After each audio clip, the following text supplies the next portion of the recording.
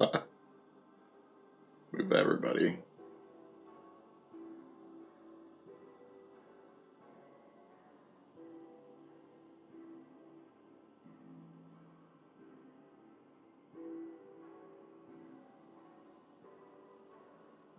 There we go. Alright, welcome to session 23 of Tales of Varouxvia Ascension. Got Deacon, Carl, Wob, and Poot here today. Alright, who wants to recap us on last week's session, or the week before session? Last week's session, we did nothing. We did something. Not true, you kissed Kenneth a lot. Yeah. Yeah, but that's at private time. It's not so private now.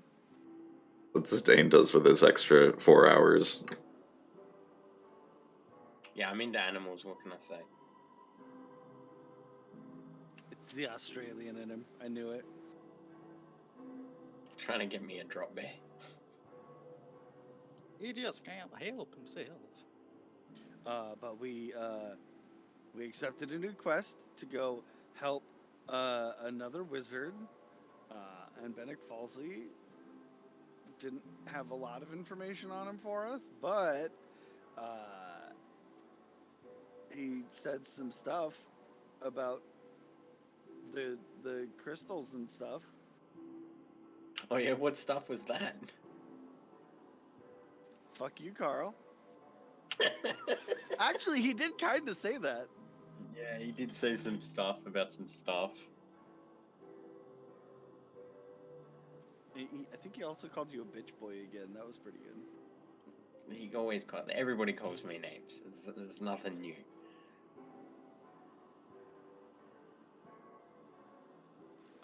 But Ennui and Dubaidi almost got arrested, and I, Bart Twain, being the Boy Scout that I am, talked our way out of it.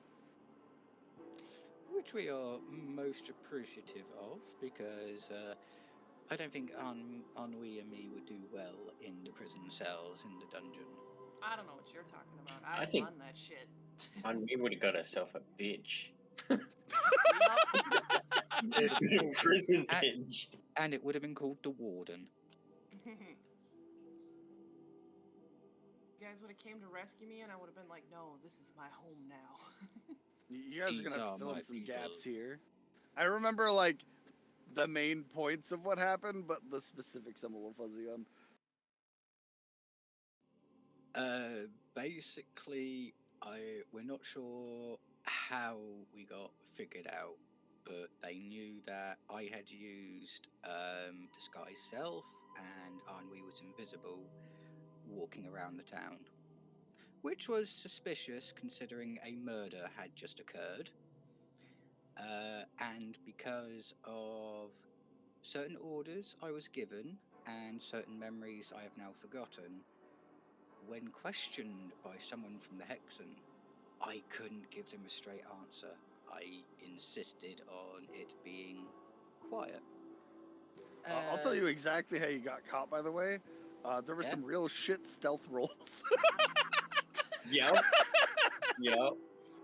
Oh no, Maybe. maybe, but yeah, in game we don't know how they figured this out, so that spooked the party to beyond belief. But yes, as soon as the cuffs were put onto us, Bart Twain came to our rescue. And we also discovered that the golden musical spindle that Ennui got from her bard crush is a cursed item. We don't know what curse, and she was offered some good money for it. But she has decided to keep it for further investigation, maybe trading. I'm not giving away my shiny that easy. Oh, and I need a new barrel. I don't know. Did we miss anything for Varoux? You guys went to Califon's, got the bag of colding from Califon's. Oh yeah. And Chocolate flavored, or wait. Oh yeah, there's 3 truffles.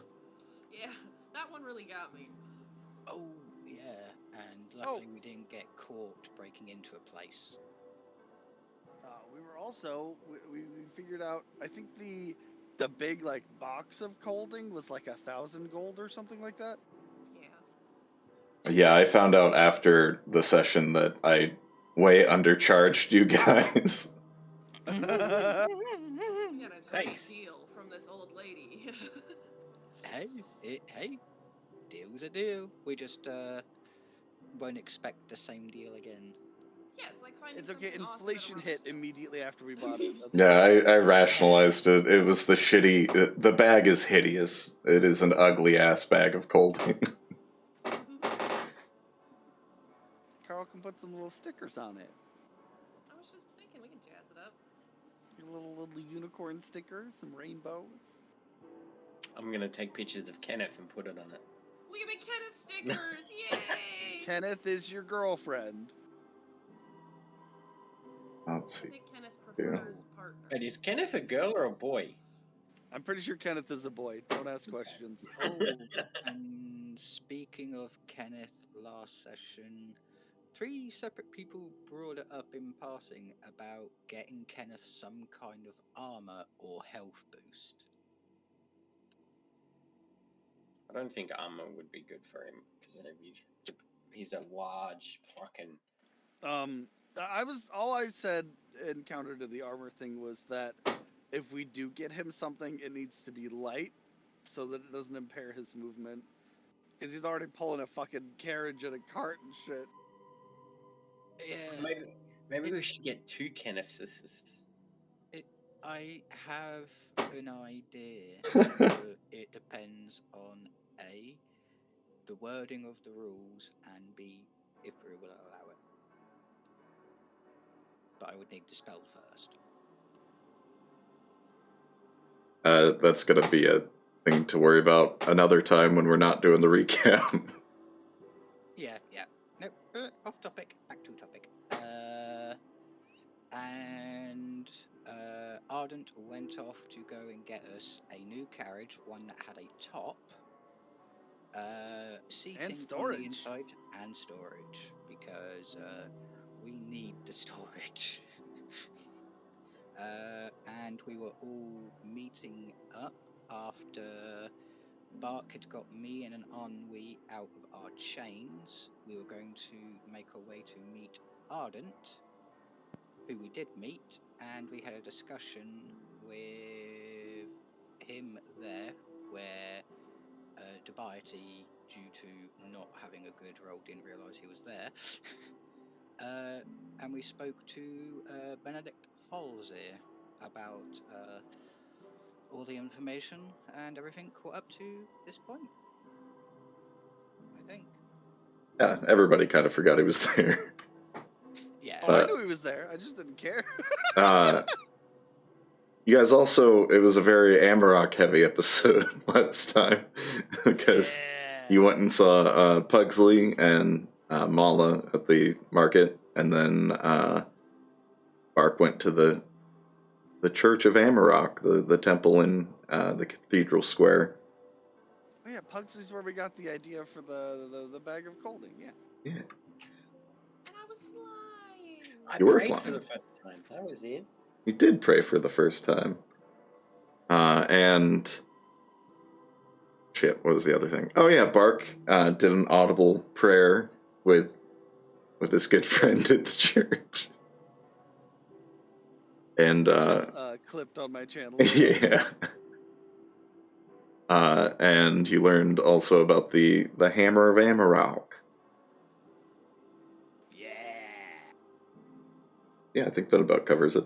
You guys just left the city, like just left the gates pretty much to leave, but you haven't yet gotten to the carriage and Kenneth just yet.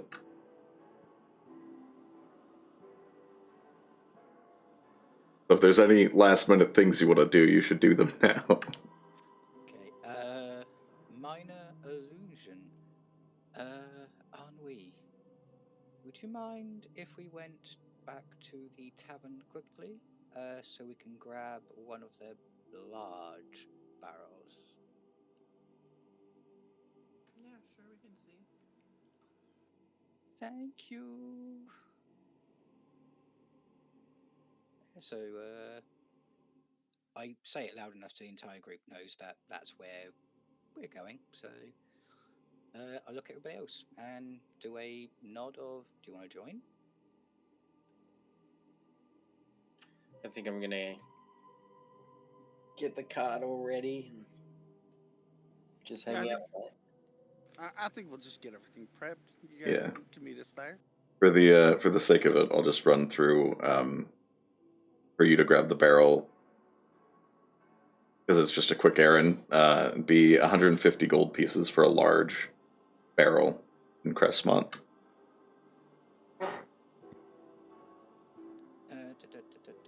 Seeing as it's my barrel and I'll be using it, I will front that cost. So, yeah, I'll pay for that now.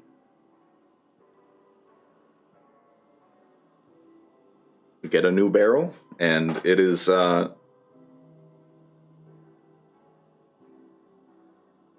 a very dark wood, but on the inside you can see there it's stained pretty deep red from just a lot of wine being in it.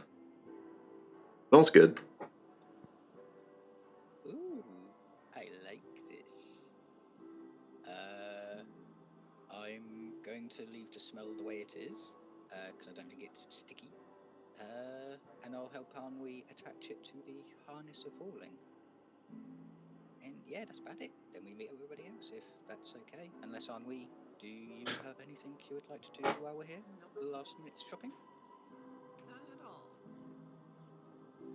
Yeah, I believe you guys just had breakfast. Your special bacon. Yeah, as you arrive to Kenneth and the new carriage that you have, it's a bark. You can add a carriage to your inventory.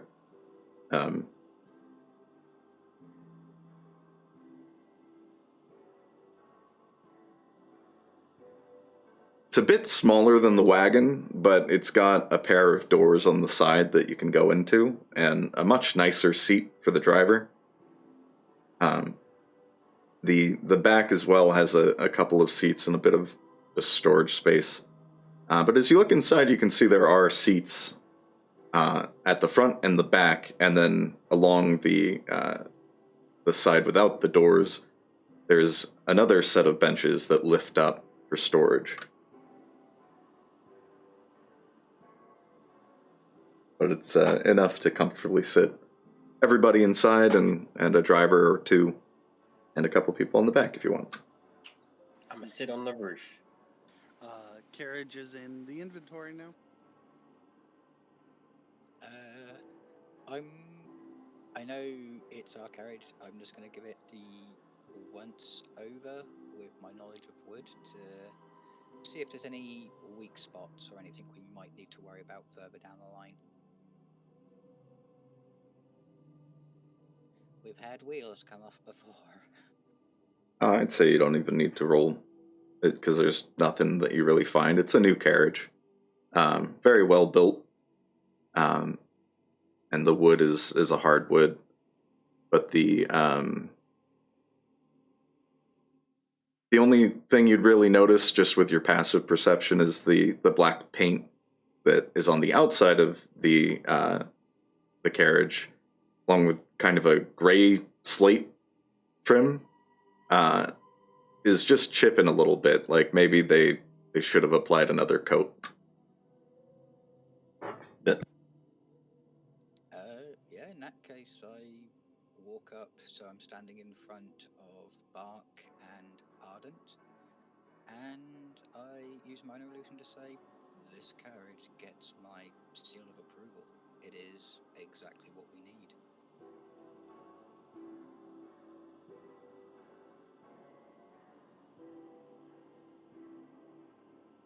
Cool. Ardent.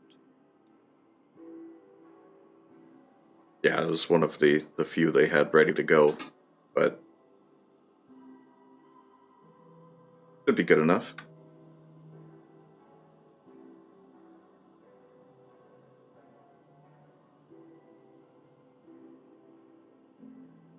Now you guys have kind of options for how to travel.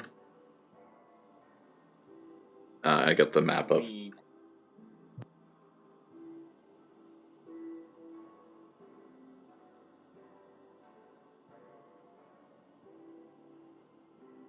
So at last, what we decided is we were to get past the farmland in Crestmont, and then once we were past that, then we would head into the forest behind the mountains.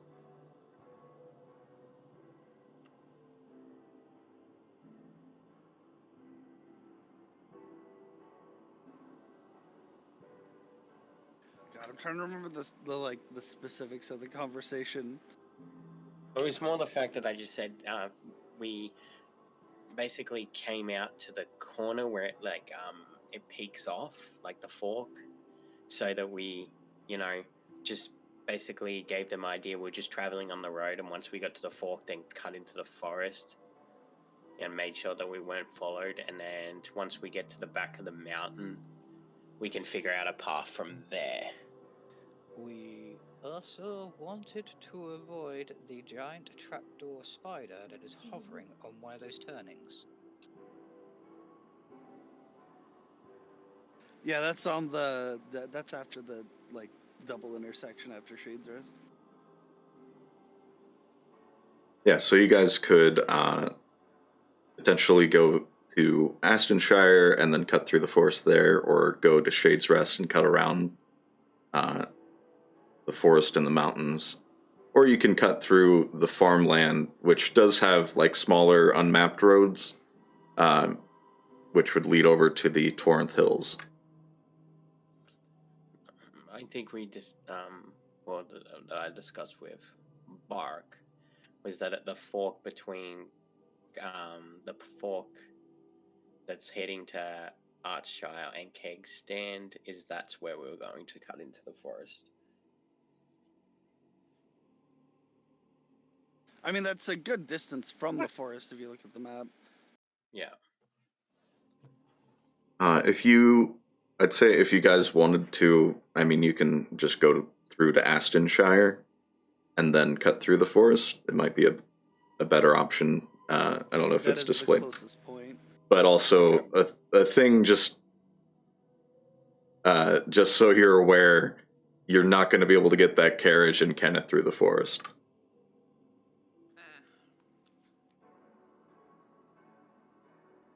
Well, we can always leave it at Ascension and just go on foot. I almost feel like the two best options with the carriage are either to take the unmarked pathing through the farmlands, or follow the road down to Shade's Rest, which gets us the closest to the mountains, simply for speed's sake.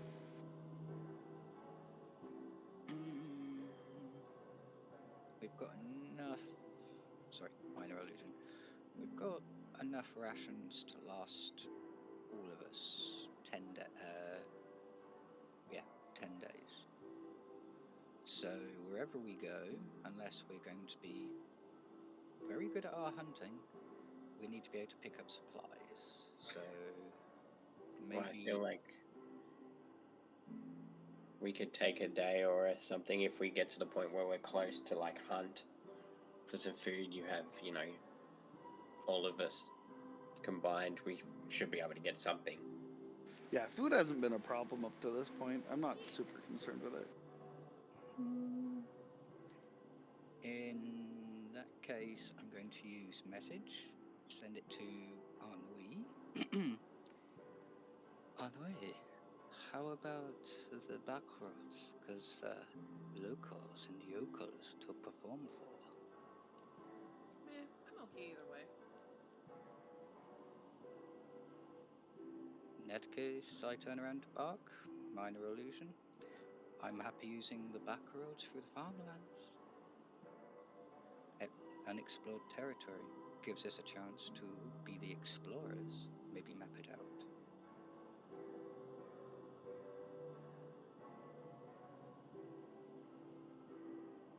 Okay, yeah. I mean, either path is good for being a little less noticed. Yeah, well, I mean, we could take the route through the hills.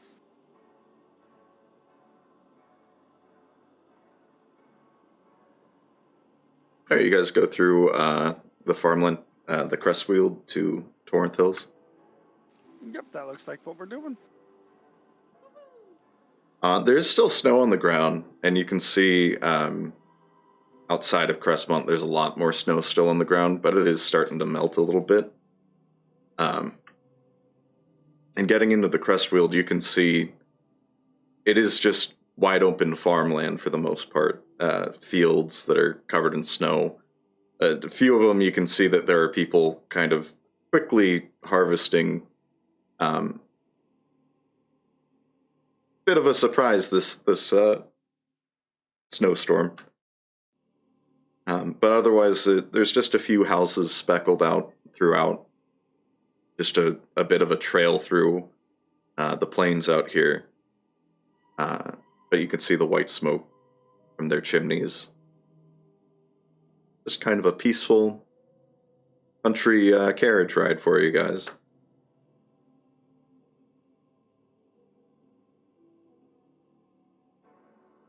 But I'd say right around the time the sun's starting to go down, you would reach the Torinth Hills.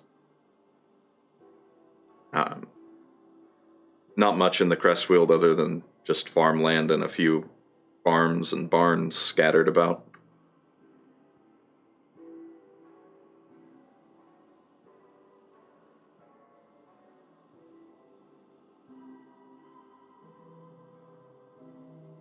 some little tootly truly music then. And while you're toodling music, Debite's taking out one of his blank books and is going to start writing down his thoughts, trying to piece together everything that's happened so he has a record in case he forgets again. All right. Not a bad idea.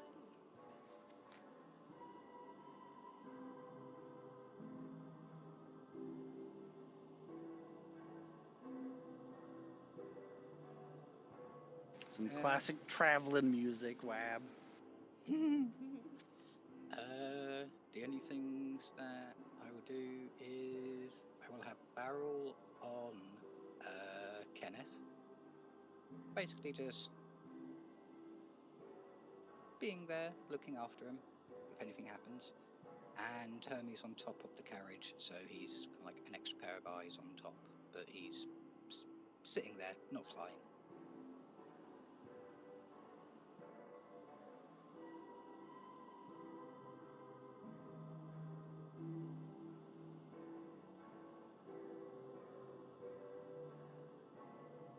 Yeah, so you guys, right about Torinth Hills is where travel's going to get difficult in the carriage.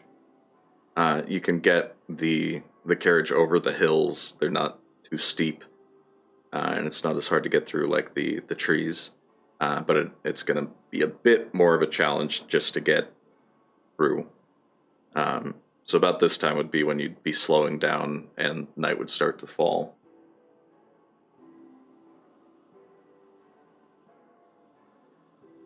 So we should probably consider making camp at some point.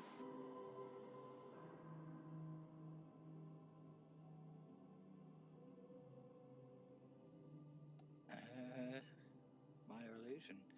In that case, Zidane, you are our resident forest expert. Would you like to find us a good place to haul in? You Yeah, just sure. just so you're aware, you're not in the forest right now.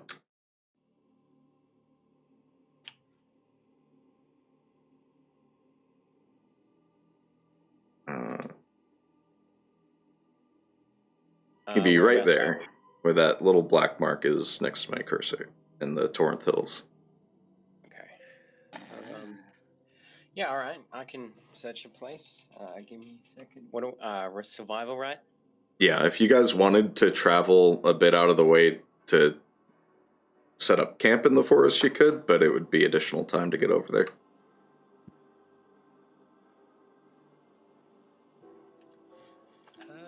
I was Do you just want to be Do you want to be out in the open, or would you prefer some more secure? minor illusion, just somewhere where we're not camping on someone's crops.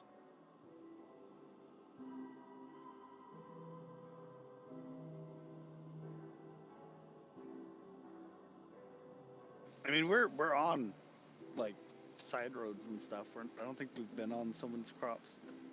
No, you've been traveling between them for the most part.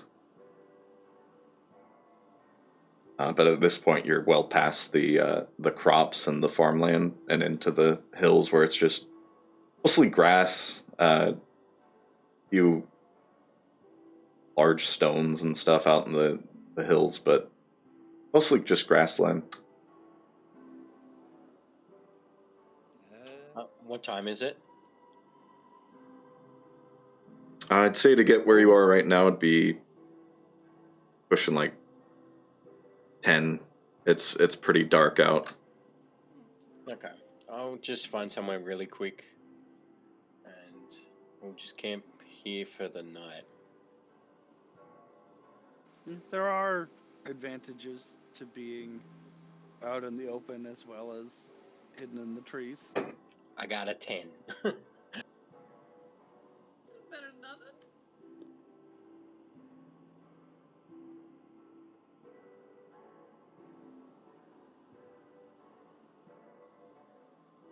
Yeah, I think for me it's just as long as we're not in the way of anyone else trying to get past to use this road, and we're not easily seen. But other than that, I'm happy with wherever we go.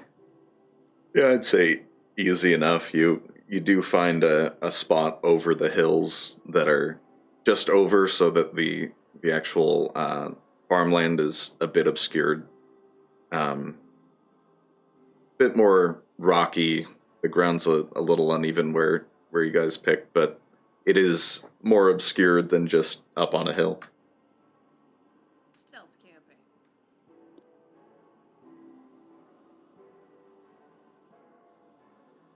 Slamping. That sounds like something else entirely.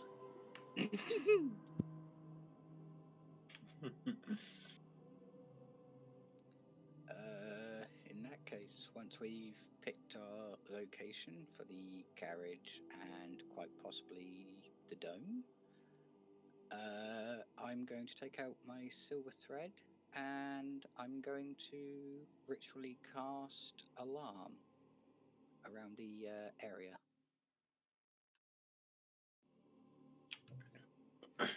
I'm gonna get some just some sticks and twigs and start a little fire for us. All right. Yeah, you guys can do that easy enough. So you'd probably want to eat something before bed as well, after a long day's travel. But other than that, who's taking which watches? I'll take first watch as usual. I'll take first watch with Zidane. I'm going to take second watch. Wake me up when you need me.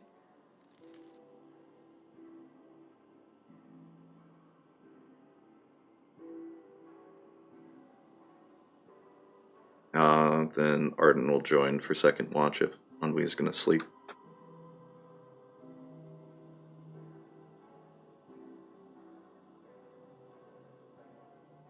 First watch. First of all, are you guys just going to eat rations, or are you going to try and do a hunt in the hills? I was just gonna have some rations. Yeah, I'm fine with that for tonight. We can hunt breakfast or something. Yeah, that's fine. Yeah. We had a like a very solid breakfast slash lunch. Yeah, so the party just reaches into the bag of holding and hands everyone rations to eat before they do their watch or go to bed for a couple of hours. You guys had a very meat-filled breakfast. All right. Then Poot and Zidane, you can give me a roll with advantage or 2 separate rolls, whichever you want. Perception. What's your perception looking like, bud? +6. Oh yeah, you can take it. Get that advantage, bud.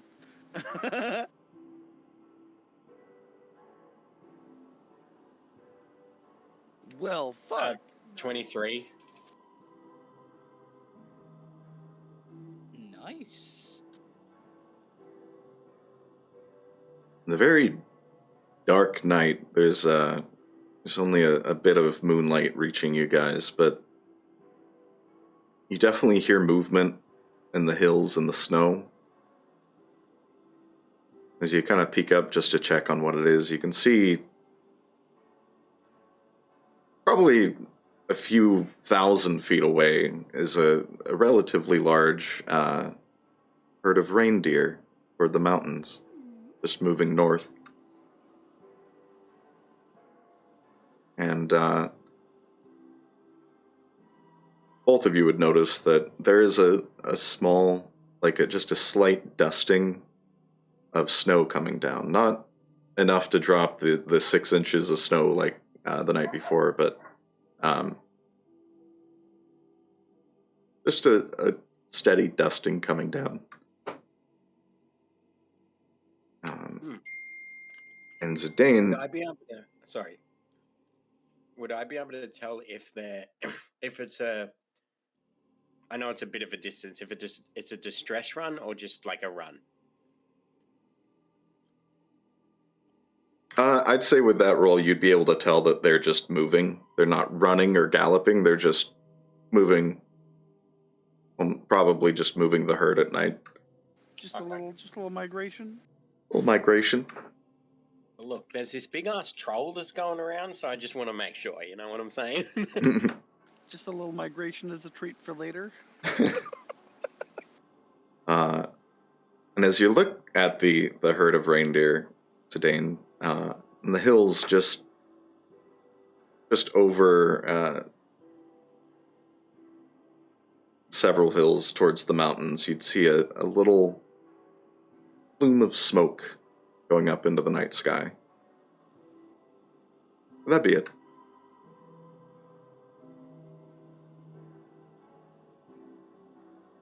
I'm just going to let Poot know everything that you basically just told me. Well, isn't nature just beautiful?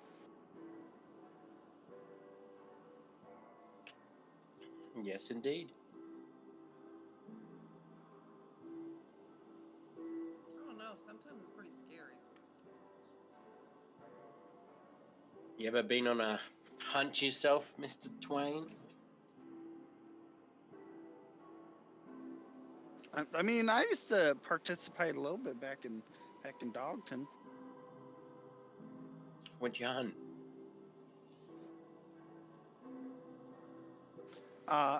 You know, like foxes and boars and, you know, all kinds of stuff, really. Zachary just looks at you. They weren't anybody's companions. Don't worry, you're fine. Did you hunt the occasional squeaky toy? No. No, but I'm Well- sure a squirrel makes a similar noise as you're, shaking the shit out of it. Well, that's a silly question. Squeaky toys aren't alive. You don't really have to hunt them. You just kind of pick them up. Oh, you didn't have like what would you like a treasure hunt, you know? We had those. You had to like survival to find like a certain object and make sure you come home alive, sort of things. But in your case, squeaky toy. I mean, we had these dog games that we'd play where, you know, like scent tracking and that kind of stuff, you know. Man, I wish I could learn how to do that. I don't think I got the nose for it.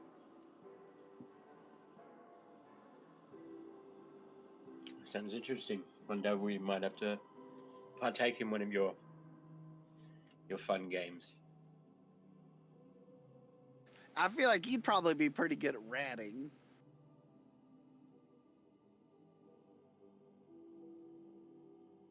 I'm too big to get in the holes. And what's that? Oh, it's where you find the little rodents and the hay and stuff. It's pretty fun, but it's usually for the younglings. But it's very exciting. Do elves not have like farms? Cause like we did that in my town too. And then there's like dock jumping.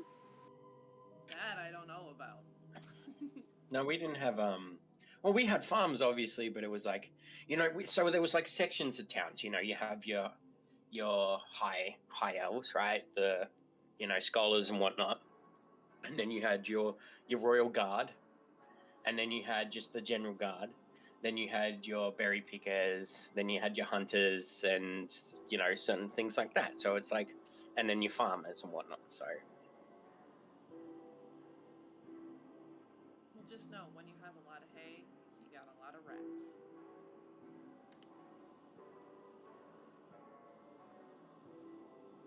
Yeah, dock jumping is fun because you usually they suspend like a little stick ring or something above the end of the dock, and you got to run as fast as you can, and you got to jump, and you got to grab it in your mouth.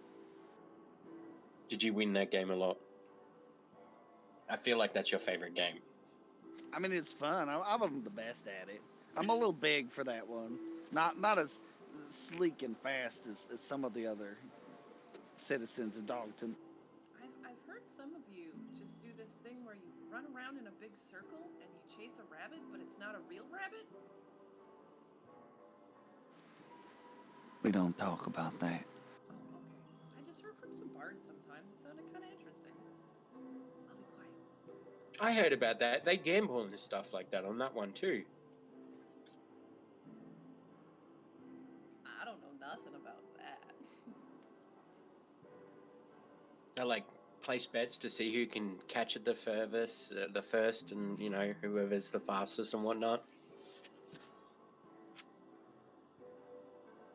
Sometimes me and my brother play ring toss with our horns.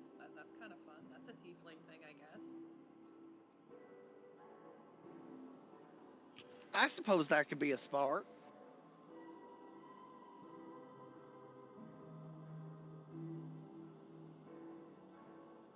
All right, a relatively chill first watch. Second watch. Dubiety and Ardent. You can either roll with advantage or separately. I'll leave that for Ardent to decide. I don't mind rolling with advantage, but hey, we might as well both have a go. Okay. Ask him what his perception is. Plus 100. No. I'm not. I'm not the most perceptive. My helmet kind of limits some peripheral views. That's okay.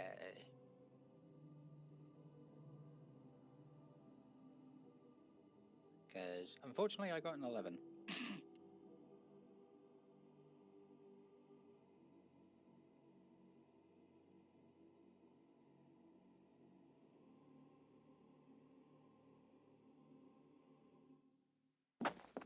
Yeah, so I don't think I'm that perceptive tonight. Mwah, mwah.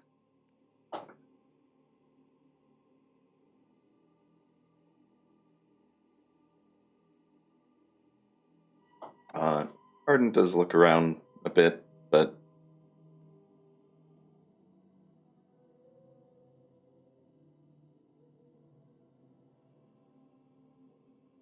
you guys just kind of have a quiet night in the hills. You do hear the loud call of reindeer as they're moving, but you can't quite see them where you're at. Question. Mm. What do reindeer sound like? Thank you. I was gonna do it.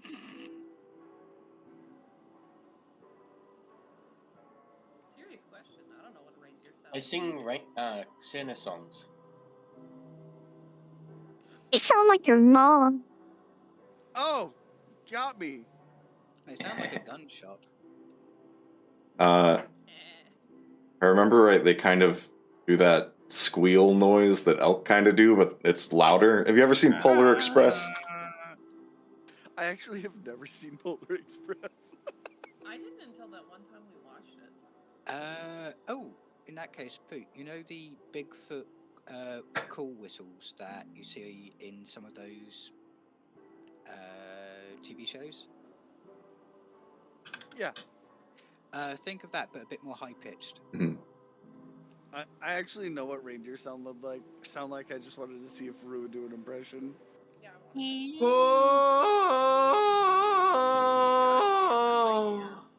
I Satisfactory. Ooh, that There sounds you like go. fun.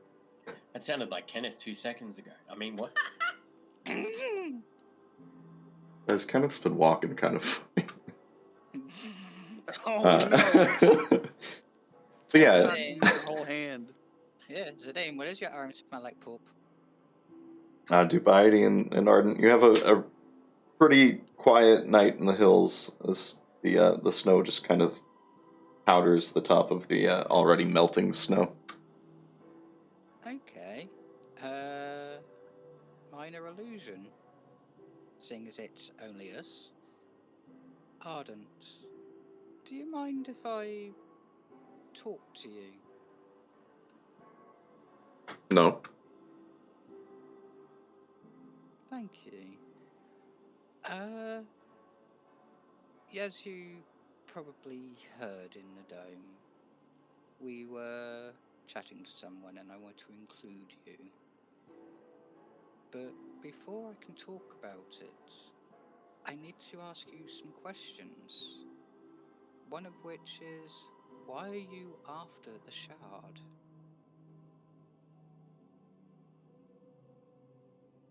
Well, there's a 10,000 gold reward.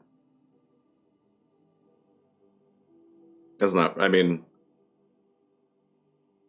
that's kind of why I think everybody's after him.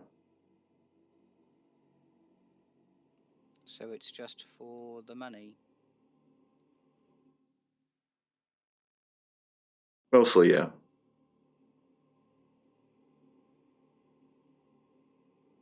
If we were to get the shard and split the money evenly, you would expect 2,000? I mean, yeah. It's...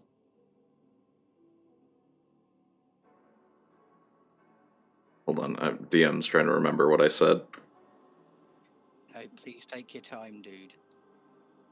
I did kind of throw this curveball at you.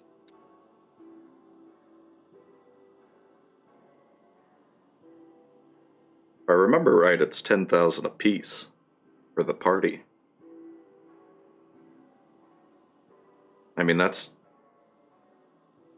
I don't know about for you, but for most people, it's pretty life-changing to get that much money all at once. Even after taxes.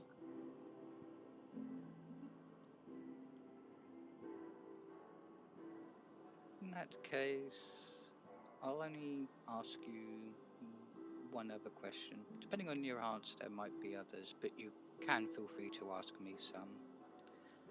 But, do you know what the shard is?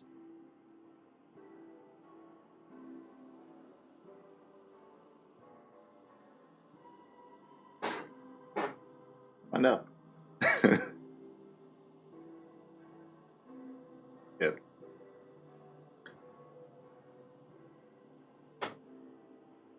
Yeah, it's, well, as far as I know, during the Gods' War, a lot of gods died, and a lot of gods disappeared. But the shards that got left behind, I know, can make, with the right ritual, can make people into gods. I think that's why the king wants it anyway.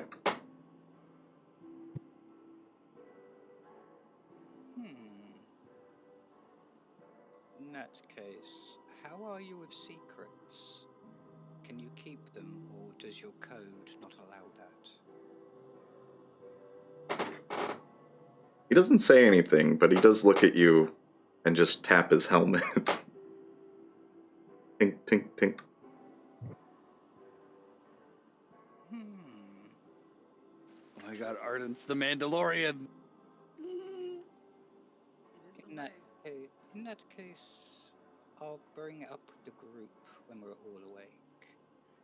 But, depending on their answer, I may feel comfortable letting you know something. So if you do not mind being patient and dealing with my insectricities. Oh, I don't mind. I assume Bennick's after one of them for himself or for something. As long as we can get, like, one of them to the king, I think we'll be okay. All I will say is, if possible, the one that we're after, that one should not go to the king. Another one should suffice, as you say. You know which one Bennick's after? We don't give the wrong one away. That, unfortunately, will have to wait until the group has had their say. I will not speak on their behalf, and I will not break a confidence unless I have their permission. That's fair. Thank you for understanding. If there's anything you would like to ask me, please feel free. You are owed some answers, seeing as you gave me some.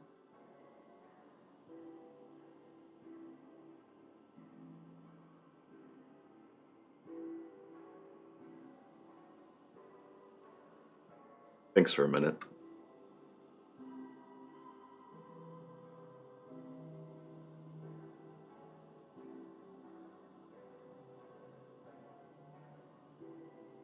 No, I think I understand. Very well. In that case, to celebrate, if you do not mind, I take out a bottle of cheap wine, and I just say, would you like to toast to hopefully a fruitful adventure?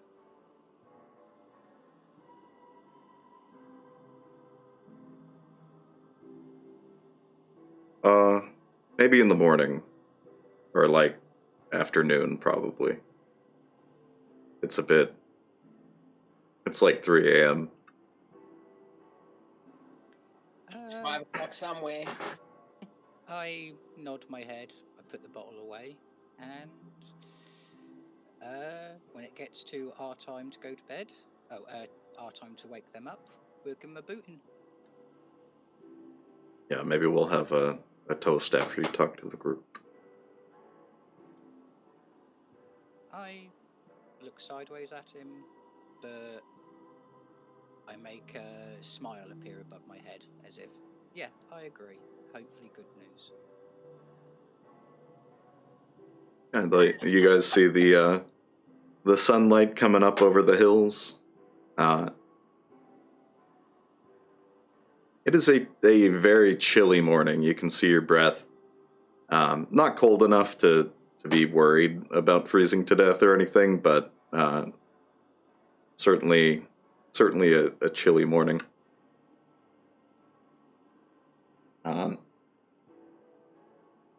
Yeah, everything seems to be intact, and you have a bunch of snow-covered hills before you. Can we see a reflection in them?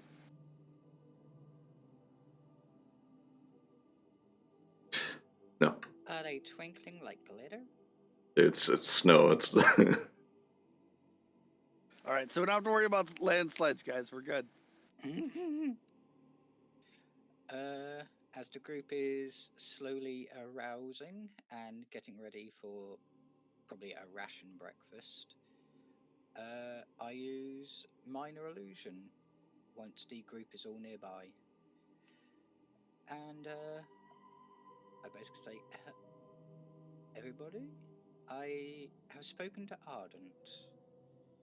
And if you all fully trust him, I think we should include him. I mean, he's really not given us a reason. You know, he's always had our backs for the most part. Like, sometimes he disappears, but so does everybody. I was gonna say I think we've all wandered off a time or two. I just got one question for you. Just the one. Are you guys having this conversation privately or with Arden? Because I assumed you were talking first, and then... Yeah, I was gonna keep it private, but if he wants to walk off and ask Ardent a question of his own volition, I'm not gonna stop him. I mean, I'm okay with having the conversation in front of him. Yeah. Yeah, it's not a bad question. It's just a question. Oh, yeah, it's whatever the group's happy with. So yeah, if I pose that question to all all three of you, and it's like, do you fully trust Ardent? If so, then we can include him. I trust him enough. He hasn't killed me yet. And he's had opportunities. Yeah, yes. But I just have the one question just to ask him because, you know. Oi, Arden, come here. Yeah. Big hunk of man, you. No. Kenneth's getting jealous. You should. It was Kenneth's idea. I have a question for you. Yeah, what's up? Why did you pick to come with us? What do you mean? Exactly what I meant. Like, out of all the other groups that you could have, why us? You helped us once, you could have went away, and... Well, you guys were in Brindley, and then, I mean, no offense, and he kind of gestures to all of you. You were kind of my last option. Wow, I see how it is. The group I was gonna meet up with, they got their mission. They went off. Plus, you guys are, I mean, you're pretty all right. You killed a dragon. We fucked up that dragon, let's be fair. Man, I was ready for a group hug at the end of this conversation. Now I think I'm gonna go sulk somewhere. He said I mean, no we offense. We are baby adventurers, you know. We're finding our footing still, you know. I don't hold any resentment for it. Yeah, I was just curious. Because I know that you told us that you were going to meet with your group when you got to Crestmont, and then you just decided to stick around. So I was just curious. Yeah, they got some other dude. You jealous of that dude? No, I've got you guys. Oh, that's... I'm not... So you like these, Stop. like we're your friends, right? Friends? I'd say we're friends. Okay, I feel better. Okay, now a group hug is needed. We all need a group hug. I'm just gonna grab everybody and squish them. Oh, okay. Being squished. We're all squished. Actually, I'd like to make an opposing grapple check.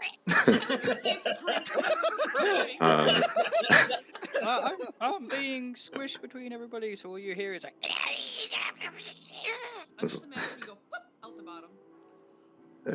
Imagine as Ennui grabs everybody, Bark fucking suplexes her into the ground. Oh, fuck. Sorry, it was just a reaction. Jason... His name was John Cena! You acted my Jason Bark reflex. Jason Bork. Once the hug's over, minor illusion after I clean myself up as I'm facing Bark. Fundamentally, You are the deciding factor. You are the reason we're here. So, if you say he's trustworthy, I will spill the beans. I mean, I think I've said it like 6 times. He's fine. Very well. I turn around to Ardent. Ardent. Oh, sorry, minor illusion. Ardent. The shard we're after, the one where we have a rough location for, is the one the king is also after. It is one that would create a god of death, but not of a peaceful, sweet death. The roaming, crawling death you have seen across the lands, popping up recently.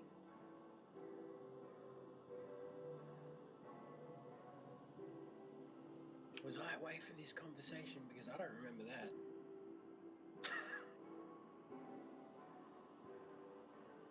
Sometimes I just want to pat Zidane on the head and give him a cookie. You're telling me we could fight a deaf god? That's badass. Also risky.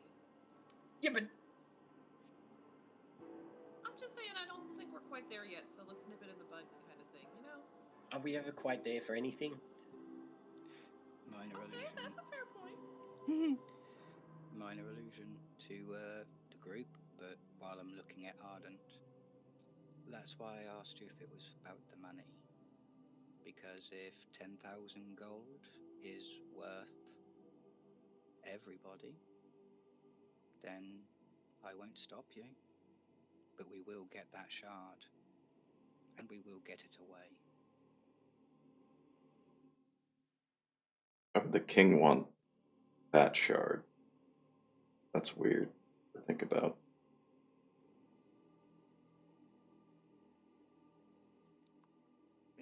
Kings always just want power. I think he wants to become deaf, if that's the case. The shard gives god powers, and deaf is a god power, so that means... I have a hypothesis. Not enough to say I have evidence, but enough for me to think. And my hypothesis is the king is either being manipulated by or is a member of the cult that has been raising the dead. What would a ultimate death worshipper of the undead want? To become a god of the undead. Is it a god of undeath or a god of death? As I said, not the sweet release of death, the everlasting death, where you walk around as a slave, trying to eat the flesh of the living. This is the god that... the affliction. Yes, and that is the shard the king wants. And as the one shard no one should ever have.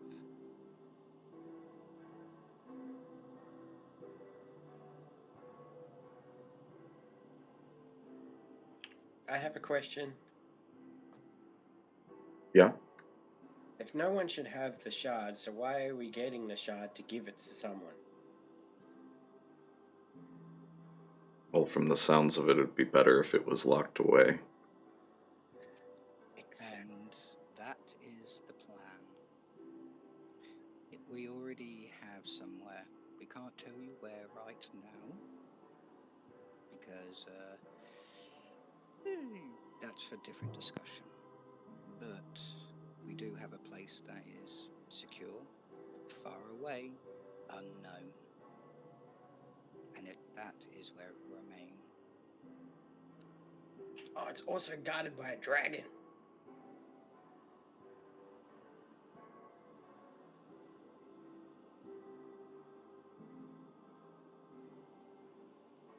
What's guarded by a dragon? The dragon. There's another dragon? There's another dragon. Yeah. We got sort of figured it out where it was, and there's a quest for a dragon that's in the same place. Wait, am I supposed to tell him this? We trust him, right? It's our cover story for going to the location for the hiding place. Okay, so yeah, dragon. Yes, we've covered or got the angles covered in some levels, but our primary job, Ardent, is to locate that shard. We have something to contain it in, so no one will be affected by it. And we will dump it into the deepest, darkest pit that this lovely planet of ours has to offer. Would that be hell? No, hell's a bit nicer. Trust me, my I've heard lineage is stories. from there. One question. I may have an answer. What do you, like, what do you know about the White City?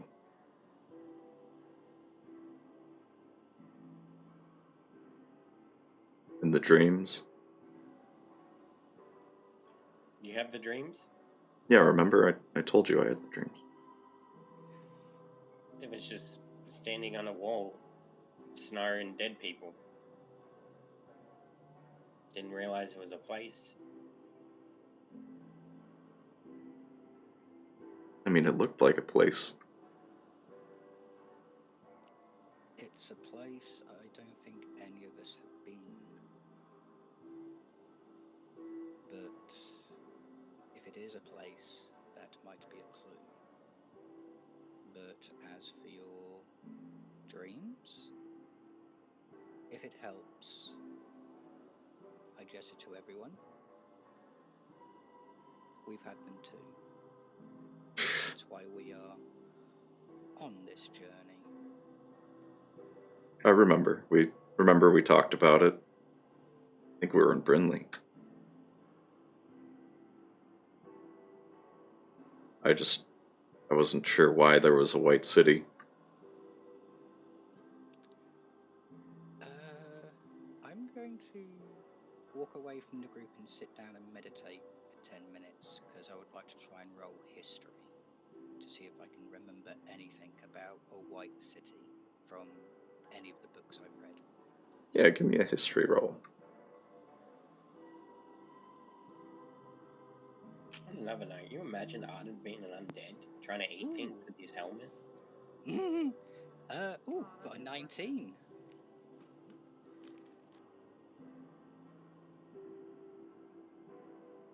A 19? Yeah, 19.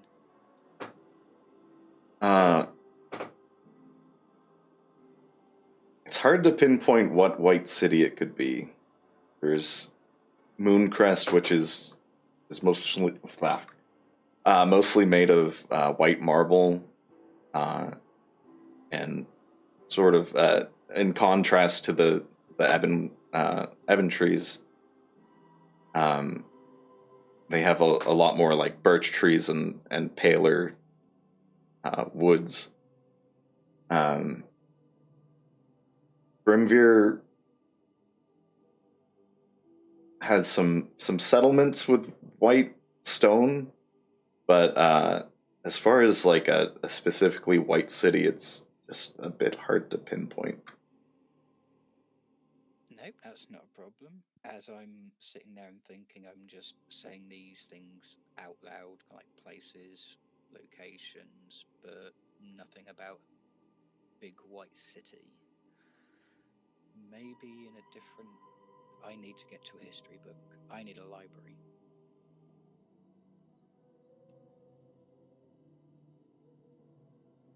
You know what wizards are known for? Being fucking Books. weird. Also books.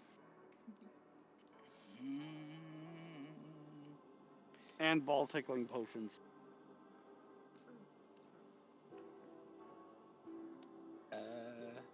In that case, I walk up to Ardent and I take out one of my gold coins that has my profile on both sides. I hand it to him, and then I use minor illusion to say, if you ever run into a hexen called Ignis, and you are away from us, but he knows of, but you let slip that you know about the shard, show him this coin. He'll know you got it from me, and he should hopefully point you in our direction. Okay. Can I have a coin?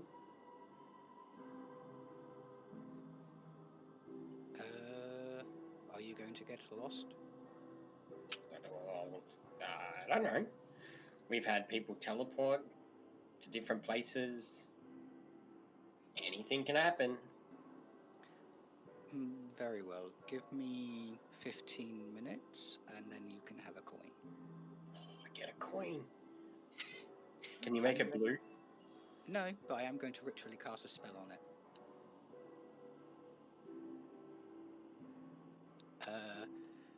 Mage Mouth. Condition. Every time the coin is flipped, it says, "My name is Zidane. I am lost. Please help me find my party."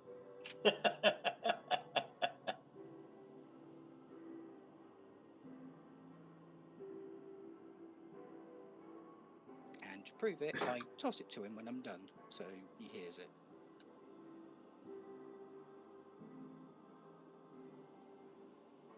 There's someone around here that sounds like me. There's an impersonator. About this time, you guys are having this conversation. Nothing happens.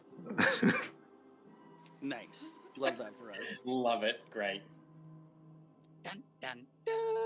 Are you guys having breakfast or are you going on a hunt? I'm down to hunt. Wanna have a hunt, Ardent? Sure. All right.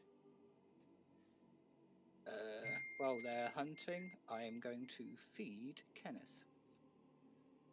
10 gold on who gets the biggest.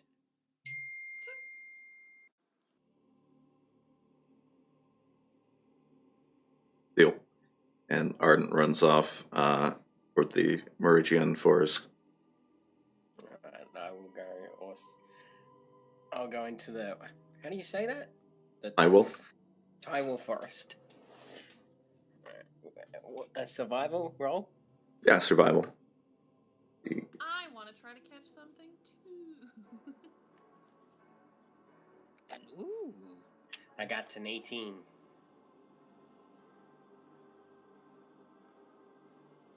Yeah, if everybody wants to go do their individual hunts, they can. I'm trying to prove I'm a badass, but I got an 8. So While they're hunting, I'll pack up the camp and stuff. I'll leave the campfire so that we can, cook the food or whatever. You want to boil some potato? yeah, I'm gonna feed Kenneth, do my morning ritual, and then I'll help with the packing.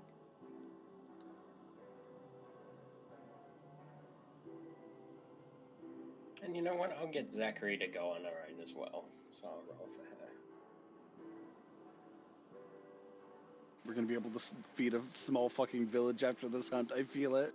Can we at least get our cold box? Or bag? Zachary didn't do good at all. Did better than me. What'd Zachary get?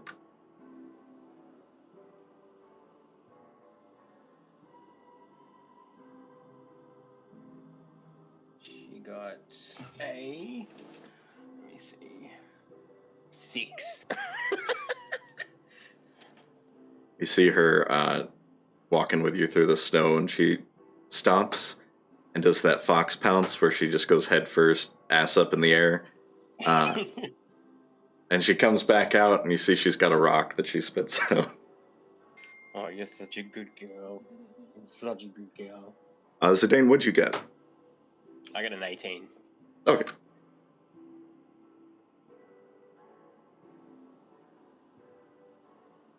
You do find,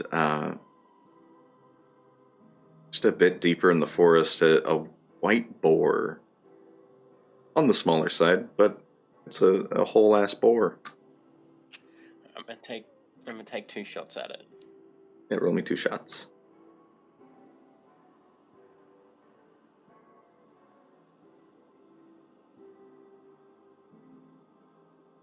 Okay, a 20 and a 12.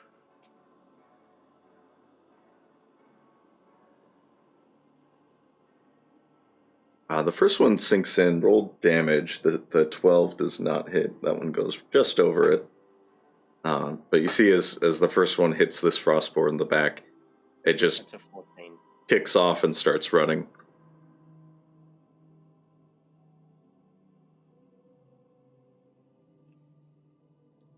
Alright.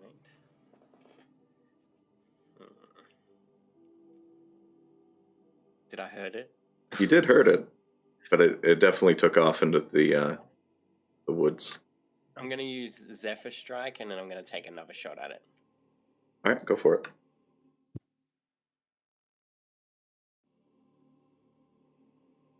$19 to hit.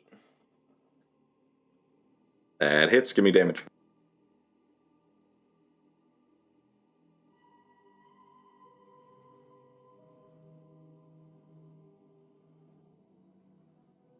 Uh, 13.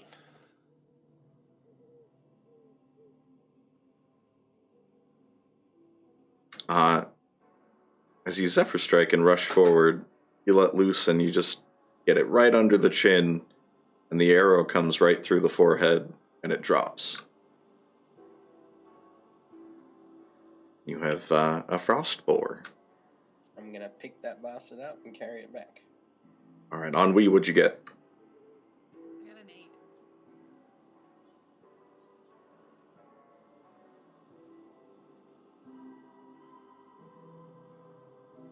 8. You find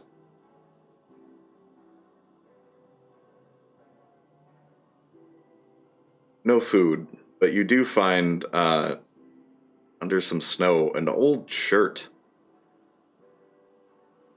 Cool. Is there blood on it? There is a bit of blood on it. It's a bit torn. It's just it's a fairly nice shirt actually. But it's pretty shredded in parts.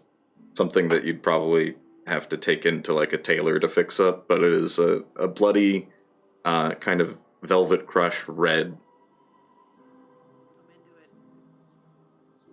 I'm gonna go show it to my brother.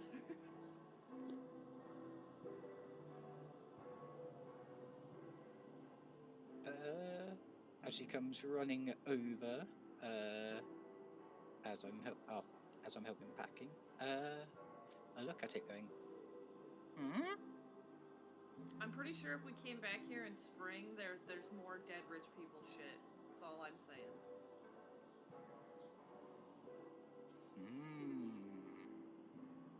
Like, I'm no detective, so I don't know, but like, I feel like, yeah, that's a pretty nice find though, right?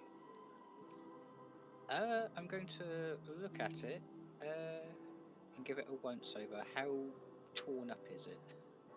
Oh, it's fucked. It's hardly even a shirt, but it's clear that it was a shirt at one point. It's not something mending's gonna fix. It's gonna need proper work. Real help. Minor illusion. I can't fix this. This is something an expert will have to. Oh yeah, I know. Give No, you a watch hand. this. Then I'm gonna tie it around my neck and just twirl around and let all the flaps flap around. See, cool. It's cool. It's called upcycling. Goodbye to you are splattered with the cold melted snow that's coming off the shirt. Mage hand. I I'm going to I'm going to shovel some snow and ice underneath Ennui's feet as she's spinning. Why don't we give me a dexterity check? Or save, I guess.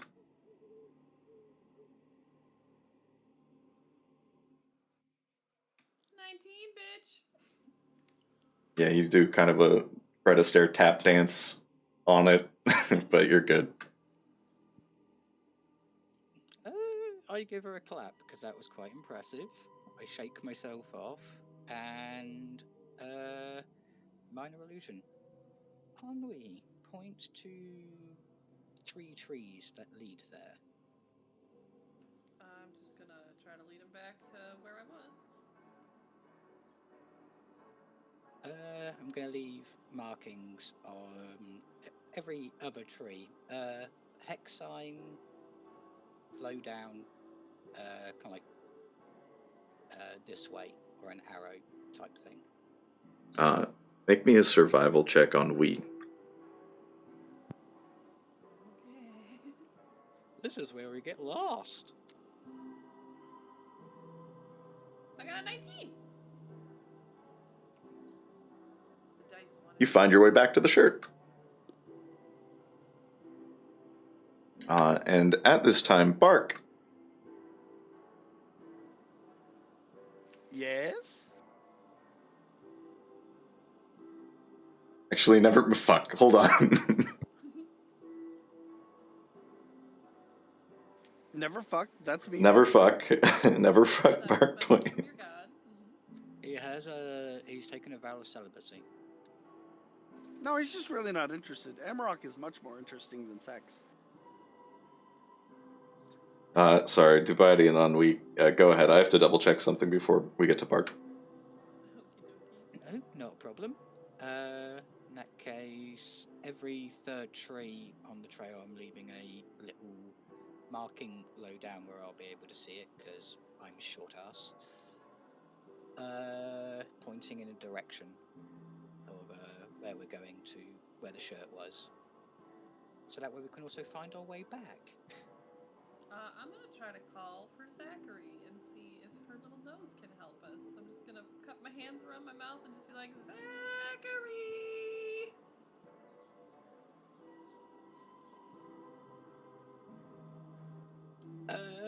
If that doesn't work, minor illusion, replicate the sound of Zidane calling for Zachary. Zidane and Zachary make a perception check. You guys are pretty far from each other at the point.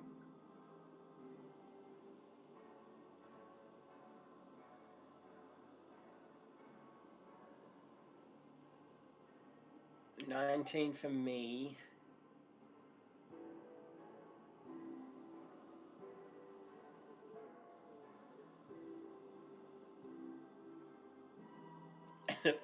Fucking 4 for Zachary. Today is not her day.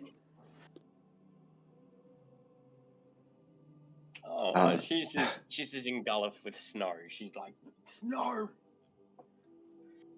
He just finds another rock, dives in, knocks it around. But Zidane, you do hear Ennui and yourself yelling for Zachary. There's that imposter again. But wait, is the imposter with Ennui? I'm gonna whistle to Zachary and we're gonna run to the direction? Do I have to make a check for that?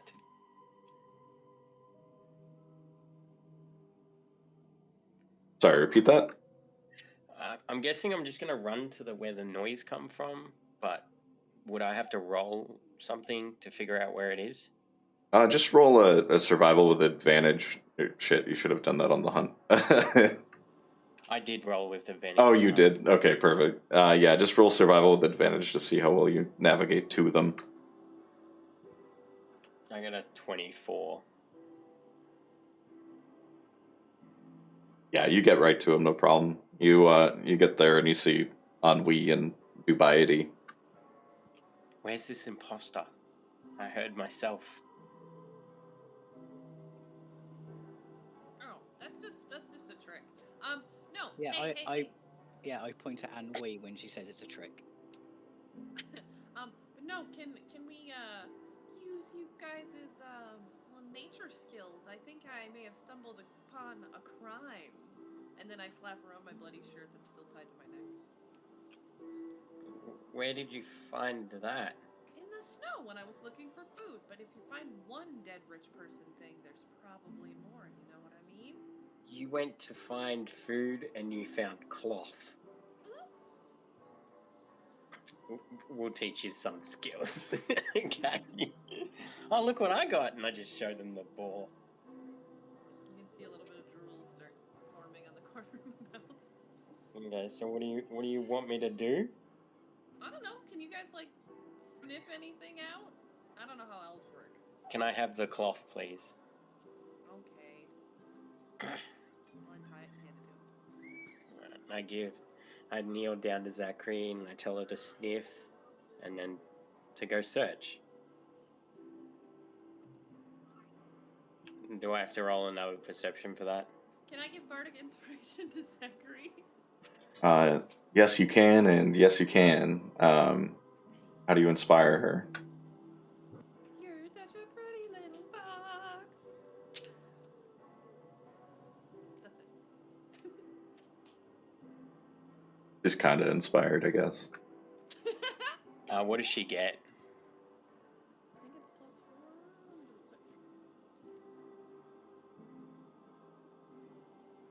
+4. Also, this, I know she gets advantage on perception checks with her nose, but this would be a flat roll. Okay. Then if it's a flat roll, it would be a 9.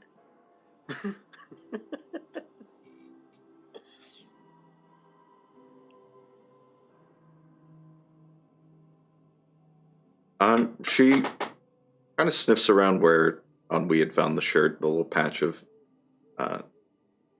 grass and kind of forest floor under the snow. But she just kind of circles around that area and doesn't really wander off too far. You do see with her nose, she kind of gets a little.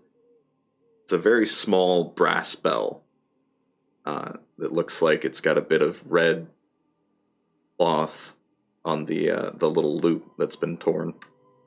Someone killed a jester.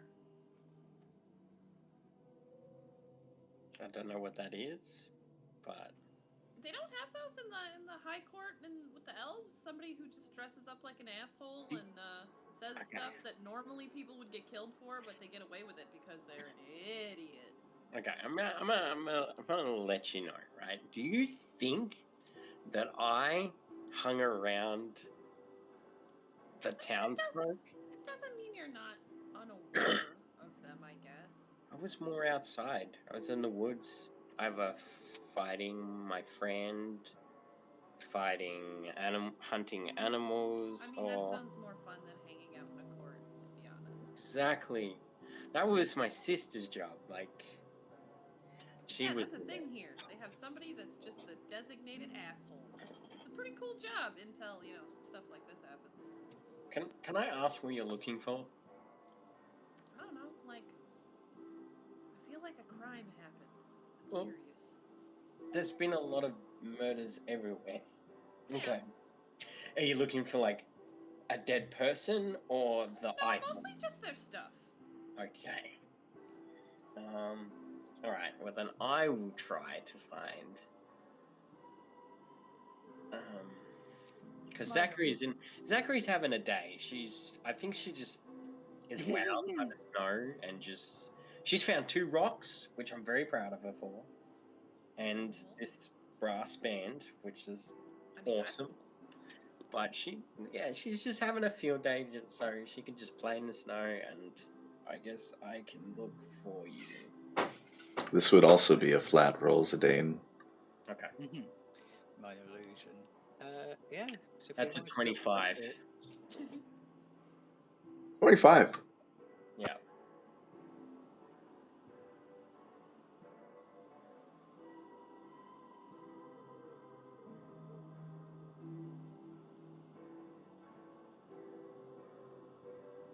You see where the shirt is, and you can see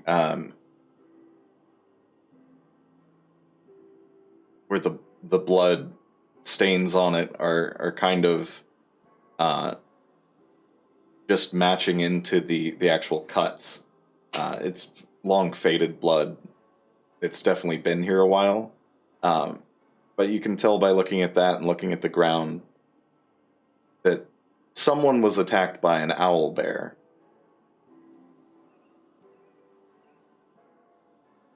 And as you follow through the snow, you do see, buried under the snow, something. I'm gonna like shuffle the snow around it. I'm not gonna touch it. I'm just gonna figure out what it is first. As you shift the snow, you can see a bit of very worn black leather connecting to a boot. Alright, I'm just gonna pick up the whole thing, I guess. Is it a person? It's just a boot, but you can see that they were clearly escaping the area where the shirt was left, and that they ran in that direction. I'm gonna turn around jokingly. I'm like, guys, look, I found my shoe.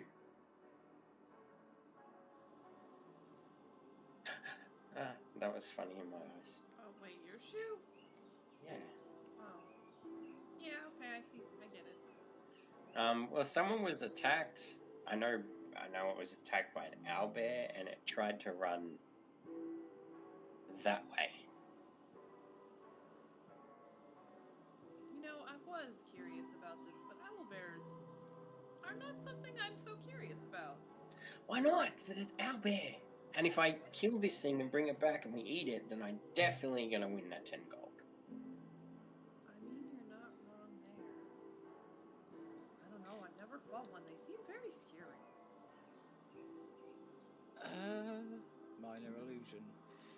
I don't know much about owlbears, but I do know enough that we might be at a disadvantage if there's more than one. Can I roll a history check to see what I know about them? Even though it's probably the worst thing I'm about to do. That would be an Arcana. Arcana? Hmm. Oh, do you want me Evil to one. try? Do you want me to try and contemplate? Oh no, I'll give it a crack. I feel like I can do this. If you're just trying to remember what you know about owlbears, it'd be Arcana. If you're trying to remember if you have a history with our owlbears, it'd be history. No, I think I would do a history with it first, and to see if I've ever encountered one, and then if I have, to know like where they would likely be. But if the first one fails, then we won't even get to the second one. Yeah, let's see what Zidane remembers. Oh, you got a 16. That's pretty good. With a -1, so it was a 17. In Deep Garden, owlbears aren't too prominent, but the one time that you did encounter one was with your father as a child. The main thing you would have taken away from that is how they're called owl bears, but they're far bigger than an owl or a bear. They are devastatingly large. It took several hunters to get that one just to leave. Okay. Now to trying to figure out if I know where they would likely be. Give me Arcana. And if they travel in packs or not.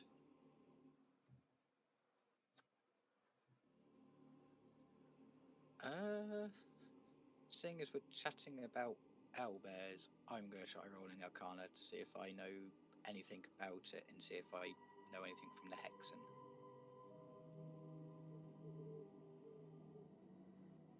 I just want to know if I have to chat him down and walk away.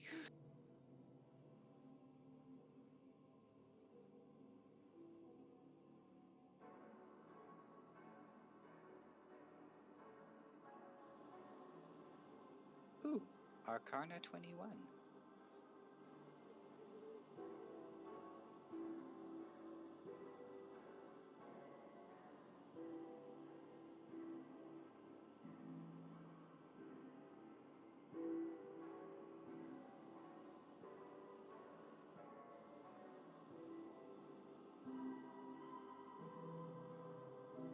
Okay, so sorry, is it Dane or Dubai you're rolling Arcana? I rolled Arcana, and I got a 21. You would know that owl bears they're not natural creatures, but as far as their like habits, they are carnivorous, and they're quite vicious. And with that, I'd say you guys think as a party you could probably take one on, but as you three, it might be difficult. There's 4 of us. Thank you very much. Suck a dick. In that case, minor illusion. Zidane, I know you like to win, and I know you want to prove yourself as a warrior at every opportunity. But this is a creature that is best left until we're more stronger, we have bigger numbers, or we have a lot of firepower. Okay. Well, first of all, I don't like to win. Right? There's nothing that, winning, losing, it doesn't matter. Nothing matters. Okay? Only if you're making a bet. Then that's completely different because it's different. Second of all, these things are massive. And I know for a fact that it wouldn't take the 3 of us. Maybe if there was 2 of me. Nah, jokes. No, the 3 of us definitely wouldn't be able to take one for sure. So I know that. So I would recommend we leave it, and to be quite honest, unless we're being paid to get rid of that monstrosity, I think we should just leave it alone. Have you ever tried owlbear? Have you ever tried tiefling? No. Then you have my answer, and I walk away. Well, at least we know it's there, and if we... Can I check to see if I can see its tracks? If it has... How long ago was this encounter? Of my survival search, would you have said? Sorry, one more time? I'm just determining on, how... Has the snow covered the owlbear's tracks? Yeah, with your survival check, you could tell that this whole interaction took place a very long time ago. Okay. There are hardly even owlbear tracks left, but with that roll, it was high enough you could see. Okay. Oh yeah, this happened days, probably weeks, I don't know.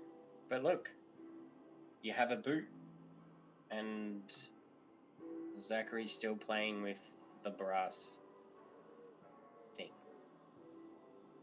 I mean, we can make something cool with the brass thing. The boot. I don't know. Hey, remember last time when you lost your shoe? We could just keep it just in case that happens again, Is it your size? I'm gonna try it on. You know what? I don't know. Wait, first of all, I'm gonna put my hand in it to see if there's anything in it. There's a snake in my boot. Or more or less a foot. Or other stuff. Is there anything inside the boot? Mostly just snow and dirt and like some broken bits of tree branch. Okay, well, I'm gonna shake all that out, and then I'm gonna take. Is it the left or the right? Wait. Yeah. This would be the left boot.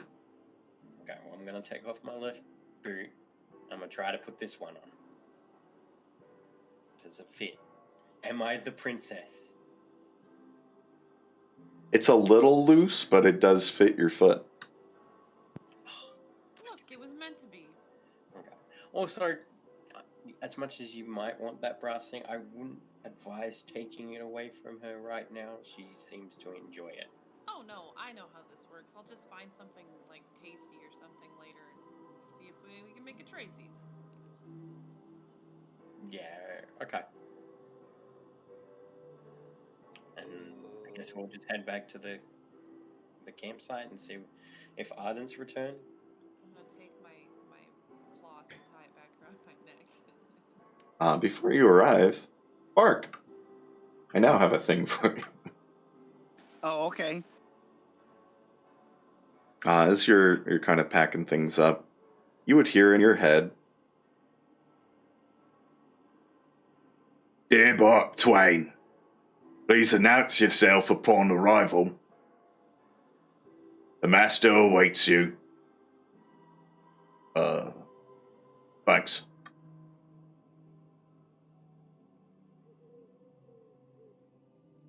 Just gonna tilt my head as the dog does, and oh, okay.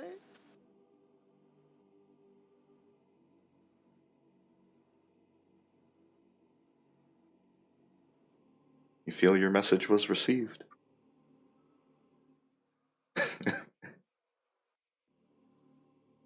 Yeah, that's all that What happens. an odd experience.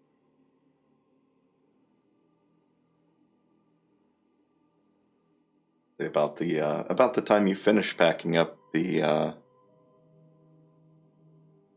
trio and a fox would arrive.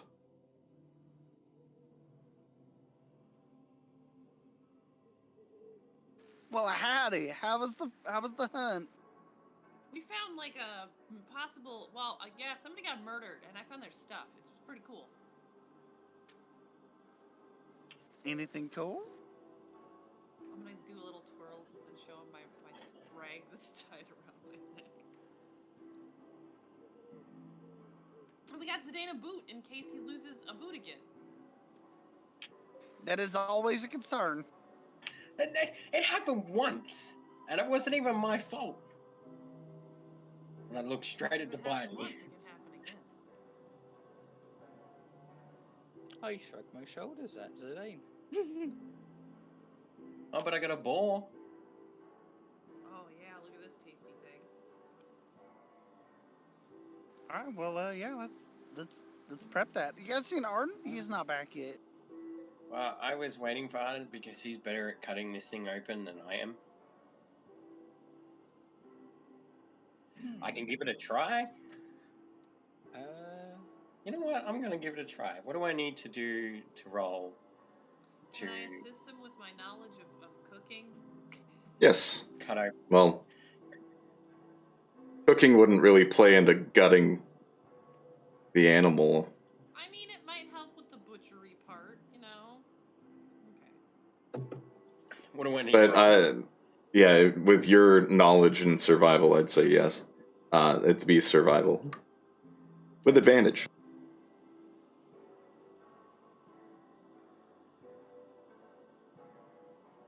$23.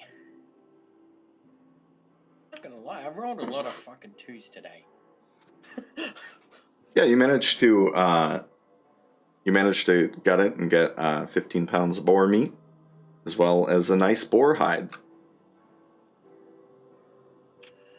I have a question. Mm-hmm. No. I was gonna be like, can I put the boar hide in the bag of coffee? But that wouldn't work, would it? No, it wouldn't. That one only works with food. Yeah. And about the time you finish gutting the boar and everything, you would see Arden dragging a very large caribou through the snow in your direction. Fuck off. God. I'm gonna call him Lou. Oh, what you got there, Arden? Oh, this? No. The other thing you have. Oh, it's just my natural 20. God. No, he drags it over. I got one of the caribou that kind of hung around. I walk over and I give him 10 gold. Nice. He takes it. Thank you. What'd you get? I got a boar. I got a frost boar. Oh, nice. And Zachary found 2 rocks and a brass band. Yeah, we found. Oh, the that's remnants good. Of a corpse. It looks like an owlbear had a happy meal. Oh. Oh. Hey, want to find an owlbear?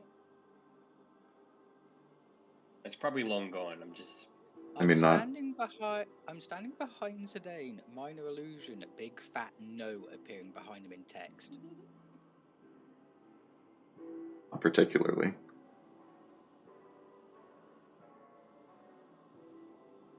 Huh? Plus, I gotta get this thing ready. He kind of just pats the reindeer.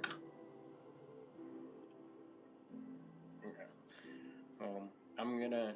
So, what do we want to have? Do we want to have boar for breakfast, or do we want to have the deer? The boar's smaller. I say we eat that plus bacon breakfast. What if we stuffed the boar inside the caribou and had a caribou? Oh. Oh. That actually sounds pretty good, but I don't know how to do that. Anyone else know how to do that? I can try. Oh, here we go. No, the last time we gave you food, Hey, that was an honest mistake, okay? you drugged us. I drugged myself too. If we're gonna be 100%. Okay, but no mushrooms. No, I learned my lesson there. Okay. I'm taking out the bag of holding and passing to Ennui a book. Eat 'em up, eat 'em up, eat 'em up. Rah, rah, rah. A book about a cookbook by halflings filled with treats expanded by the Dark Moon traders, but from recipes based on Sir Reese's pieces. Ooh. So hopefully there should be some lessons in there for you as well.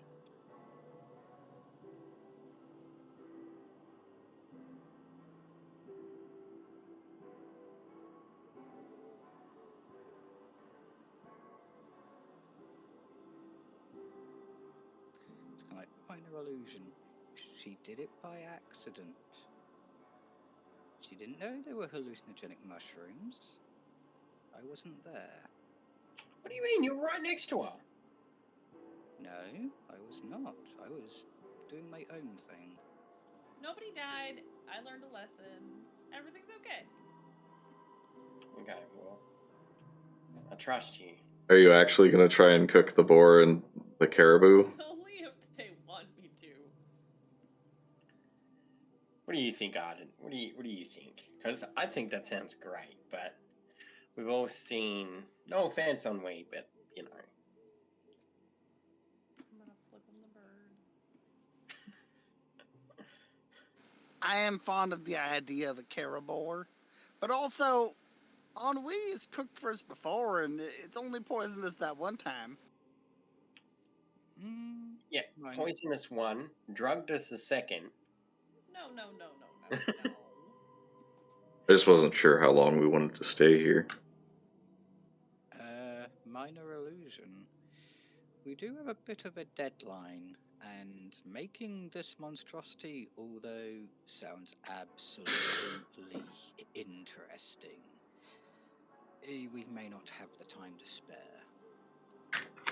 Alright, so rations it is. And then, when we get back, we'll attempt to make, what'd you call it, a caribou? Yeah. Alright. Yep, TM Bark Twain. I'll I'll give you that. Oh my god. I'll even help with my knowledge on how to stitch certain things together from what I've learned from making my sock puppets.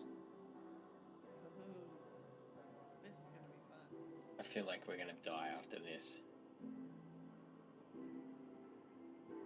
No, but there was this one time that he helped with dinner a long time ago. And he thought it would be funny to like puppeteer the turkey carcass. I thought it was pretty great. Mom smashed the absolute fuck out of it and was not too happy, but Do you Well, blame her? She only smashed the fuck out of it after I made it do a perfect pirouette in the gravy. yeah, it was great. Okay, so then we'll head off towards the mountains. Yeehaw. Okay, but you have a. What are you doing with the caribou and well, Arden will deal with the caribou, but the boar carcass. I'm gonna put it in the bag of holding. Like the boar meat in the bag of holding, and the boar carcass can just stay there. Oh, Wear wait. straps now. Wait, I forgot. I'm gonna do a little prayer first. Forgot that. What kind of prayer do you do?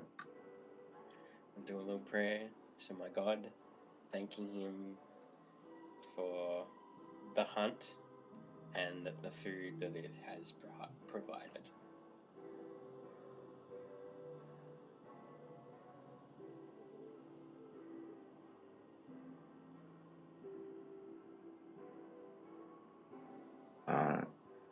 Go ahead and add 30 pounds of reindeer meat to the bag of holding as well for Arden's kill.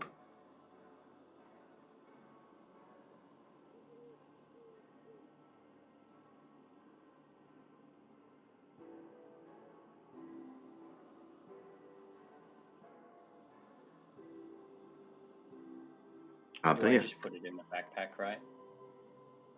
Yeah, the bag of holding doesn't actually work like a fucking container for some reason.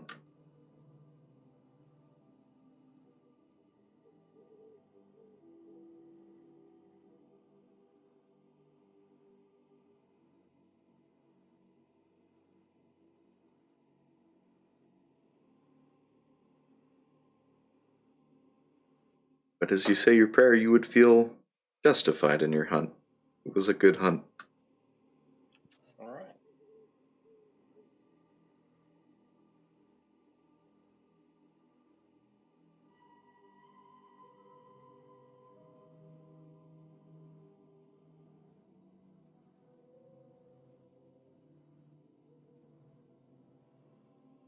As you guys are putting away all your meats, you would notice some of the snow on top of the carriage shift and fall off as something inside moves. Stow away. Well, that's concerning. Minor illusion. Hermes, is that you?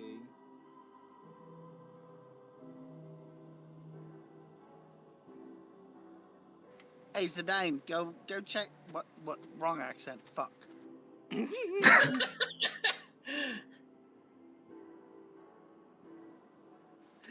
you go check it out. I gotta reset my accent.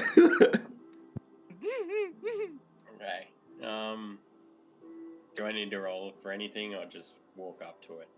You just, I mean, you want to open the doors and check? This is in the carriage, right? Yeah. Alright, I want to put my ear against the door to hear it. You hear an unfortunately familiar sound.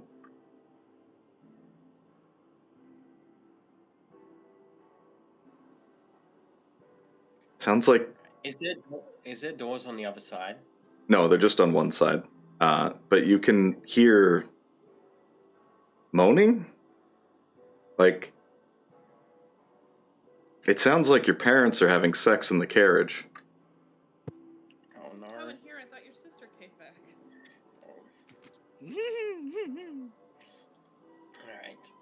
I'm gonna. Okay, how am I gonna do this? You know what?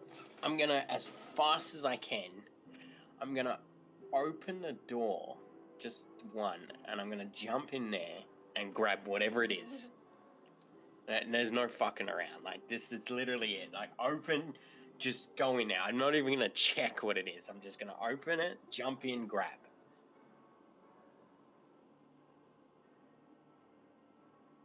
Roll me a D100, please. Oh no! We're in trouble.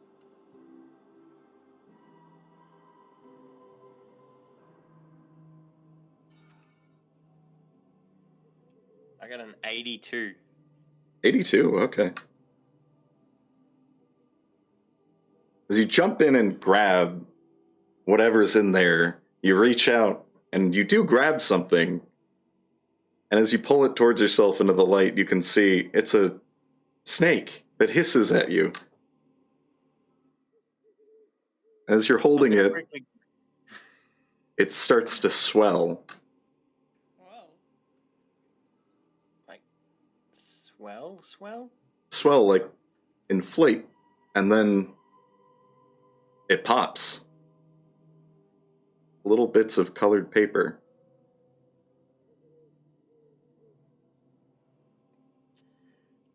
And you notice that there is someone also in there, sprawled out on the other side of the carriage, smoking a very long pipe, is a man in green with red hair and a red beard. Excuse me. Hello? Hello. Who are you? You would recognize this person. Oh, is this the old dude? This is the liar. What? I instantly pull my bow. What are you doing here? Yeah, he puffs a bit of the pipe and blows a little ring around one of your arrows. Not much, you. What do you mean, not much? How long have you been here? I just got here. 2 minutes ago?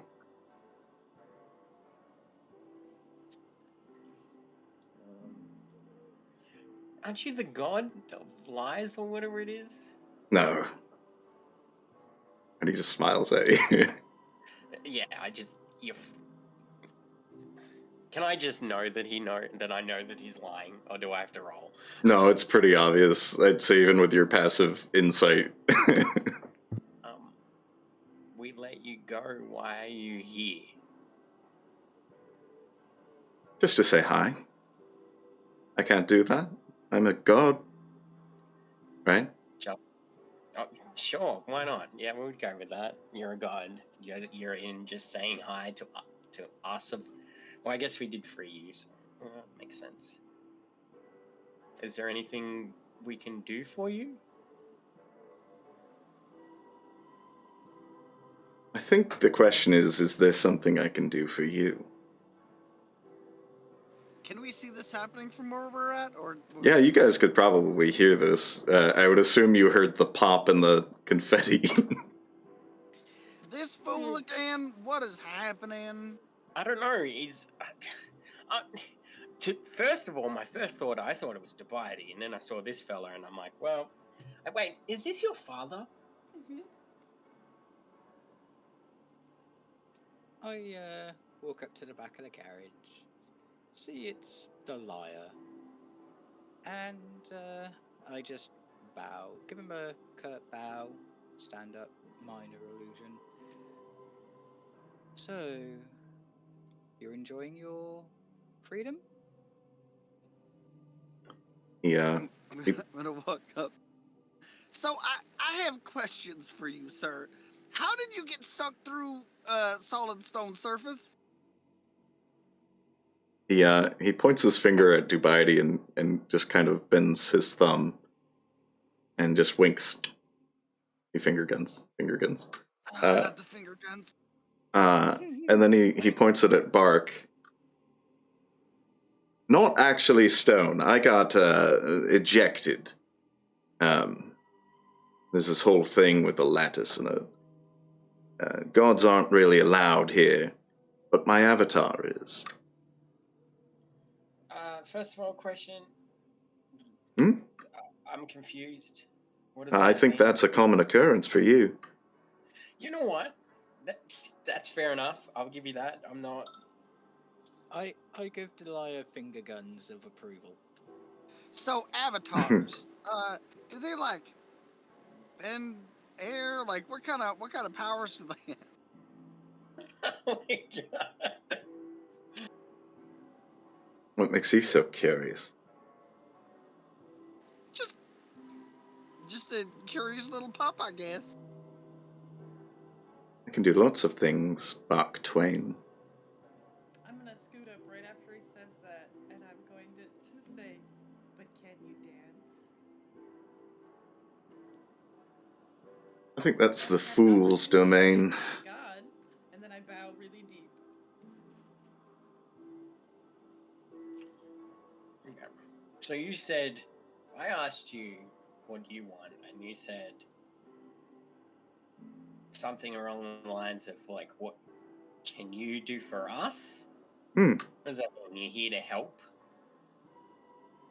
I don't believe that.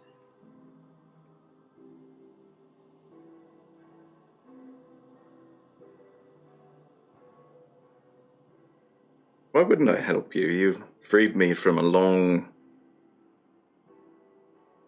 and very dark prison.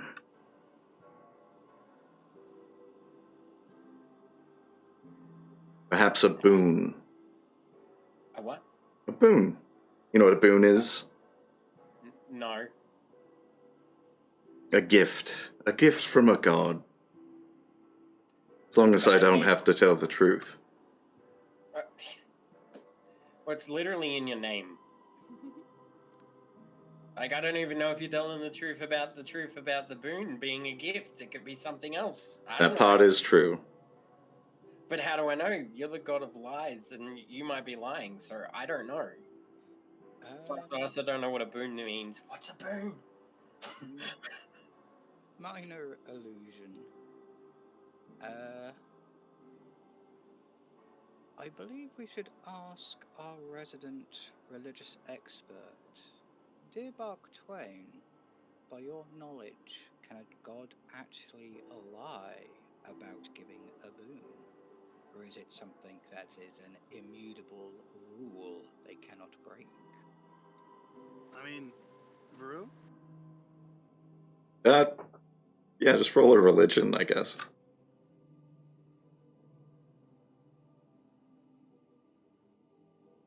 I got a 12.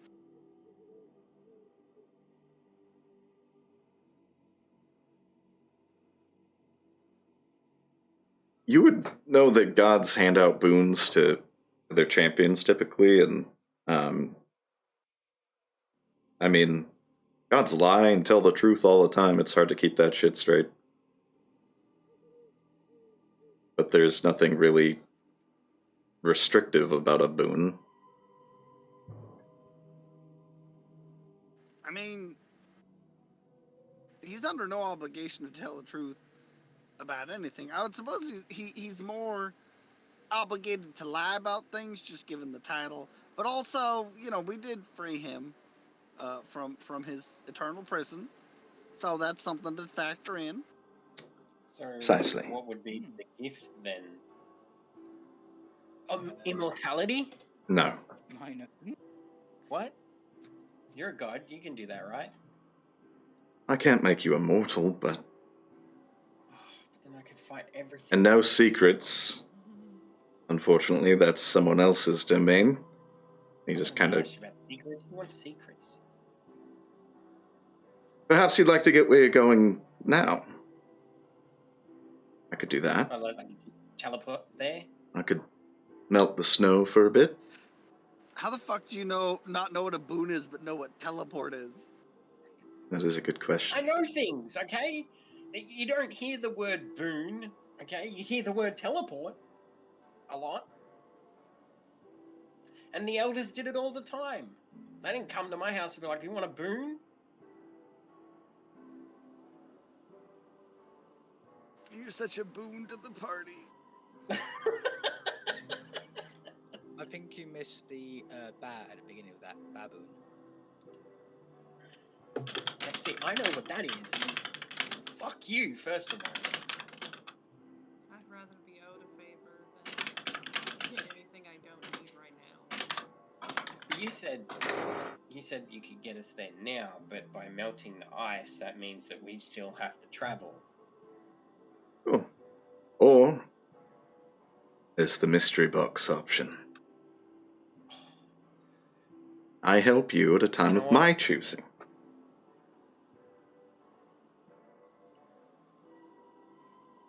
You see him reach into his the vest that he's wearing into one of the pockets. And he just pulls out a whole maple flap and starts eating it. Are you vegan? What's no. How do you know what a vegan is, but you don't...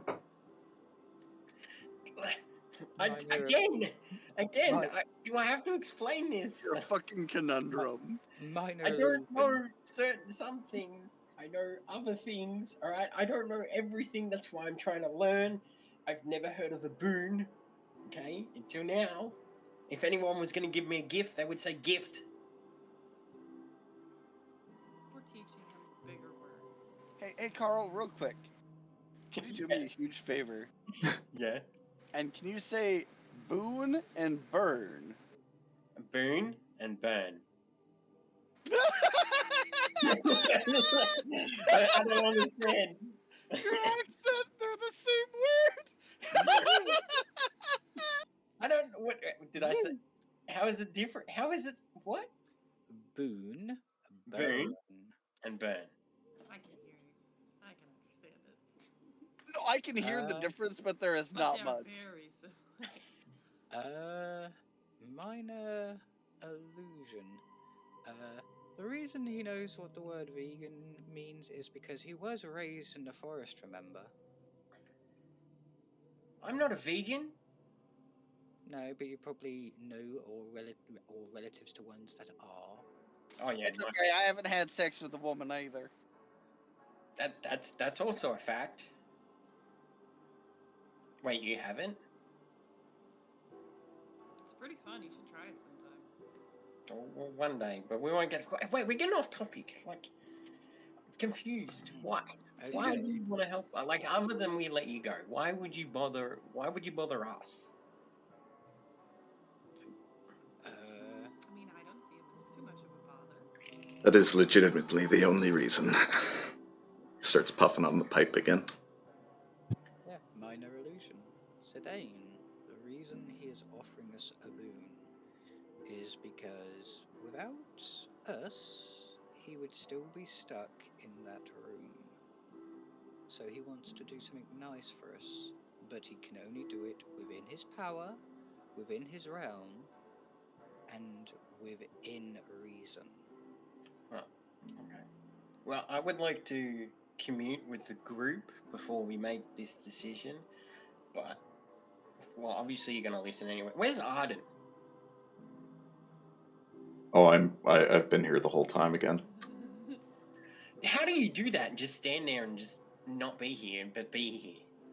I think it's the helmet. People are good at being quiet. It's crazy, isn't it? Can you consider that maybe you're just not paying attention? I believe it's called the Drax effect. The liar, you see him slide his very long pipe into that same pocket. Ennui, roll me a persuasion with advantage real quick. Okay.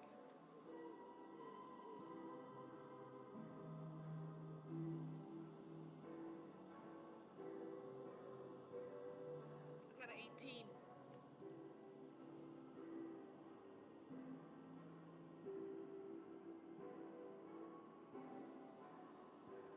As the liar puts his pipe away, he slides out of the carriage. Come on then. And he puts his arms up, ready for a dance. I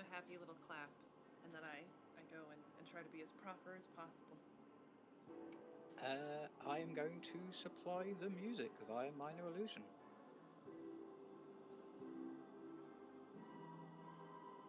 And you dance with the lyre as he speaks. Your god has a plan, not one I can tell you about, nor would I want to, but a boon, a helpful thank you card. I can do that for you. Well, I feel like what was the other thing you said? Help us at your time of choosing. Yes, when I think you need it most. I like that. I feel like that's the better option. But that again, it's up to the party. I like that. This guy is a god, and we might need him at some point. Desperately. Minor illusion as I turn to Bark. What is your decision?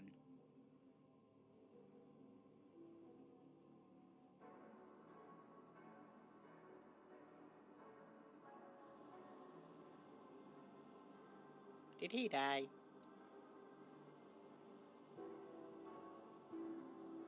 Side note, while I'm dancing, I'm gonna try to slowly get one of my hands closer to the god butt. Not too close, just like top butt. Just trying to throw some vibes, you know?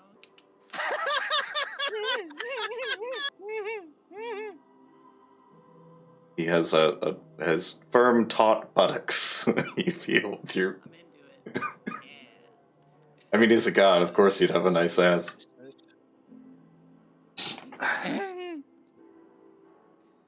So, Sir Twain, what is your decision? Boon now, or boon of his choosing? I question the quality of either one, honestly. At least now we have some control over when it happens versus God only knows when it's going to happen next. But he also said, don't get that wrong, he said that when we most need it. So it might be when we're like close to death. Because we've been at that point. Well, I've been at that point twice. Who knows? It might be a situation that we didn't know could go wrong, and we won't realize how we help right away. I mean, I'll defer to you guys on this one. It's fine. What does your god think about this? My God? Yes, your god. Don't you? Isn't believing in another god like? Wait, what? Yeah, bad. Who said I believe in another God? You believe in Amarok. That's another Yeah. god. There's a god standing in front of us. That's what I mean. Like if you're entrusted. No, that's not a God. That's an immortal. He literally said he's the god of lies. Oh, whatever his name is. But also, I never said that there are no other gods. I just said Amrock is the true God. You just confused me. Don't worry, it's just his cult. His what? His cult. Cult. He follows the dog god, the fool. The kilt? The cult. Did you know what a cult is? Oh, a cult? Sorry, it was just your accent. Say Boone and Burn for me real quick. Boone and burn. No. No. I mean, to be fair, most religions have a hint of cultiness, but Well, you all worship me every time you lie. My favorite form of worship. I don't lie.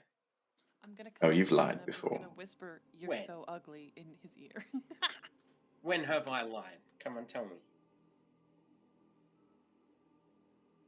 When you were a boy. That one time. I've never lied as a child. I've always. Oh, I it's remember. either- You were I worried don't- because your father's animal skins were messed by the bedwetting. Okay, So that you was took them once. out into the woods and That you was hid them. once. And I've never done it again. And I never wet the bed again. Hang on a Is he minute. lying First of again? all, It wasn't me, I swear.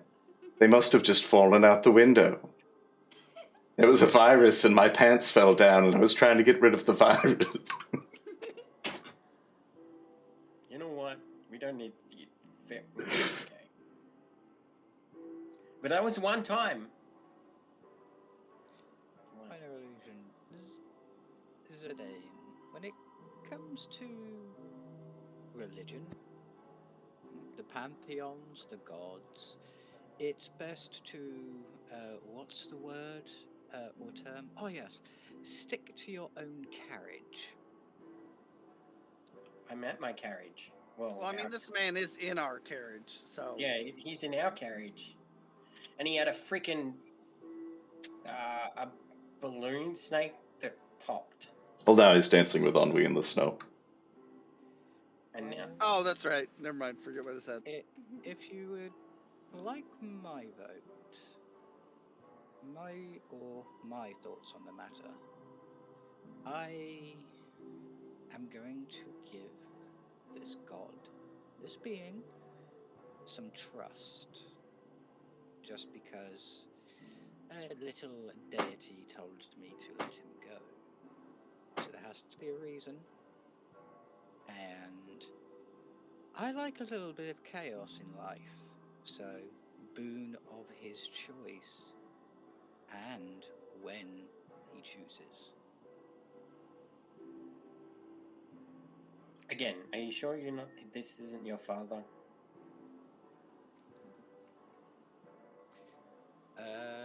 Minor illusion. Yes, I'm pretty sure, because if he was, there'd quite possibly be a crossbow bolt in his crotch by now. You think he could shoot a god? No, but I would shoot Immortal. It doesn't matter. He literally said God, right? Are you a god or not? Do you believe everything people say? Particularly somebody called You hear the in Varoux, immortal, basically like that guy was like Tuesday.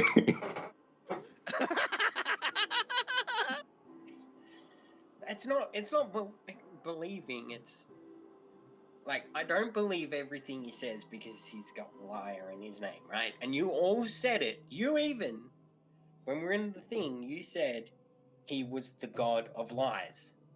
No, You I didn't don't say think no I did. immortal. You didn't say no. What did you say? Pantheon? That thing. Minor illusion, but I'm the one who called him a god, not Bark. He didn't disagree either. The liar stops dancing, and you see him pull a little pocket watch out of that same pocket with the pipe and the maple flap from it. Time's up. Looks like we have a compact. And you watch his form shift from its normal kind of tall human man. It just starts to melt down into snakes, which slowly start to inflate and pop, leaving little different colored papers in the snow. Kind of like his exit way. That can't be good for the environment. I'm gonna pick up a piece of the paper and try to eat it as soon as Mark says that. Seems fine to me. Minor illusion. If the paper is nice, we could use it for hair on my puppets. No, what about stickers for the Oh my god. Colden? You guys are such fucking vagrants, I swear to god. Reuse everything. Yeah, it's basically like little tiny squares of that like streamer paper for like birthday parties and shit. Creepy paper. Oh, minor illusion. I have an idea I can use these for. So yes, can we pick these up, please? How many I better, ideas I'm do not you open. have? Oh, You have a did lot of not- ideas. We're playing. That was weird. Yeah, fun though. And I'm now, gonna disagree.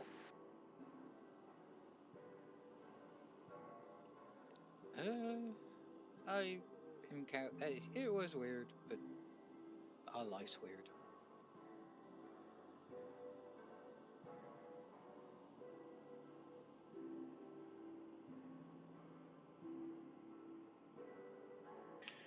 right. Well, that was interesting. So we get on. You guys head to meet the wizard. Yeah. We're off to see the wizard. The wonderful Wizard of Gosh. All right, we'll go ahead and take our break, and then we'll come back with you guys heading through the Torinth Hills. Okay. Sounds good. All right, we'll be right back. Plan.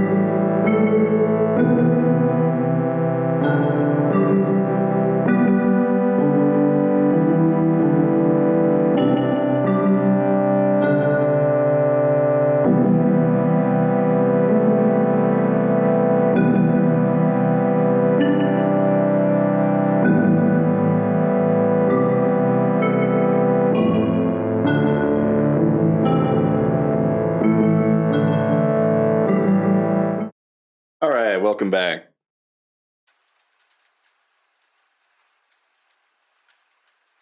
All right, I am fully present again. Yes. You guys, yeah, after that, you collect your bits of paper,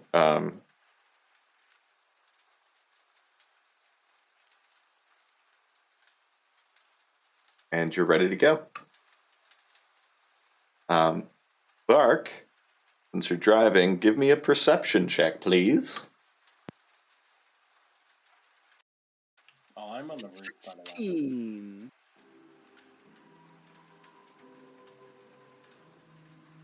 You're sitting on the roof. Yeah, I don't want to be in a closed space. You're afraid there's more of those weird snakes in there. No, you're just going to be on alert. Bark, over the hills, it's with the snow, it's a bit rough just getting Kenneth to get through it. So it's slow going, but you are making progress towards your destination.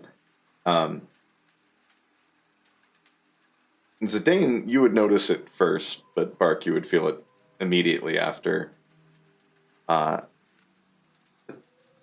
Top of your head starts to get wet as rain starts to fall. And it's that real cold stuff that gets through your shirt and hits you. Just all that. Oh, I hate that. But you can see the snow is starting to kind of melt just from the water coming down.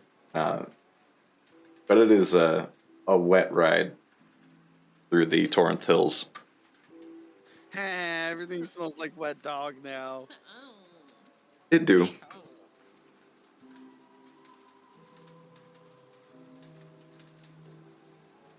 And those of you inside would remain dry, but you would hear the tapping on the roof from the rain. It's actually me tap dancing.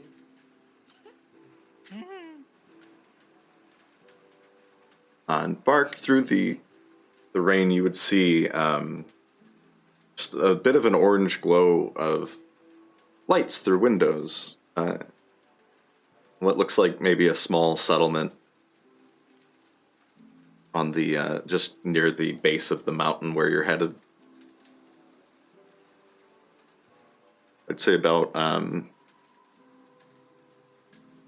early evening, you guys would see that the actual village itself at the base of the mountain, and you would find within the hills a little bit of trail through the hills that makes the last bit of the journey towards the mountain a little bit easier, but you still wind up getting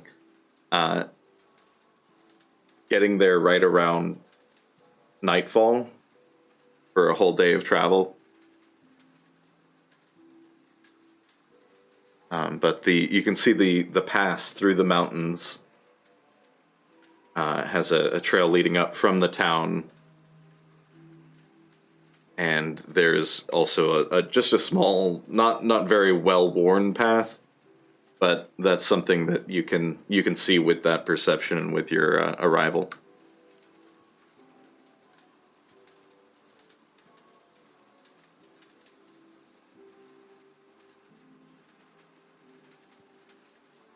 I'm gonna slap the side of the carriage.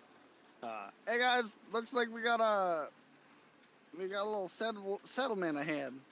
I can't. My accents are just as they please today. What the fuck? I know you're doing a me.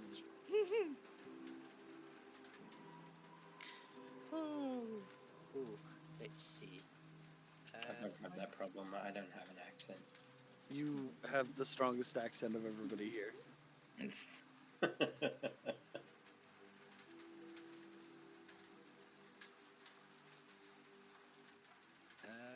Minor illusion. Would people like to press on for as long as we can, or shall we get Kenneth out of the rain and see if we can spend the night here? Do it still be raining? It do still be raining. Yeah. My vote is that we head into the little settlement there, and hopefully we can get some shelter for the night. Cause I'm not sitting out in this all night. Okay. Yep, I'm down. Sounds good to me. Ardent? Yeah, Kenneth could probably use a break. My word, we're all in agreement.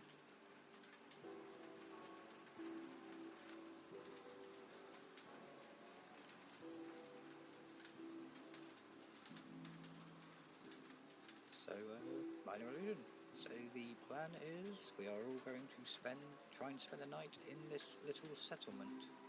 See if they've got a place for Kenneth to call up at night.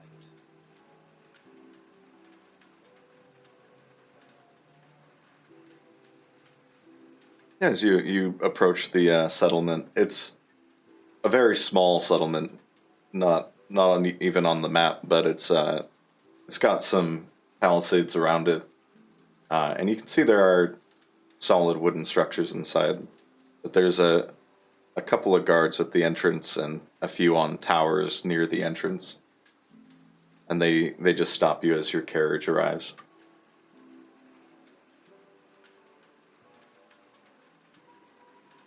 Can we help you?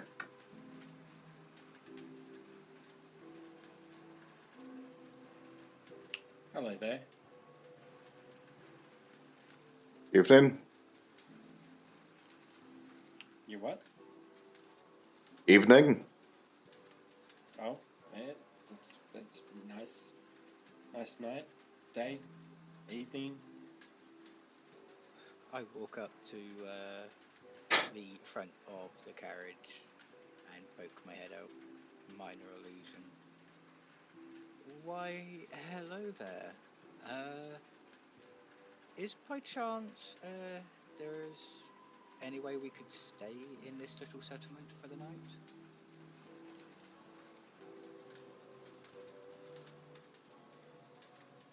How many of you are there?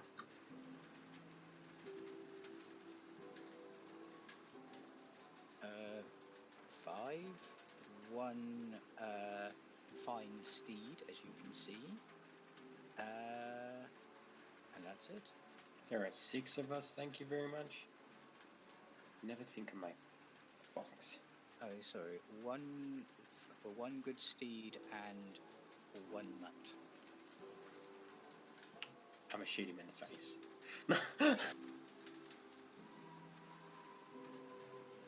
Sure. Inn might have a few rooms left. Not much space. We don't have many travelers come through.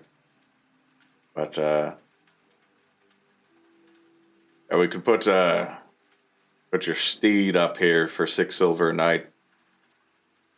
Otherwise, you gotta check with the inn. But yeah, no funny business, no trouble here. Understood?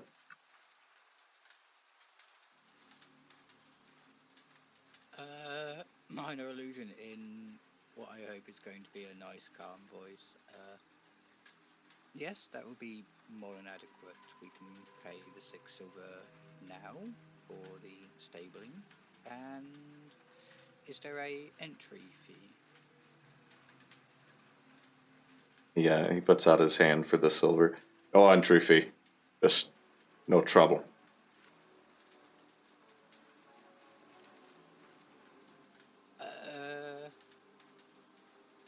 Yeah, I just nodded my head in agreement that yes, there would be no trouble.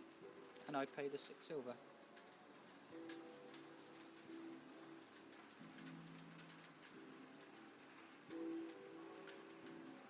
Yeah. Approaches, and he'll take Kenneth.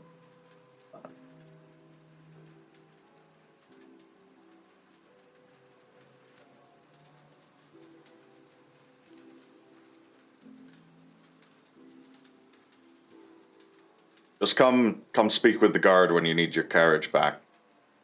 We'll park it for you.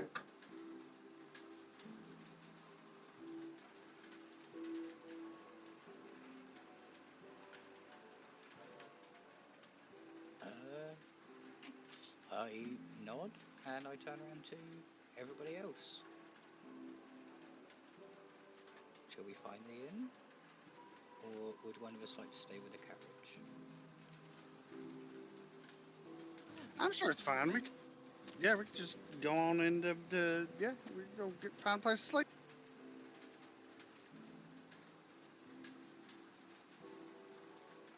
In that case, I climb into the barrel and close the lid so I'm out of the rain.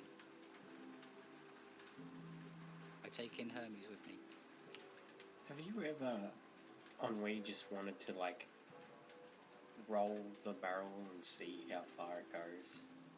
No, but I thought about putting it in a river once. That sounds like a great idea. I mean, Fun? thought. The guard that takes Kenneth and the carriage in gives you guys a wave. Welcome to Burskin. And as you enter, you see a very quiet little town. There is one 3-story building that peeks out just over the palisades, but otherwise it looks like it's mostly just houses and pretty limited. But there is a pretty obvious tavern/inn just on the other side.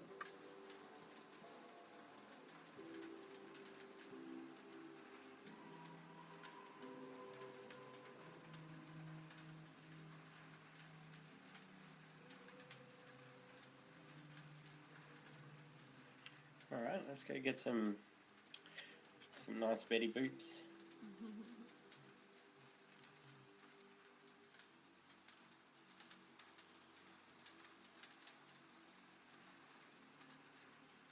I'm gonna walk into the tavern. You can see this is a pretty small tavern as well.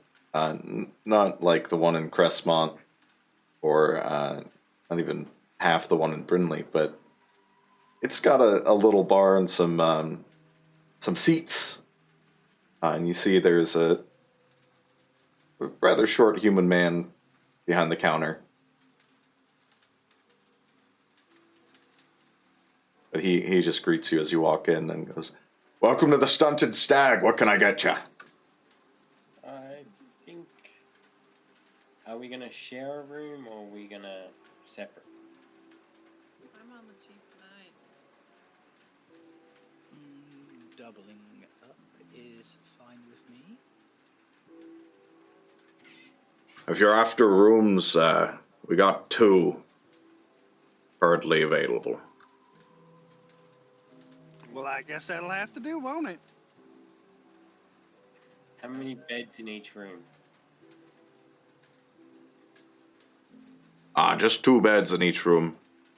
Be 6 gold pieces for the night for each room. Okay. I'll pay for one room. Minor illusion. Because this is a new place and our carriage is new and it's got space, I shall sleep in there tonight. No, it's fine. I'll just meditate on the floor. That's what I usually do. And I only sleep for like, what, 4 hours? So you're fine. I'll just stay in the room with Bark and just hang out there. Yes, you embark in one room, and Ennui and Ardent in another. Aren't you staying with your sister, though? I need some contemplating time. So I would rather my sister sleep with someone she knows and someone she trusts. Well, she sleeps with a lot of people, whether she knows them or not. No offense. I look at my sister to see what her reaction is.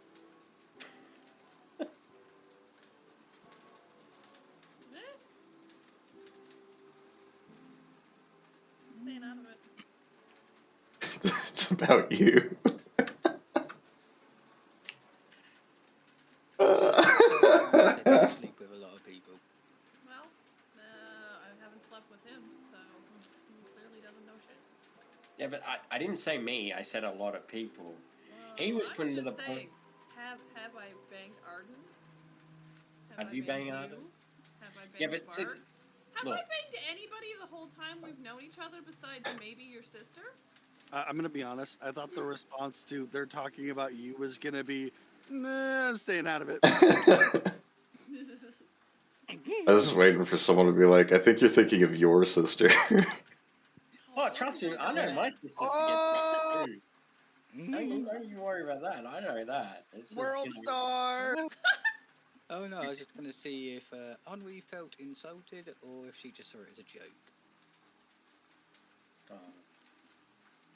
World star. I think he's just mad I didn't bang him. You would be lucky enough to even get a chance. I've To had have so many people just to throwing have themselves this. at you This is whole trip. carved. Minor illusion. Zidane, you are so far from being a specimen that even your own sister wouldn't sleep with you. That's your insult I'm to gonna Bidey. just You're walk not away even a from specimen. this So you want the conversation. rooms or Yeah, we'll take the rooms. Okay, I've already paid for one, and you can do whatever you want. I give Ennui 2 extra gold to go towards the room for her in Ardent, and I'm gonna spend the night inside the carriage.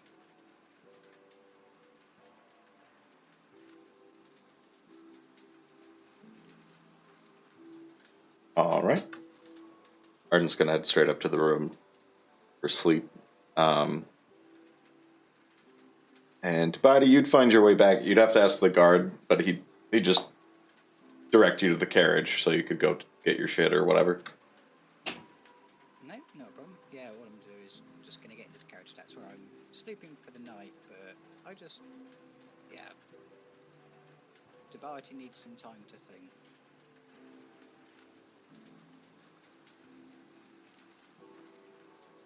Yeah, but I haven't asked Arden if he wants to sleep feet to head or head to head.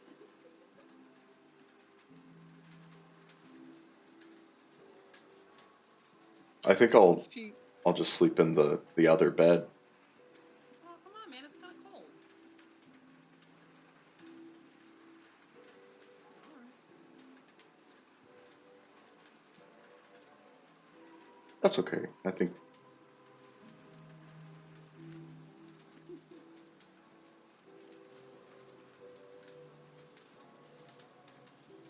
you see Arden is gonna just sit in the bed and lean against the wall to sleep. Helmet on. Just gonna mumble about how that can't be comfortable and go to sleep. But yeah, you guys, the rooms are definitely not large, but there's a like a twin bed on either side, and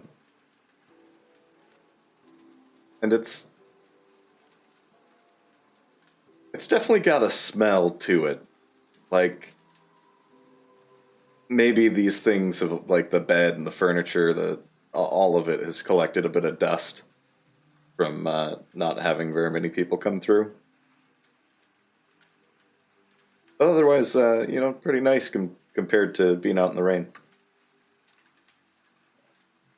You get some rest, Mr. Twain. I'll stay out for a little bit and keep an eye out. Oh, I'll be awake for a little while. I'm gonna say some prayers and do my squeakies. You know, the whole bit. Yeah, you're fine. You do you. I was just gonna sit up for a little bit and have some playtime and with Zachary and make sure everything's good.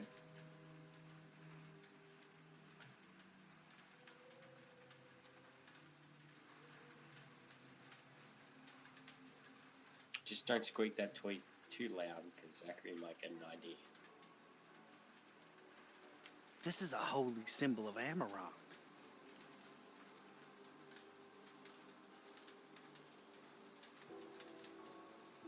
When it's in her mouth, it won't be. I'd be more concerned for her safety than anything. I'm just saying. I am also just saying,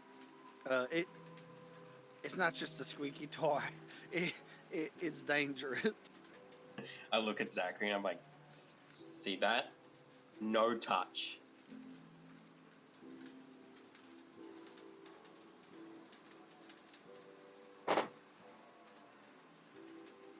He eyes it, but listens.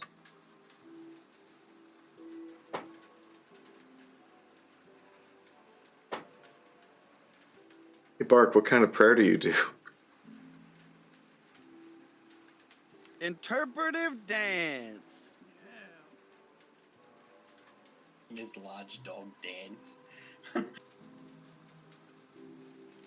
Yeah, I'd say if you interpretive dance, everyone will feel it. No, I'll say a little silent prayer. Give the toy a couple squeaks.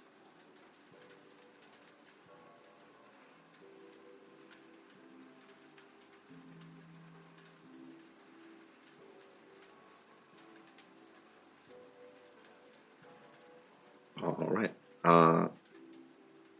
Goodbye, Eddie. Yes.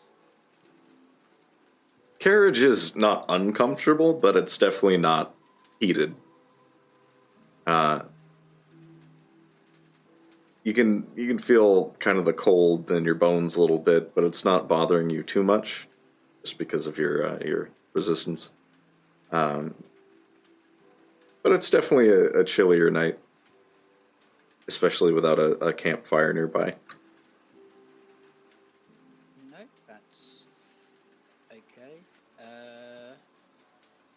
To try and help me lull to sleep while I'm thinking, I'm gonna search. Just find a spot in the carriage which is hard to get to, hard to see, so I can carve a symbol of the stranger.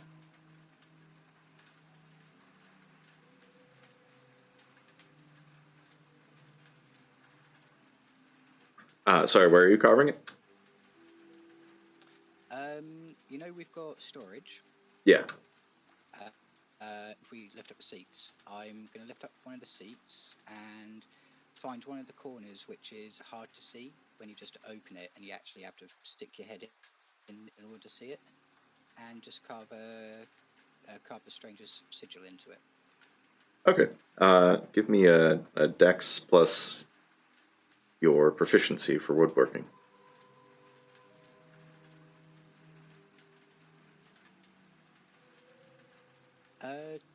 23. Yeah, you managed to get a perfectly carved symbol of the stranger.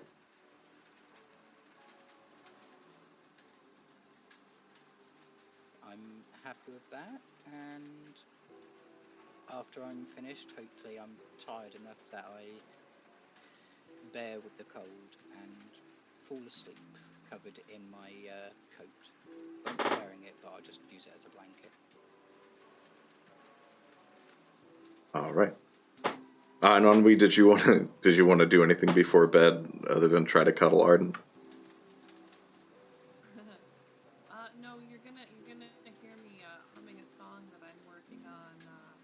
It goes something like, "I danced with the god and he liked it." And on the rest. Oh my god. So good.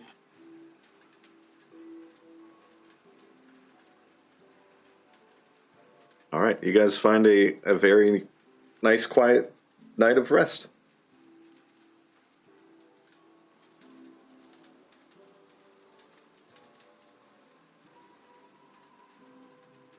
And when you wake up, you find the town isn't bustling by any means, but there's some people going about their just usual chores outside, and the rain has thankfully stopped.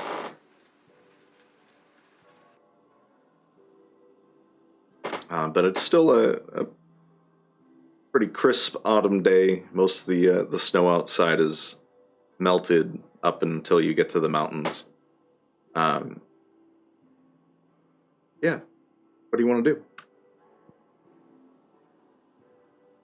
So it's not so cold that everything's all icy today. It's just curious. Yeah, up until you about the mountains, the area that you're in, the little village in that area, the snow is melted. You can see there's some snow still on top of some of the hills, the direction that you came, but for the most part, it's starting to melt.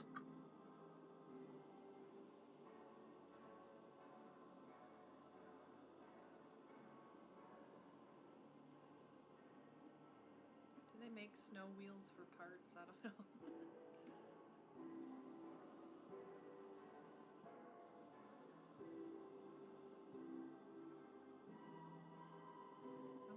I'm gonna go see if they have any bacon anywhere nearby.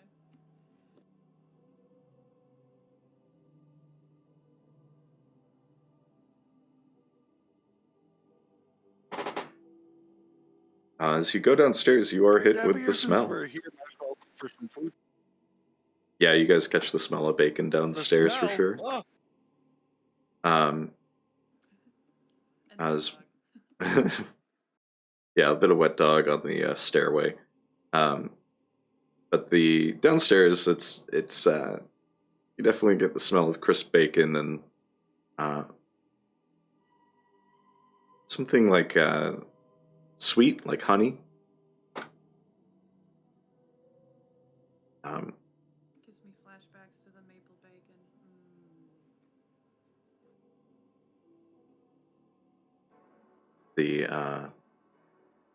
The innkeeper waves at you, Ennui, as you come down. I got pretty simple foods here for breakfast, but it's included in the room, so if you like some... Amazing. Ah, good. We got a bit of honey loaf and some fresh bacon. Oh, it's so good. Would you guys happen to have like some mayo or some jam hiding somewhere? I can throw some silver your way. Yeah, John, I can get you some jam for the bread. Yeah, no problem. Hell yeah. You're the best. And I give him a big pat on the shoulder. It is like your hand kind of encompasses most of his back. He is a smaller human man. Thanks. I'm just gonna make some little bread jelly bacon sandwiches for everybody then, and find my friends and give them the sandwiches. Real quick question. Hmm. Whereabouts on the map would we be?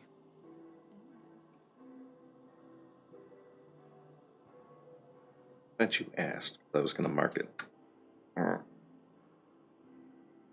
Sorry, I think your connection's being funny. You just got all garbled. What was that? Oh, yeah, it is.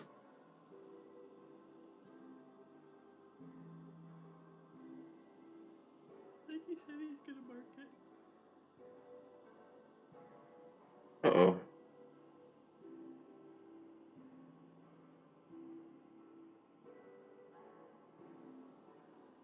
Can you hear me? Yeah. Yes, now I can hear you. Yeah.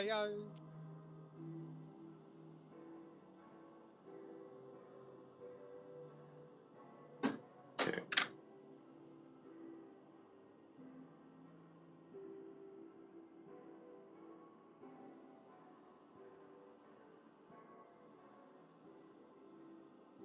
Or maybe not. Hey, you went all quiet again. I've been quiet. Oh, okay. Ah, Making okay. sure. Yep. I see the mark now. Thank you, sir.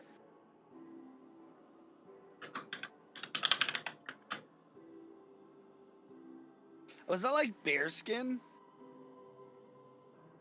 And Yeah, it's Bear looks skin. like it. Bear skin, Yeah. bear skin. Oh. Yeah. Welcome to Bearskin, home of the Bearskin.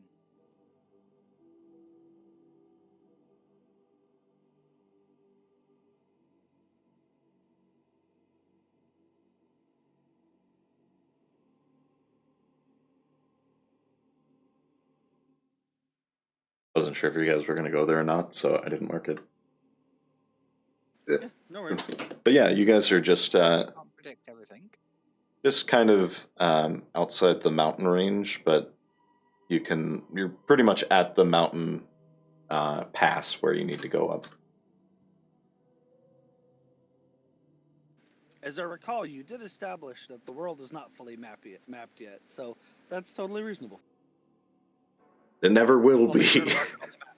This is the map forever.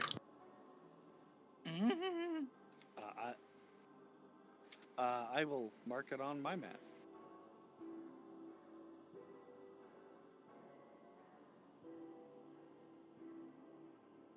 And also, I didn't mean that you haven't finished the map. I meant you established in game that yeah.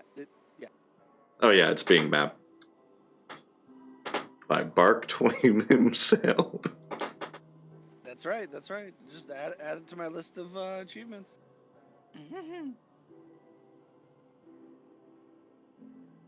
Achievement unlocked. Cartography.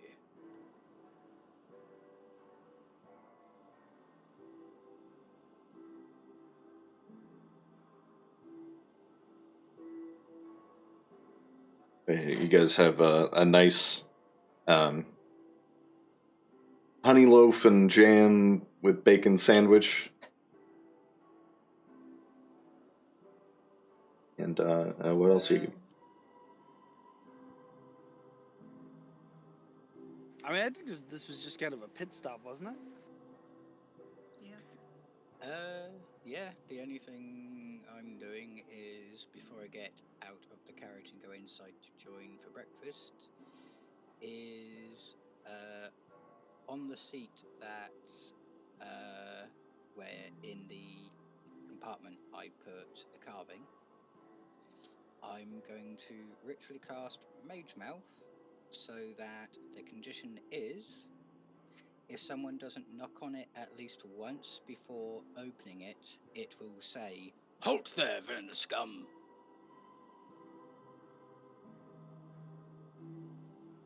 Okay.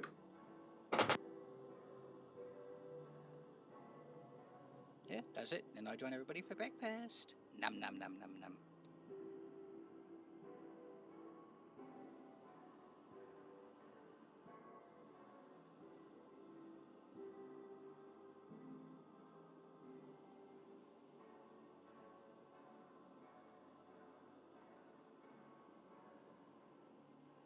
See, I'm not going to tell anyone what I did. I'm waiting for them to open it.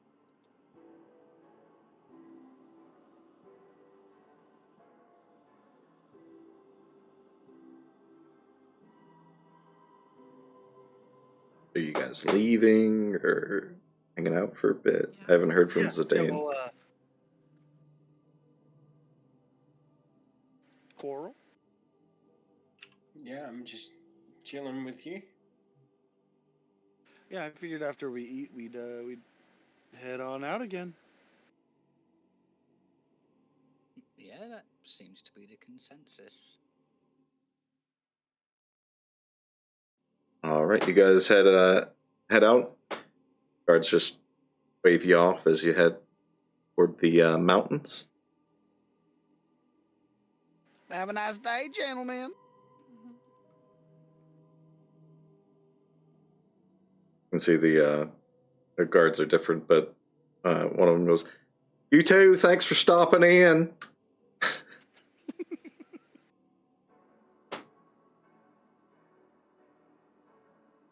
Hey, you can see the mountains, which previously you've seen from the other side.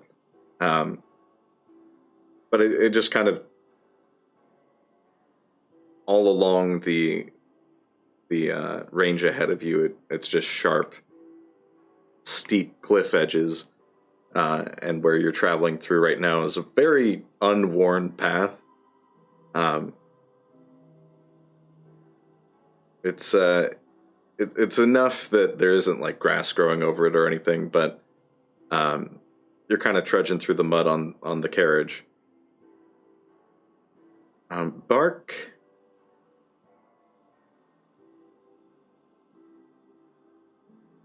And actually, Ennui.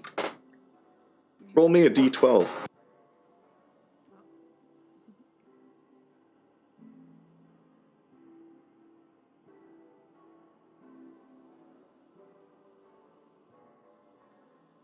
Nine.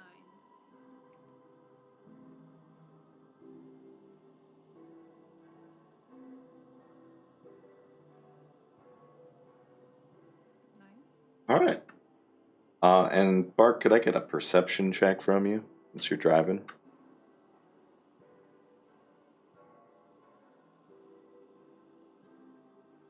14. Nice.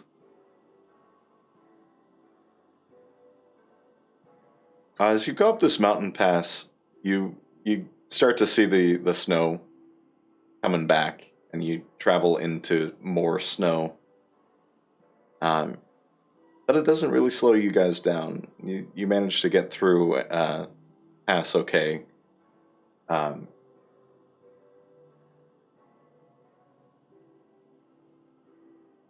You can faintly see with your perception, Bark. Just barely you can see there are footprints in the snow. But they look like maybe they've been covered up. They're just kind of faintly there, but looks like there's some footprints headed in the direction that you were going.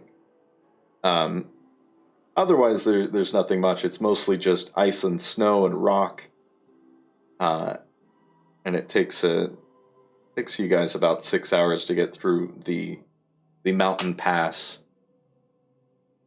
and just kind of nestled inside the end of the mountain pass,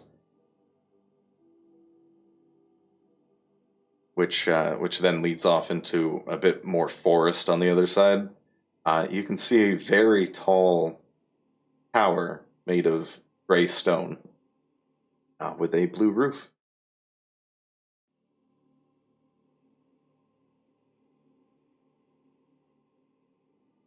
And around the tower, you can see there are some smaller like structures. It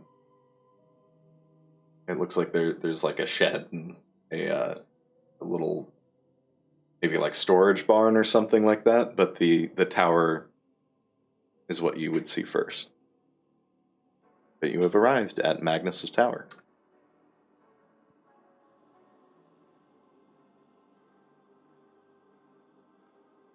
Wow, so this is a wizard tower. This is where they make all them ball tickling potions. I feel like we should be careful. Again, I've heard wizards get kind of paranoid sometimes. There might be like traps. I mean, I did get like a message in my head yesterday that was like, Mark Twain, you should announce yourself when you arrive. So when we get closer, I'm going to announce myself. That's smart. Okay, sounds like a plan.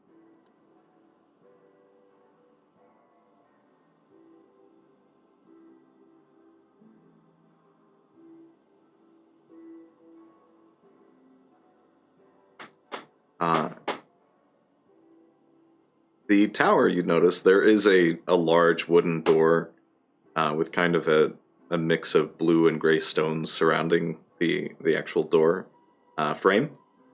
As well, there is a fairly decent-sized bell just above it with a little drawstring made of a bit of brass chain.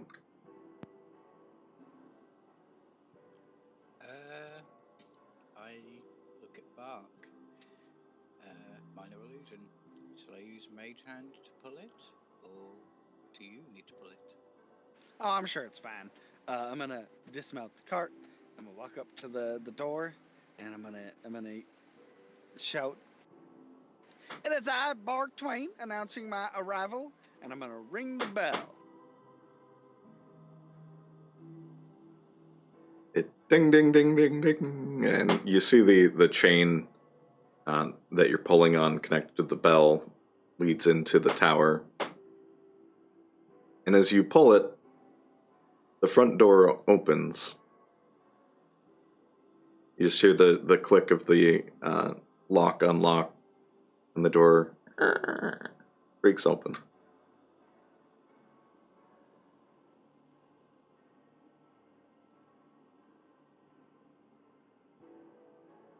Well, that was easy. Come on, everybody. I'm gonna cautiously follow. I'll cautiously follow Ennui in, but I'll use message to say, be careful. Not everyone who is magical is nice. So I look at Nice in general. I look at the body. Don't touch anything.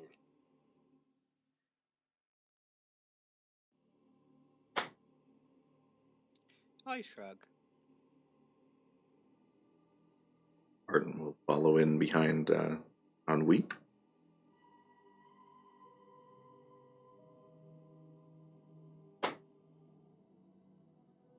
As you guys enter, you can see the main room that you've just walked into is seemingly wider than the tower outside. There's a large fountain in the center. Just kind of like a shape of flowers and waves, but it's just water. And to the right of that is a staircase that circles with the tower. And you see, coming down the stairs, a fairly large humanoid creature, right around bark size, really. They've got kind of a ruddy brown skin and black hair slicked back. And they appear to be wearing a bit of a butler's uniform. But he comes down and he's Master Twain. And he kind of straightens his I uniform. recognize that voice. Hello. Hello. Thank you for announcing yourself. You're the adventurers, right? All you? Right? He kind of That points is at him. correct. We are a party. All right, follow me. He kind of hobbles up the stairs. I'd like to roll performance to copy how he's moving. Go and roll performance.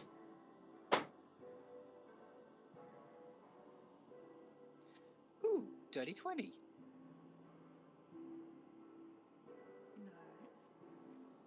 Nice. Yeah, you managed to walk like him up the stairs.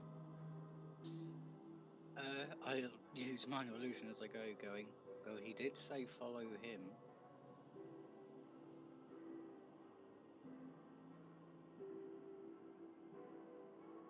Is he supposed to be funny? Was this supposed to be a joke? I don't know. I'm just. It's a game we used to play. Don't worry about it yet.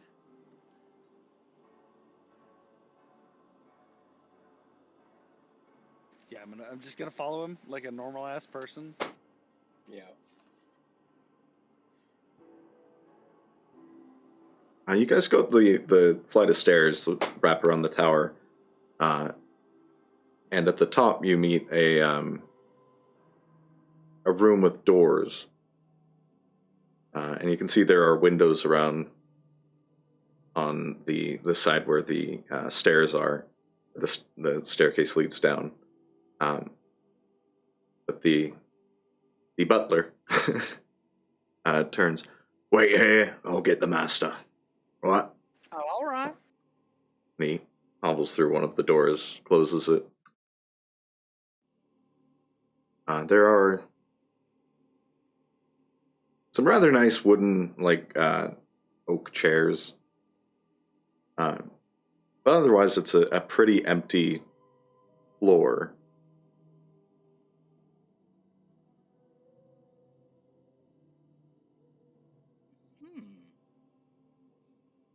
Interesting. but it's about 15 minutes or so before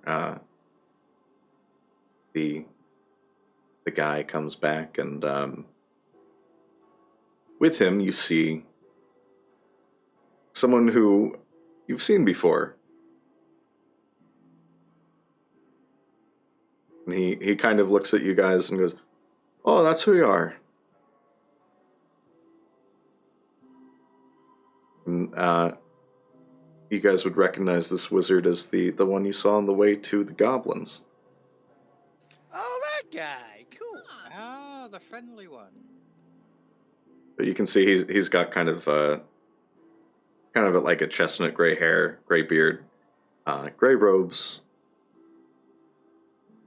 and he comes out.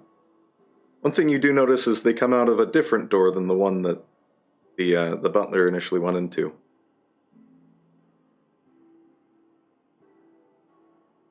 So then you'll be helping me.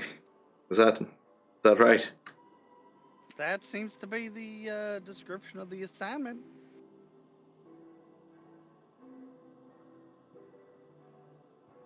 It's crazy how the big world can seem so small. It's a pleasure seeing you again. It's a pleasure seeing you all. Minor illusion. You'll be happy to know that we succeeded in not harming a single goblin. Oh, lovely. Afraid they moved on.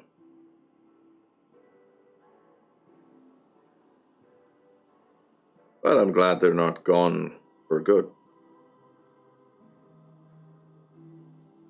Now, what do you... Oh, what he kind of strokes his beard. Tell me what you all know about portals. That's the wrong accent. What have you done to me? Contagious! Quarantine me!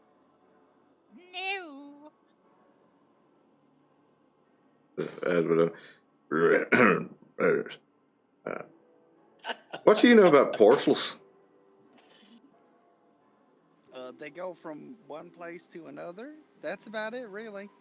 Yeah. Okay. What would I need to roll if I know anything? I'd be an Arcana if you wanted something. If you... I want to impress him. I want to see if I can impress him. Yeah, just roll me an Arcana. 14. You know, they take a lot of magic, and they do open one point to another point. In that case, I go minor illusion. Not every magic user is capable of making them, and they take a lot of power to keep open, I believe. That they do. I need help with a portal.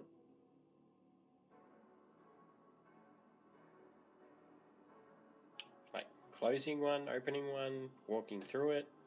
Oh, really? Just poking around inside one? Oh, I can do that.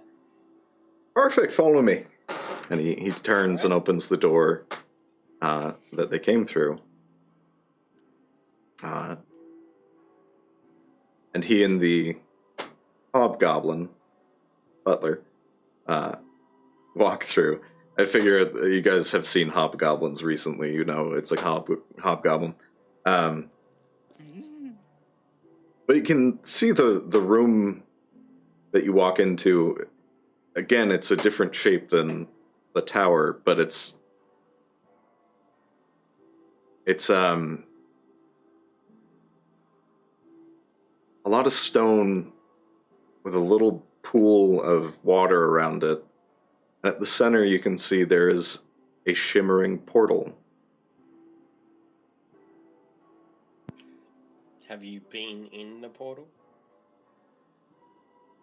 Oh no. That's what you all are for. Alright. I'm just gonna walk straight into it. Grab him by the back. Yeah, grab him. Why are you grabbing me? That's not. We should know a little bit more first. Excuse me. All right, let me get this straight. This little thing can just touch what everyone is. It's all good. I'm just gonna walk into a portal, and if it's okay, put my hand in, and go, yep, and that's bad. I don't get it. I don't know. Let's see it. Minor illusion. Zidane. There's no telling where that comes out. It could be into a volcano. Hey, wait! I changed my mind. Hey, Uh. Zidane, remember what you said earlier? I'm gonna push his head into the portal, just his head. See what happens when I pull it out. I would not do. Zidane, He's as your fate, do you want to fight being shoved in the portal, or are you going for it? I'm going for it. Are you gonna push just? You said just his head, right? Just his face. Yep. You feel cold, and Zidane, as you get your head pushed through, you see a vibrant, colorful landscape. Trees that are blue and purple with golden leaves.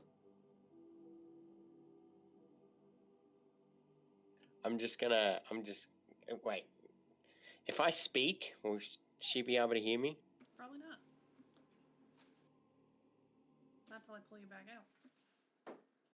Okay. It'd be a bit like being You know underwater. what? Can I do an applied grapple check and pull her in with me? Yeah, roll strength off. Okay. Oh, this is not gonna end well. Shit. Shit! I told you it would end well. Yeah, I'll pull her in.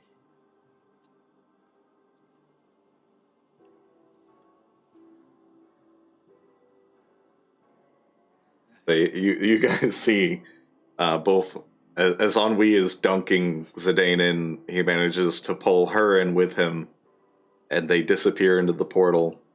And you see Magnus kind of raise his hands up and kind of just grip his hair a bit. Oh, fuck. And he looks at the rest of you. I wasn't actually going to send you into the portal.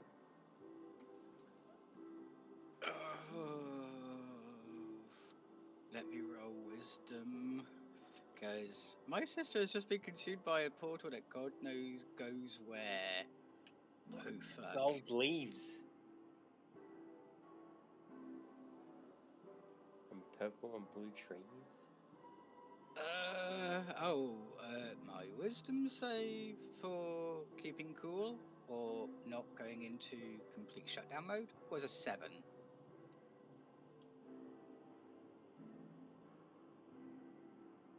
So, how panicked am I seeing my sister disintegrate and vanish? So Dubaidi just kind of takes a seat on the floor and hugs his puppet.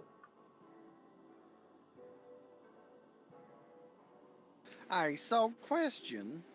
Where does that go? Well, I'm pretty sure it's a dream portal. But going in with your meat bits isn't the smartest idea. So I would recommend fishing them out. Quickly. Okay. Can we walk back through the portal at any time? Can we see it? You don't know. You can see the portal. One thing you notice, Zidane, is those golden leaves burn. Oh, that's not good. And all of the leaves that were golden and shimmering in the sun are now flaming. Oh, that's really not good. Maybe we should leave. I'm gonna take some rope out of my bag, and I'm just gonna toss the end. Try to toss the end through the portal.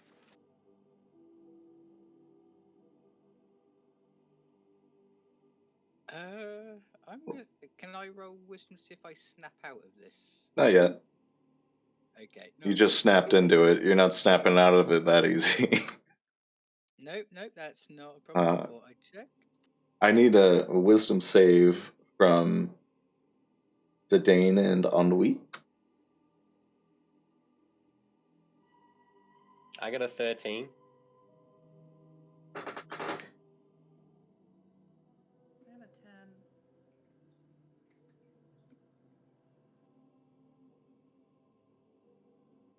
a 10. Bark, you throw the rope through. And Ennui and Zidane, you guys see out of the portal comes this massive constrictor boa, which wraps right around you and squeezes, trying to pull you back into the portal. I'm gonna pull out my knife and stab it. I'm gonna curl up in the fetal position and cover up my eyes and just go la la la la la la. Ennui, calm down. It's not that bad. La, la, la, la, la, la, la. Give me an attack, Zidane.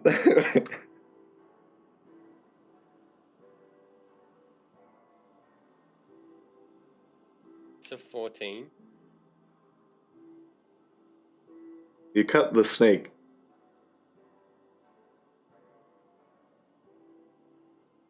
As you do, Bark, I cut it. you feel where there was tension, there is now slack, and the rope comes back through.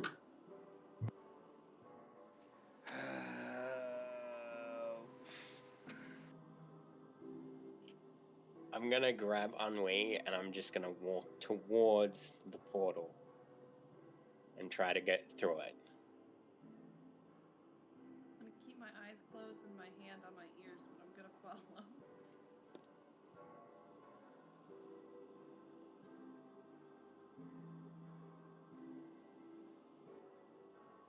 You come through, back into the room that you were in.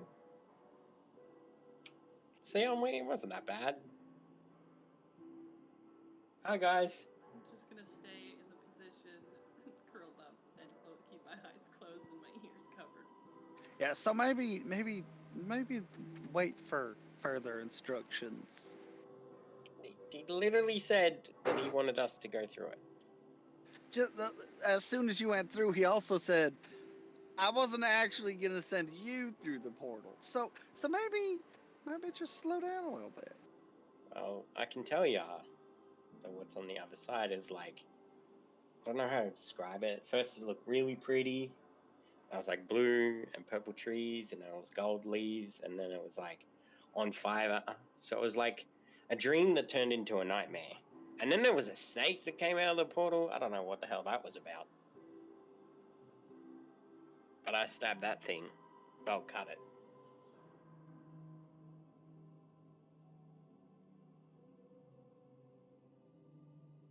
Anywho, I wasn't gonna have you risk your bodies, but I have potions that'll help you go in there without, dying. Mostly. You could have died. Oh yeah, I don't know. I said it like that. I mean, I honestly, I've never gone in myself, so. How was it? I was actually going to ask you, DM, did I feel my body, like, being weird or anything?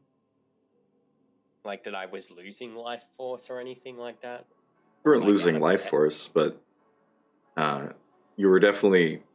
One thing you would have noticed in that world was the vibrancy of colors. But it wouldn't have felt very different than where you are right now.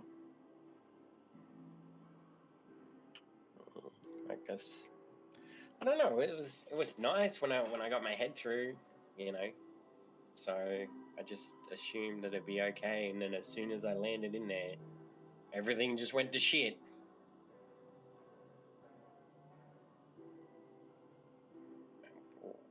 Yeah, so yeah, potion would be good. That sounds good. Are you trying to punch me?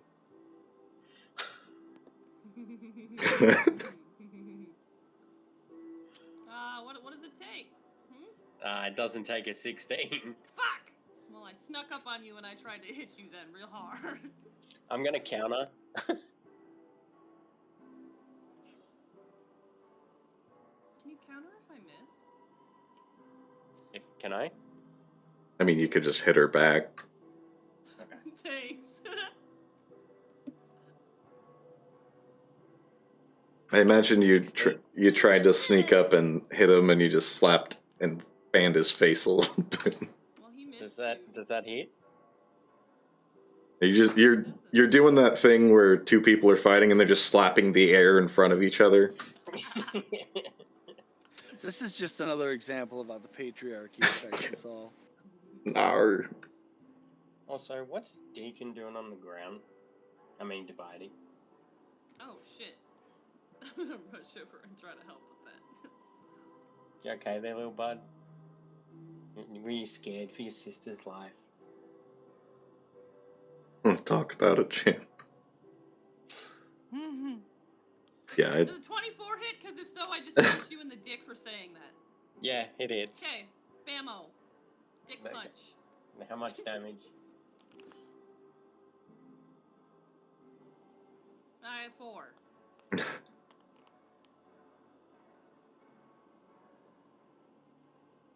Considering you hit me in the dick, I'm gonna drop to my knees. Just gonna give you the look like, shut the fuck up. Why? Big finger over your mouth. And I'm just gonna talk to my brother. Be like, are you alright? Do you need a little kissy kissy? I look up. Do I need to roll to snap out? Listen, we all know where your mouth's been, Zidane. On my head? Little someone named Kenneth. Hey, Kenneth's a lovely sport. There's nothing wrong with that.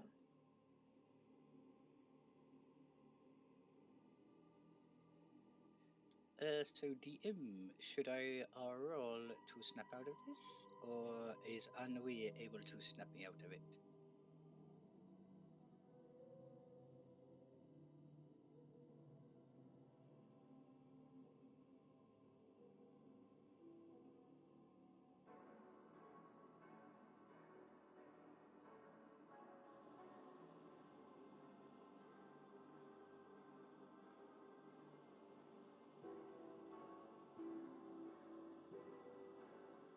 You know, not all of us wanna kiss a mule, buddy. I didn't kiss no mule. It's just something you've made up. At this point, it might as well just go along with it. I don't know. I asked Kenneth, and he seemed like it might be a thing. Kenneth I loves think he's anyone. expecting a ring.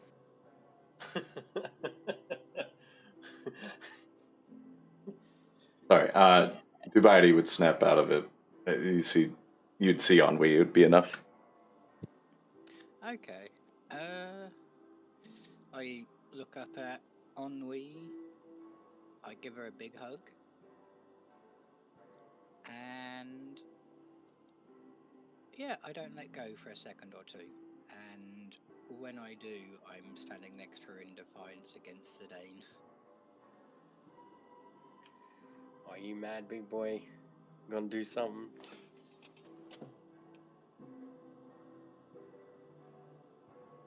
Anyway.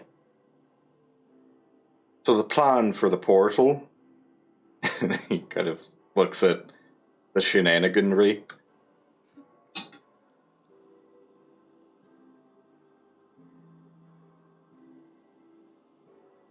You all Yes, Mr. Wizard. can just call me Magnus. Okay. You all take the potions, have a little dream, have a little trip. Then you take the potion when you're in the dream, come right back here. How long does the Oh, potion okay. last for? till you take the next potion. Okay, so it's just okay. There's no time limit. Hey, Well, Magnus. I don't believe so. Just a weird question. This kind of reminds me of something I've encountered before. Some elven dreamweed. Does that have anything to do? You know anything about that? It has very similar properties. You might be interested. And I wouldn't smoke it before having the potion. Oh, no. I was just saying for science sake, if you hadn't heard of it, you might be interested.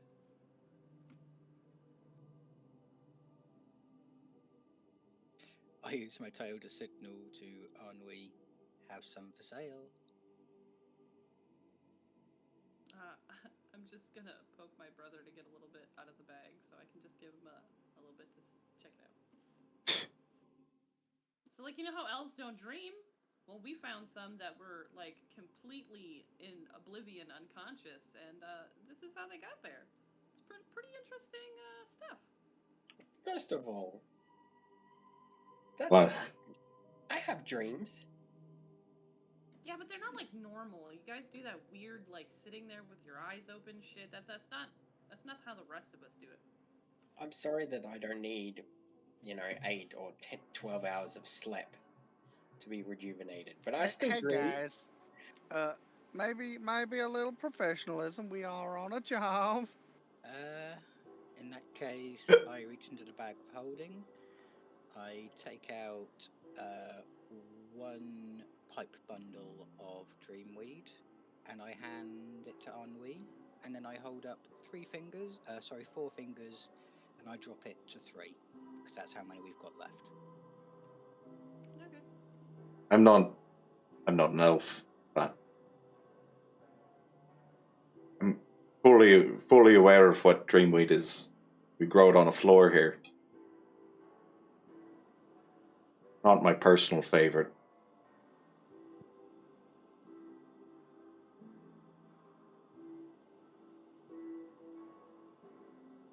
Well, let's just keep it then. All right, so we drink these potions. We run around in the dream world for a little while, and then we drink the potions to come back. Do we have a goal or what? This all Yes. seems very vague. It's quite vague, but the main thing you're looking for is a black gem. About so big, and he holds his fingers up about 6 inches. It's gonna have a cut tip and a cut bottom. That's what you're looking for. And anything. Sorry, go ahead. Sorry. As he's talking, I'm going to try using minor illusion to match his description as he goes, so he can give us a good visual. Yeah, he kind of directs you to sharpen the edges on the tips, but it is a kind of a cylindrical gem with beveled tips to it. As well, any of your findings while in the dream, the portal.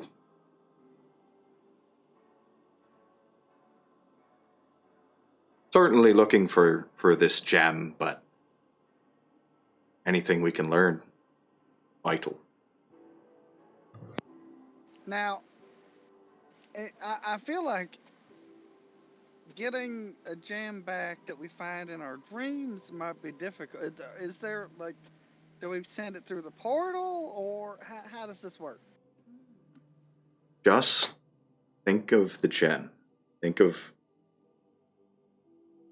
what I've described to you. And you'll find it. Well, I meant more, how do we get it back?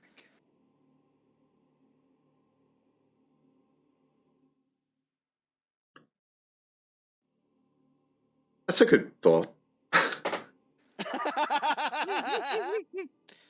See, I have a theory on how it could work, but it's Varoux.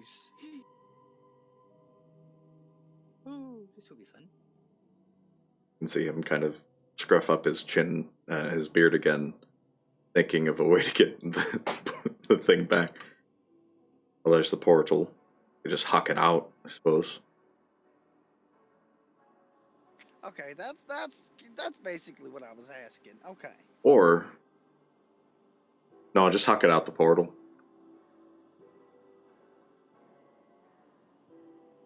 What's the or? This is very scientific. I love it.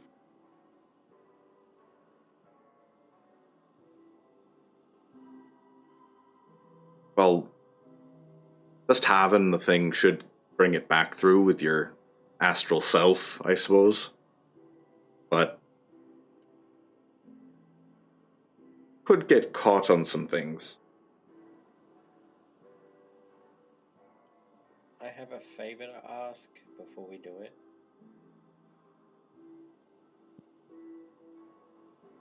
Yes, if you die, tell Kenneth you love him. We know. No. No. I was going to ask him if he can watch Zachary while we go into it. Oh, sure. Probably just put it in your lap. I brought out, and he points to the chairs, I brought out some comfy chairs for you. And if I die, can you look after her? Or send her back home? We'll be fine. Or Yeah, it's just, you know. Now, Hey. are there any last things that we should know before we do this?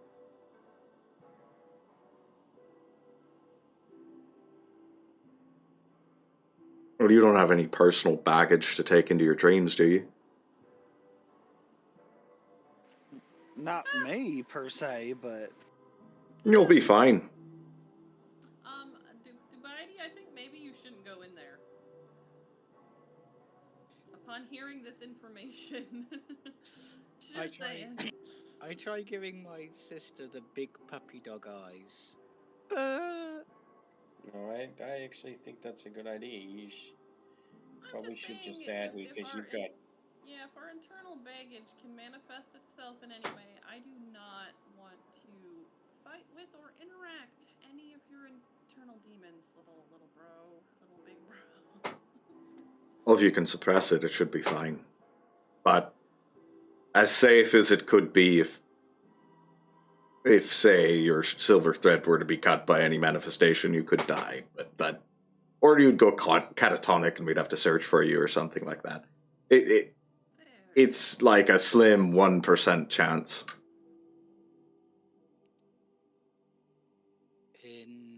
Still a chance. In that case... Think you can keep your mind palace on lockdown?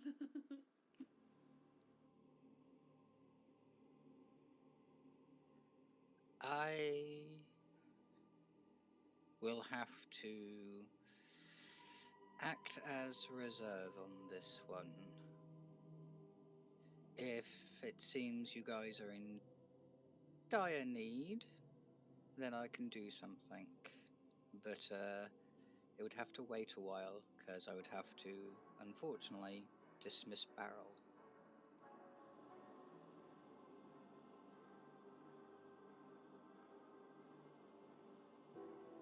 Yeah, I mean, that seems fine. Just stay here and make sure that nobody feeds us some ball tickle potions while we're dreaming, you know.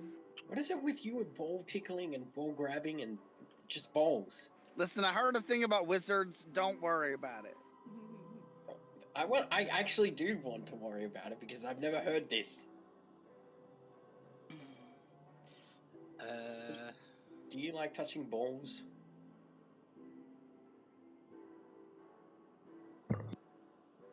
Magnus, are you a wizard? Yeah, I'm a wizard. Do you like balls? Do you? That's a little forward, don't you think? You keep telling... Sorry, everyone was worried about tickling balls and ball tickling potions and shit with you. Is that a thing? Do you Okay, but you can't just ask people how they feel about balls. It's not proper. It might not be a problem. It's still a question. I'm just a curious little fella. I have a compromise idea. But as I said, it would require me to dismiss Barrel. So are people willing to give me a day? What, before we did the mission? Yes. I feel like we just go in, get it, come back out, everything will be good, and then you don't have to hurt your precious Barrel. I mean, it might be easier than we think. Yeah, and plus we got Arden. Arden's a bad. Hey, wait. Are you coming, Arden? Oh, I mean, I do want to get paid for the job. Okay, so yeah, we got Arden. There's the four of us. We'll be fine.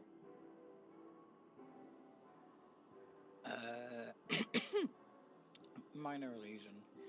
The only thing I was thinking is I don't mind doing it just for a short while, but I can dismiss Barrel and I can summon up 2 speaker stones so we can communicate over a long distance.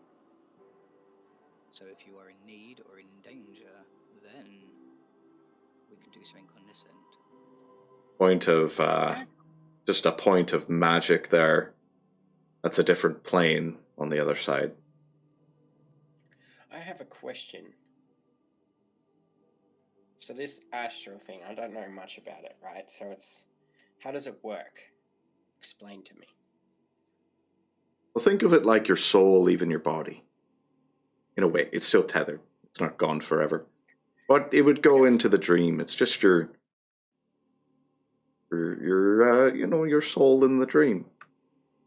Alright, so if I was to get hurt, would it show up on my physical body?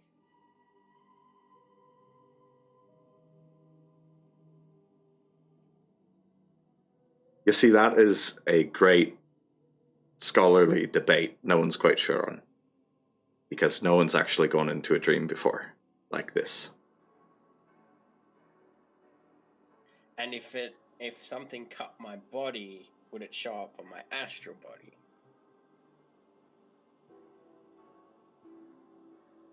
I mean, I can cut you when we get in there, and we can find out. Well, that was the plan. I could prick you with a little pin or something like that. Yeah, and then if you prick me, so when we're in, just cut me or whatever. Obviously not fatal. Of course. But cut me, and if it shows up, then I'll cut myself, and then if it shows up, then we can know how to communicate. Right? Yeah. What's a little pain? Sounds like a plan to me. And Godfrey here, and he gestures to the hobgoblin. He knows a bit of healing magic, So if he sees any cuts opening up, he'll help out a little bit. Okay, yeah. And then if it doesn't work, Dabadi, well then shit. Then you just have to trust us.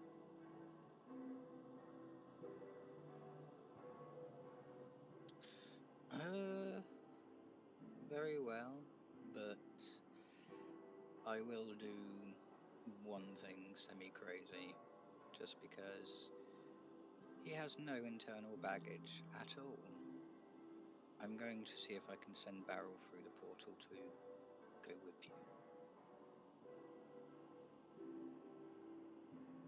Can Barrel drink a potion and go into Dreamland? Has he got a soul? No, but he can go for a portal.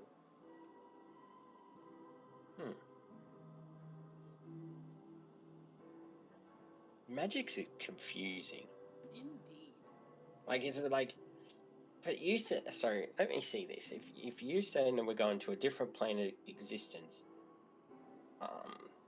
would you lose connection with Barrel? And then he'd just be laying there? Or would you be able to still control him? I can assign him to obey any one of you.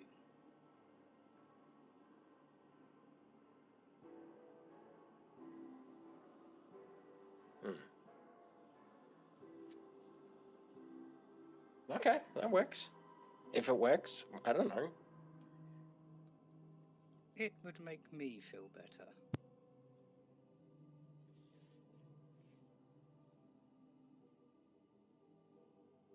Did he hand us our potions? No, not yet. Or are they on like a table? Or okay, we didn't, yeah.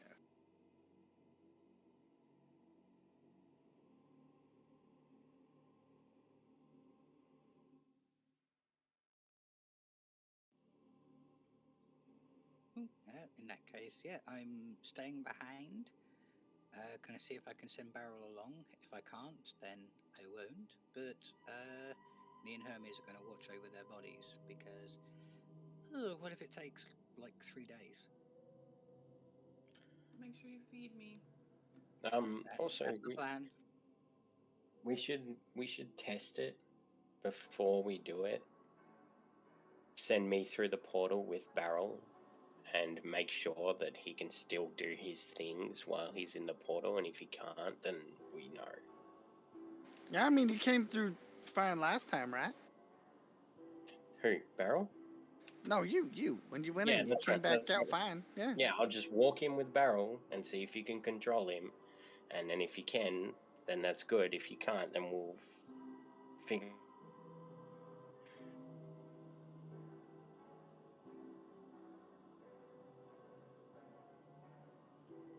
Can we do that? Did I just cut out, or did Carl? Yes. Yes. Wait. I think both of you did for a second there. I just didn't hear what Carl said. He said, "How would that be at the end?" And I didn't hear what he was asking. How that would be though. How would what be? I said I was just gonna take Barrel through the portal to see if Debiety could like control him in another plane of existence, or like have a magical connection, or however it works, to make sure that it works. Zidane doesn't understand how Barrel works, so he wants to test it.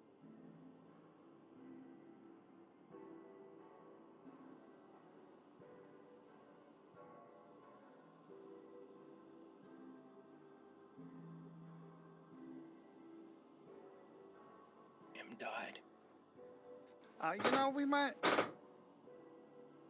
I'm sure it'll be fine. Everybody drink a potion.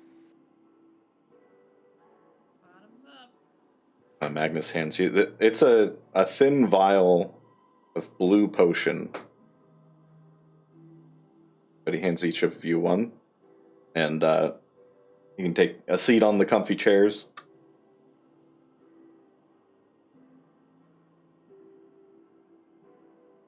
Alright. Remember to stab me, but not too hard. And then I drink. Wait, do I have to fall asleep? Wait, how does this work? Take a seat and then drink the potion. Okay, I'm gonna take a seat and I'm gonna drink it. As you do drink the potion,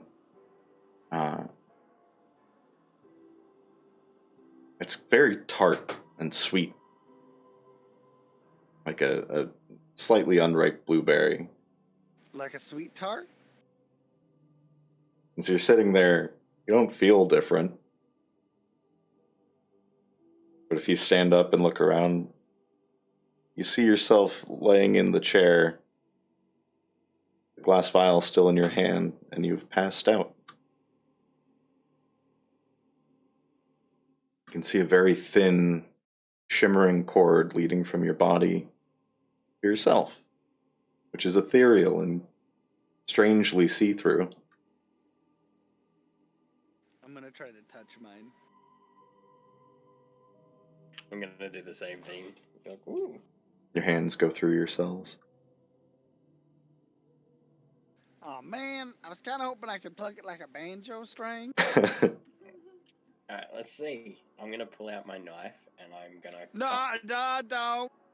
Why not? No, me, not the string. Oh, okay. What Because he very specifically said not to cut the string. I wasn't gonna cut. Were you not there for that conversation? I was, and that's why I was concerned. Okay, so I'm just gonna cut my astral arm just enough to see it open, if that works, and see if it shows up on my body. Yeah, Magnus walks over to you, Zidane, with a little pin. But he sees as you do, you slide it across your wrist. It hurts, and you bleed. You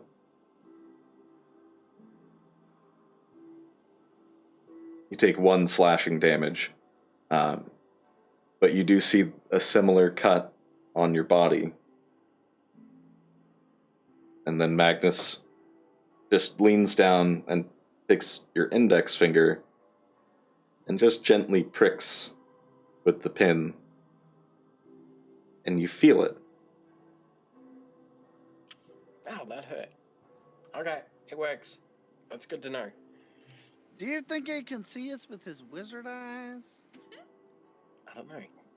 Walk up and fondle his balls. No. What? No. You're the one talking about balls.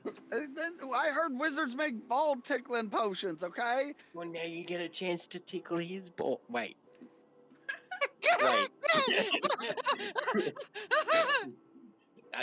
You know what? I get it. Maybe, I don't know. If anything, you're the one with the weird ball fascination. Look, I just didn't understand where it come from, and you haven't told me.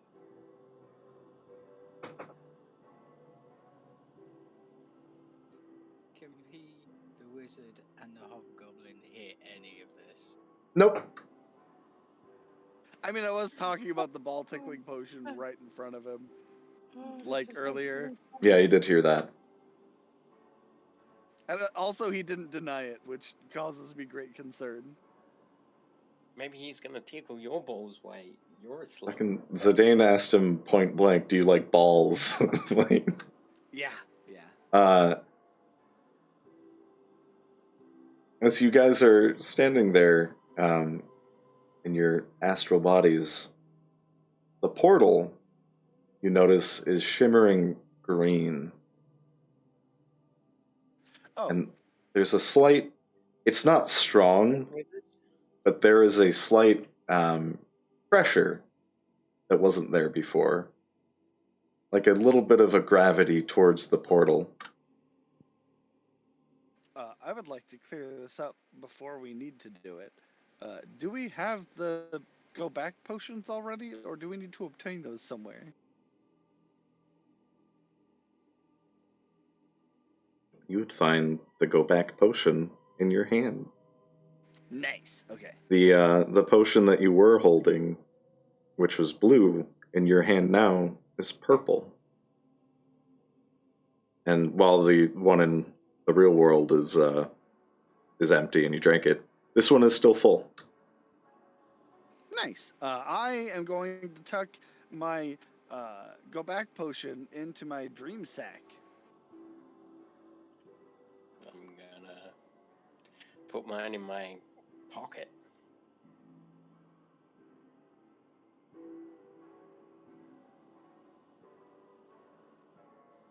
I'm gonna shove mine between my astral cleavage. Don't squish that. I don't want to. All right. Well, I suppose we should go into the portal. Is Ardent with us? Yeah, I've been here the whole time. As fucking usual. No, I was actually asking the DM out Oh. of character. Yeah, he's there. Okay. Because I heard us three take it. I didn't go here. Ardent go, well, yeah, bottoms up. He just took it. Slid it under his helmet and drank it. Alright, I'm gonna walk through the portal. Ardent follows. Gonna take a little adventure.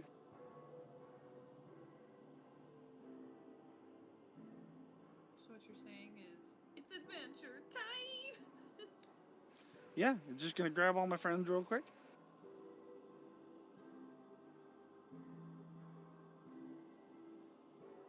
Go to very distant lands.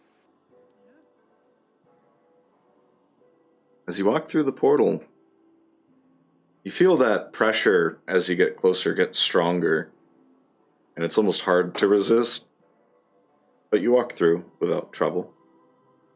What was once a forest on the other side, you find you're at the end of a very dark stone hallway.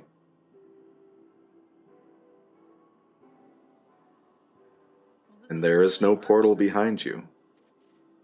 Well, this is not what we saw.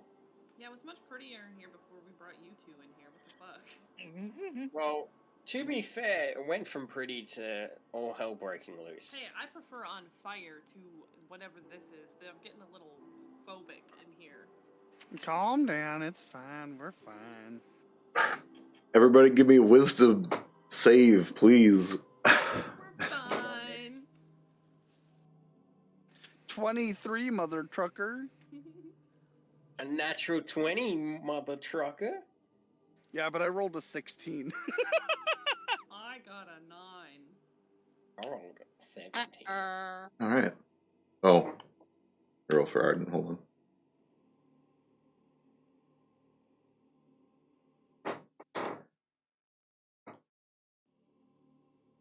Bark and Zidane, you can see at the end of the tunnel, light begins to spill through the ceiling at the end. And you can see what looks like a bit of vines and vegetation creep down. But the four of you would also notice a shifting in the bricks as the room that you're in starts to close in around you, and the hallway begins to narrow. I'm dropping the foot. All right, let's move along, guys. Let's move along, and I'm gonna hurry the guys. I'm gonna hurry everyone towards the light that I see. I'm picking up anybody in front of me to move post-haste quickly forward. Arden runs with you guys as well. You head towards the light. Indeed. Yeah. As you're running down this hallway, you can feel bits of stone breaking off and hitting against your armor and your clothes. And you can see the vines kind of pressing up against the stone as it's closing around you. And right as you get to the vines and in the light, you can feel the pressure of stone crushing together and a brick wall forming behind you. But you can see out of the hole what looks to be a jungle and vines leading up to it. Is the hole big enough to exit from? Yeah, it's this would be about a 20 by 20 foot hole. All right, yeah, not gonna stand in here and get smushed. I'm gonna climb. Yep. Yeah, easy enough. The vines work pretty well to provide foothold. You don't even need to roll for it. But you get out, and as you look around, there's very large trees, like 60 foot across tree trunks.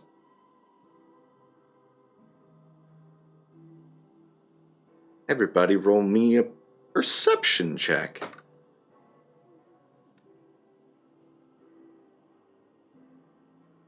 I got 11. a natural 20 for 26.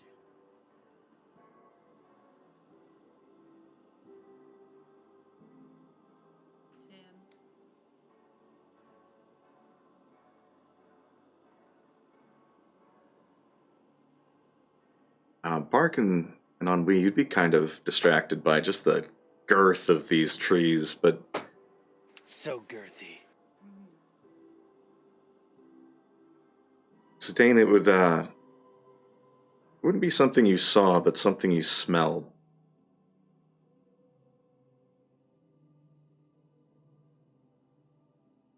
Like,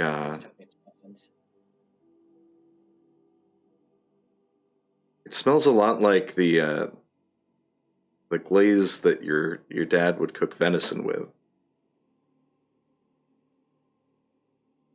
But it's a the smell of it is deeper into the forest. Or sorry, jungle. Oh god, guys, do you smell that? Hmm? Oh, I it don't even know if I smells can so smell good. anything. I'm like a ghost. Would I smell it after he points it out? Yeah, after he points it out, you'd pick up on the smell. Why, yes, I do. What is that aroma? Oh, it smells like what my father made. Oh, it's good. I need. Oh, wait. I also have a question. Is this what the Feywild looks like? I've heard stories about it.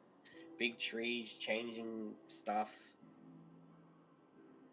No. Arden would speak up. The Feywild is weird, but it's not quite this weird. Okay, but it's close, right? That's pretty close. Okay. People are dicks. But, Yeah, I they mean, sing Generally? songs. they like to trick people. Basically, it's the nice ones you have to watch out for there. Well, I'm gonna follow my little nose to the smell. You can't see You know, it. I All once heard of a creature that inhabits the Feywild called the Barka Yaga. Oh, sounds spooky. Yeah, that was the lady who birthed Peter Puppy Beater. Oh, Oh, my- no! Yes! Yeah, real used to keep me up at night as a little pup. Maybe he's he. Everybody roll me shit a me wisdom save. A nat 20 for a 27. I got a natural 1 for a 4.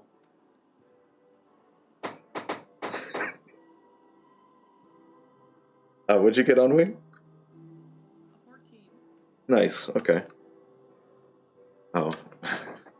Shit. Oh no, I'm talking things over. Yeah, I got Oh. a nat 1.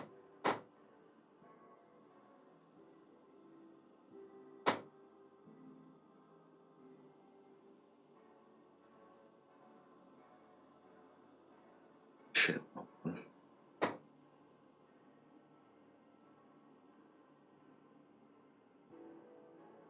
You guys head in the direction of the smell? Yeah.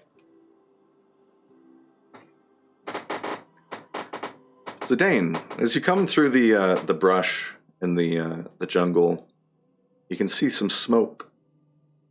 What looks like maybe like a hut, an elven hut, similar to the ones that your father would build when you guys would go on long hunts. And you, Bark, Ennui, Arden would all see this as well.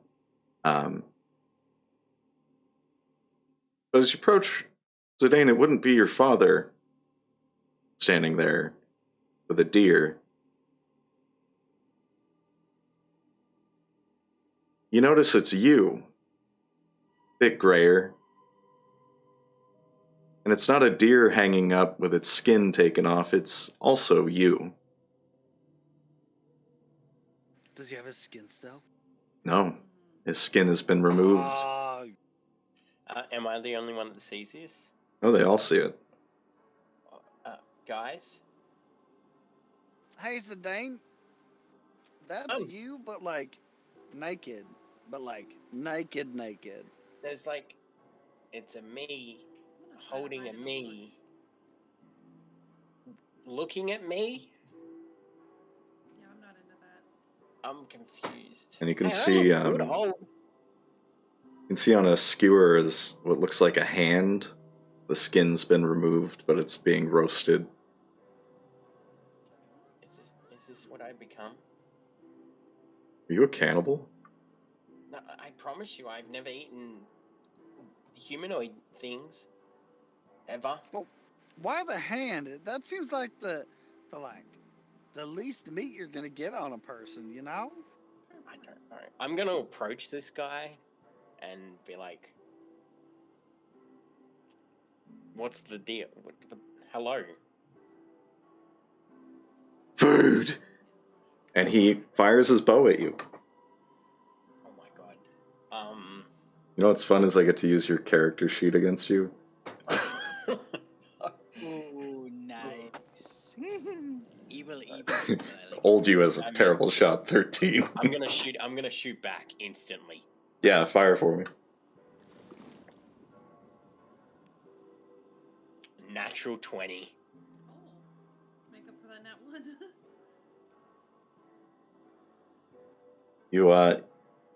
You let loose the arrow in response as the older you fires over your head, and you see this arrow go and split through his skull and pop his head like a cherry. His headless corpse just drops to the ground. That was a little disgusting. I get all proud and I'm like, gotta keep up on that training. Wow, you really are only better in your dreams. Zidane, give me another wisdom save, please. Oh, no. This one would be with advantage.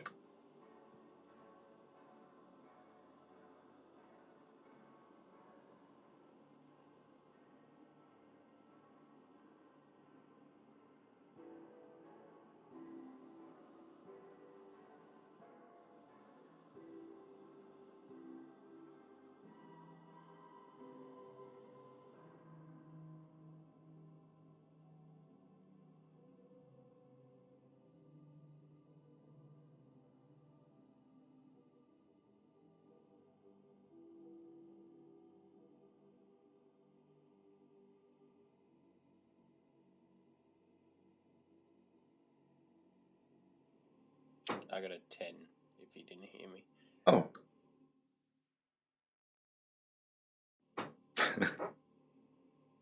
Zidane, you do feel proud about that shot. Pretty fucking good. Just one-shotted yourself. But as you're staring at your older dead body,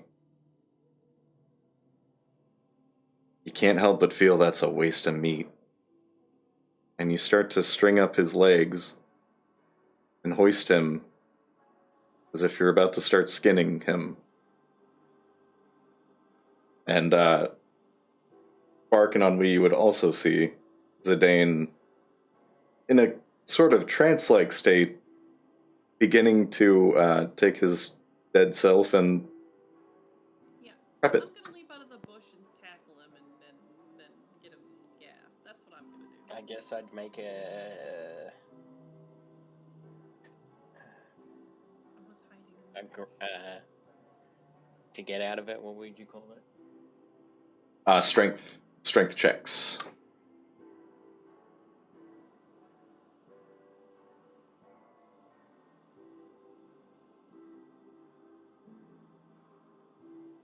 That's a 6. Yay! Yeah, you managed to pin Zidane down away from the corpse. But guys, What the fuck I are wonder- you doing, dude?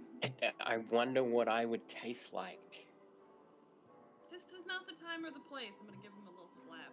Are you remembering that we're in a dream and it may or may not even be like you could taste like schnozberries for all we know in here. That's not that no. I don't know. I need. For some reason, I need to. Resist your urges. I'm going to just as an experiment cast this. Nope, not going to do that.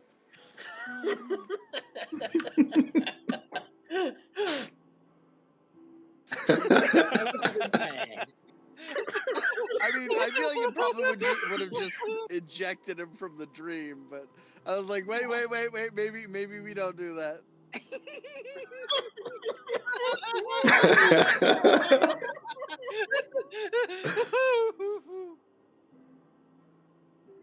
Oh, that would have been so good. Oh, fair point. As the as Ennui and Zidane, you're grappling each other, Magnus would be taking notes as they're unconscious, but Dubaidi, you would see both Ennui and Zidane kind of move in their chairs, just struggle a little bit. Almost like a uncomfortable twitch. Okay. I'll keep an eye on them. I'll have Varoux keep an eye on Bark. Would I have snapped out of this trance, or am I still in it for a while? No, you'd be out of it at this point.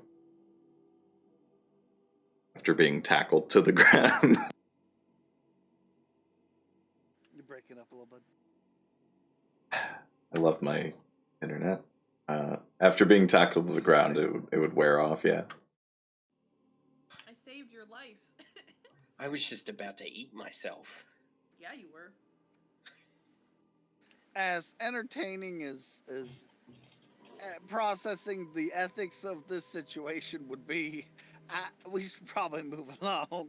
Yeah, I think we should get out of here. But first of all, did you see that shot? Like, he tried to shoot me, I dodged, and bam, smack, right in the face. Like, that was clean.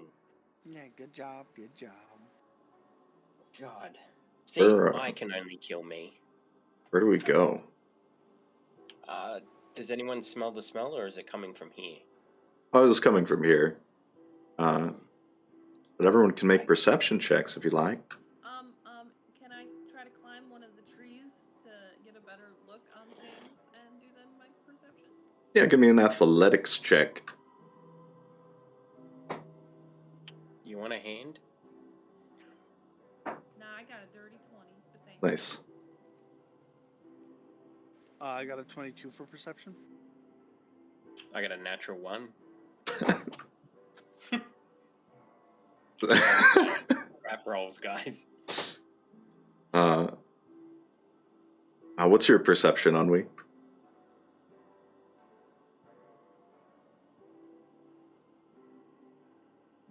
Well, my first roll was a 7. I don't know if I get advantage from being in the tree. Yeah, you would. Come on, little dicey. Okay, 19. Nice.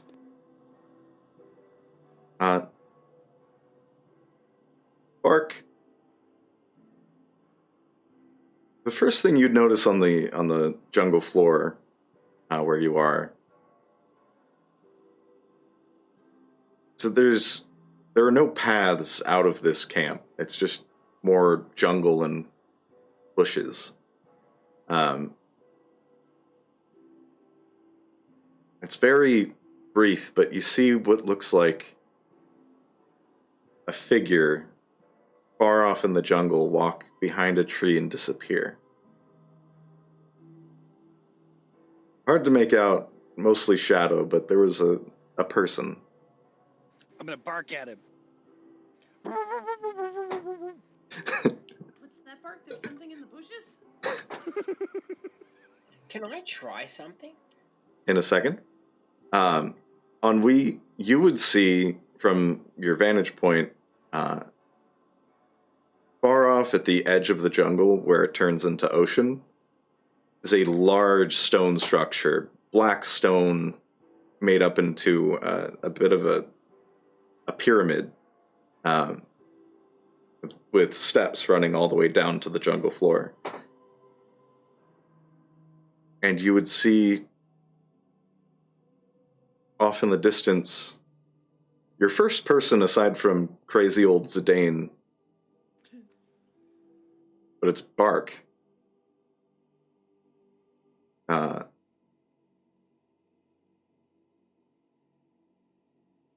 he's barking at you. But you also see Bark below barking at you. And about that same time, Bark, you would hear yourself barking back from the jungle. Did you guys hear that? There's another Varoux over there. He's cursing at me. I'm gonna try to yell down from the tree and just be like, Bark, it looks like you. Please don't eat yourself. And then I'm gonna try to scoot down the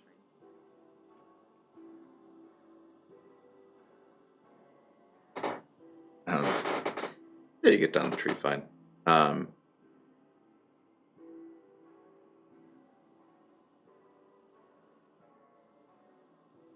But yeah, you would hear the barking off, kind of east of the southern kind of pyramid structure that Ennui you saw, and Dubiety, you would notice, and again, Magnus would just be scrawling notes the entire time, but you would notice Bark start kicking his feet and kind of. Oh,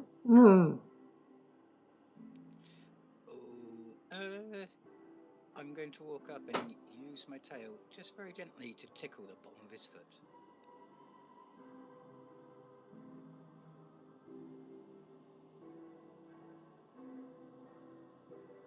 There's a slight pressure on the bottom of your foot, Bark, almost like you stepped in poop or something, like something is on the bottom of your shoe.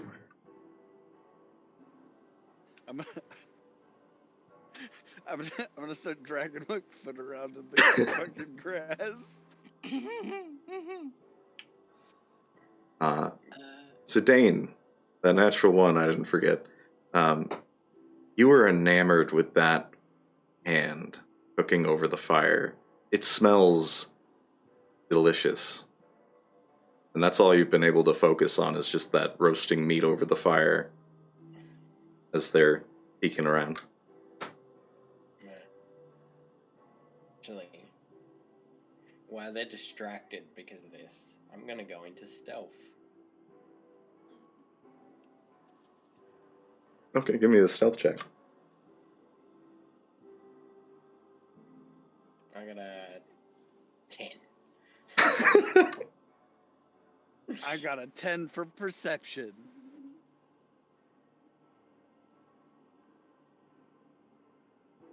Oh, what are you trying to do while you're sneaking?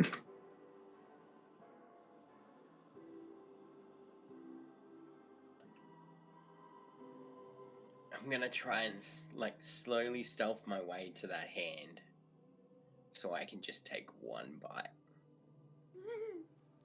Yeah, give me a sleight of hand just to see if you can swipe it. That's a 22. Okay. I rolled a 10 for perception. Can I see him doing this? Oh, your passive perception is high enough that you can see all of this. The only thing you wouldn't see precisely is where the hand went. You would just see Zidane crawling like he's a stealth commando, and then as he turned back, you would just see the hand was gone. Oh, Amarok's gels. Zidane, if you're gonna eat the hand, just take a sample and let's move on. Come on. Yeah, but it looks so good. Just take a bite. Just get it over with. This is a dream. It's not real. Just do it. All right, I'm gonna bite right into this hand. Zidane is having real finger food. Could I get a wisdom save from everybody?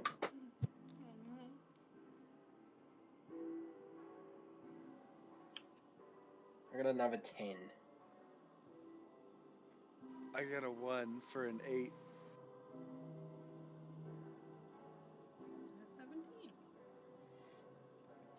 17. Zidane, it is like...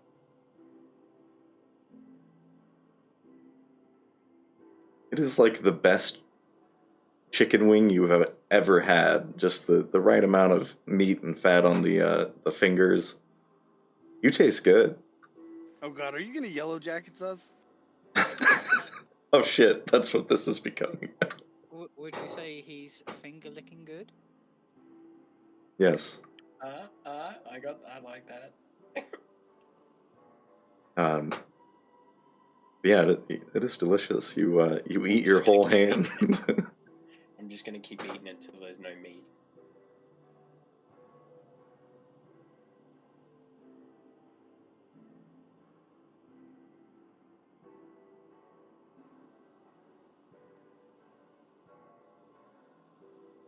was all very ethically difficult. It's all just a dream, and none of it matters. We're just gonna keep repeating that. That's the mantra for today. Do I see Zidane gnawing on his own hand? You know, just playfully in his sleep. Specifically, you would see him kind of twirling his tongue around his lips a bit, like he's licking his lips. I turn around to our host and I say, minor illusion, he's dreaming of Kenneth. Is that his boyfriend? No, it's our donkey. Oh. Right. He just takes down a note.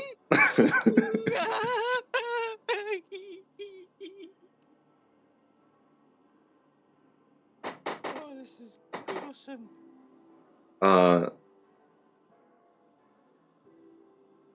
Arden would ask Ennui, what'd you see up there? Just another barking at bark. That's weird. Right?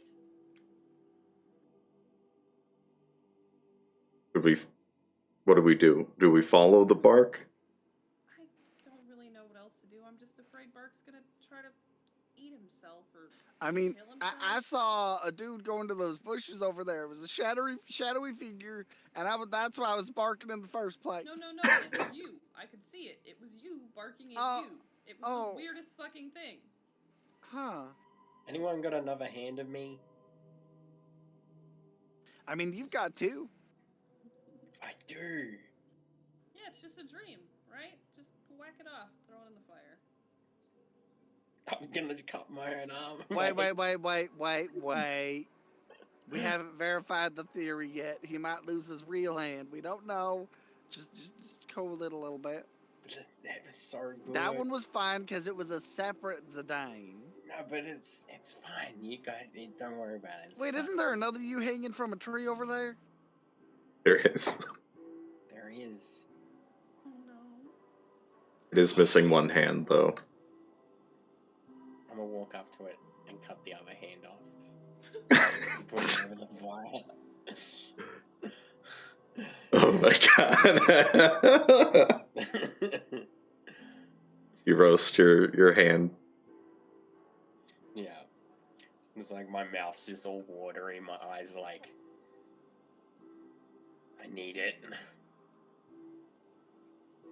Bark. Okay, but oh yeah, go ahead. Oh, sorry. No, go ahead. I was gonna say we should get him away from the body, but yeah, go ahead.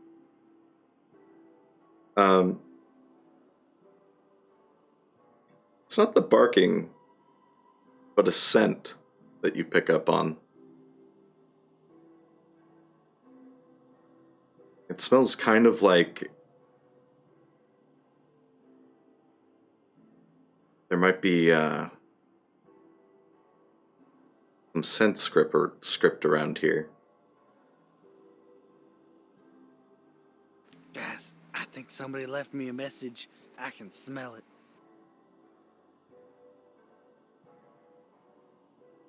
Well, what does it say? I gotta get closer. I don't know yet. Okay, well I'll follow you. The nose leads. Oh my god. If Carl is eating Carl Sr., would that make him Carl Jr.? Guys, you should try this. Ennui, come have a bite. No, come on. We gotta follow my clue now. But it's so close to being done. Listen, I've got a raging clue, and we need to follow it. A raging? Yeah, dude, we need to get on it now before it. Never mind, I'm not gonna say that. Can I make another wisdom save to get out of Yeah. this? Alright, dice love me. Oh, I got an 18. You feel the will within you to leave the hand behind. As fast as possible from that thing. Yeah, I'm gonna try to follow the scent. It leads into the jungle towards the area where you saw that figure. Time to go find me some Sanskrit. You go about a few hundred feet through the jungle, and one thing you notice that's quite different is the heat and humidity here. Bark, you pretty much always smell like wet dog, but that distinct scent script smell cuts through, and you notice there's something on a very large tree.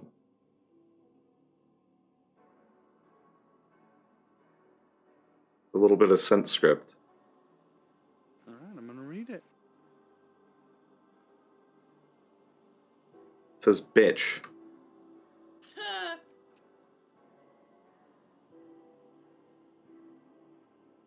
What? What? Why? I never. Who done this? What's it say, Did Bark? what? It says bitch. So is it a bitch tree, or is this like somebody taunting you? I think it's a taunt.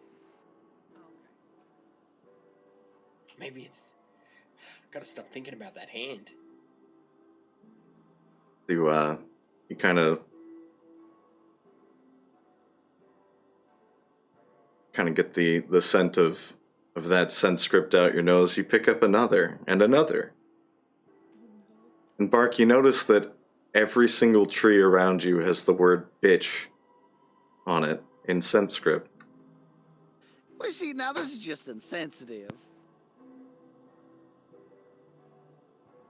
I don't mean to alarm you all, but in the time I've been over here reading this tree, all the other trees have been marked. Maybe they're just bitch trees. What do they say? They say the same thing. Give Bitch. me a perception check real quick, Bark.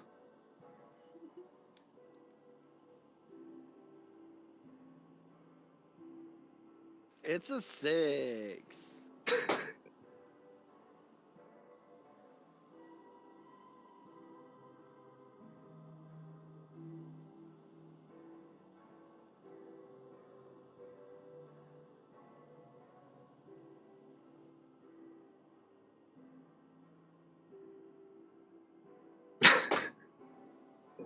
Hold on, give me a second.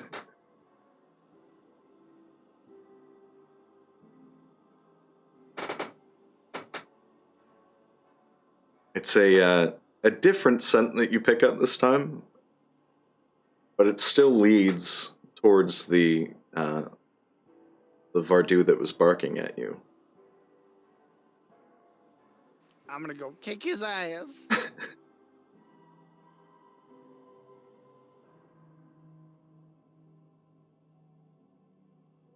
As you follow the markings through the jungle, you notice that the jungle floor stops being a jungle floor. You hear the sound of like rocks or pebbles clanking together as you walk out of the forest.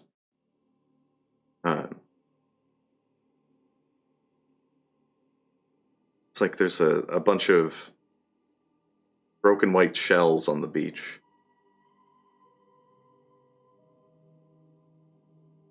But before you see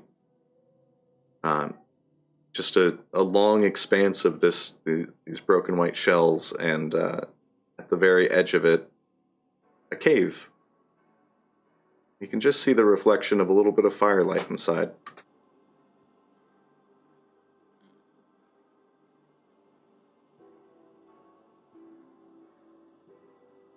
Well, there's a cave up ahead, guys. Think we should go check it out? Got nothing better to do. Hey, I have a question for the party. Well, none of us have to go potty right now, so it's gonna have to wait. I said the group. It's a weird question, But you remember what the wizard said about if, you know, picturing the stone? Yeah? What if this is all one big illusion to trick us, and the only thing we have to do is all picture the stone? Well, I thought that was. Well, maybe. I don't know. We could try. I'm gonna start thinking about a big ghost stick really hard just to see if it works. Okay, Ennui's thinking of a ghost stick. What are the rest of you guys thinking of? I'm gonna try to picture the crystal in my head. And I'm gonna try and do the same thing. All right. Wisdom saves. Let's go.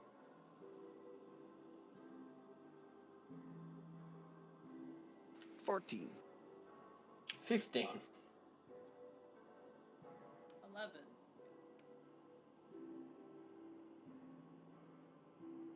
Today's episode of Sesame Street is brought to you by the letter H.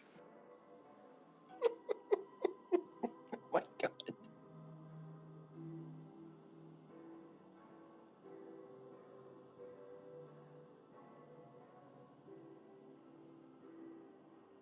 You guys feel the kind of broken shells beneath you start to give way into a sinkhole, and you begin to fall.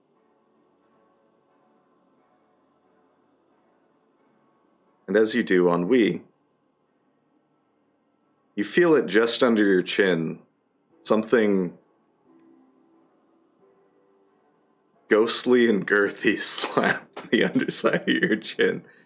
At which point, Dubaidi, you would hear Ennui and kind of kick her head back.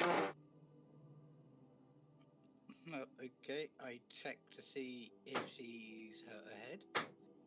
Ennui, you take 4 bludgeoning damage, and you do see her lip starting to bleed. I clean it up with a rag, and I'm going to assume it was Sedane's fault. So, How did I do? so yeah, I will just make sure Ennui has something to cushion her head next time. She got cock slapped by a dream ghost. So you guys fall into this hole, and as you do, you see these broken shells falling with you. Are bone chips. They're not broken shells at all. You see femurs and fibulas and tibulas, sternums, coccyxes.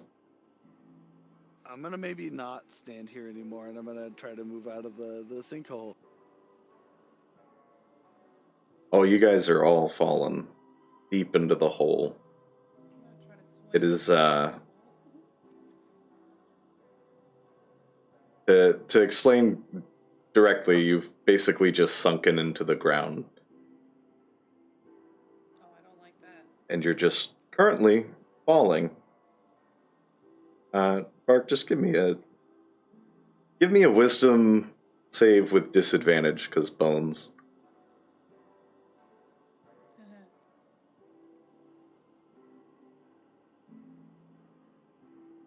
Natural 20. Is it? No, it's a fucking. I rolled a 20 and then a fucking 3. It's a 10. You can't quite help yourself as you just Zidane, Ennui, and Ardent would all see you begin wagging rapidly your tail, and then lunge forward and just bite a femur. And that's yours to have now.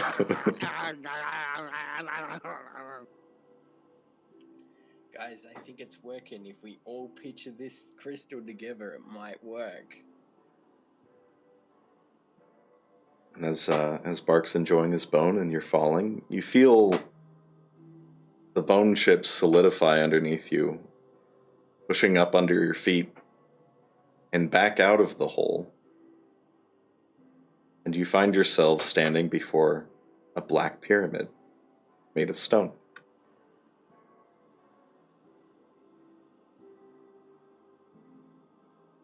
And I think that's where we'll go ahead and wrap up. With Bark chewing on a bone. That's where we're ending. Yeah, we'll go ahead and wrap up here. We're at the 5-hour mark. Alrighty. No, fair enough. Sounds like a plan. I just ate myself. How do you feel?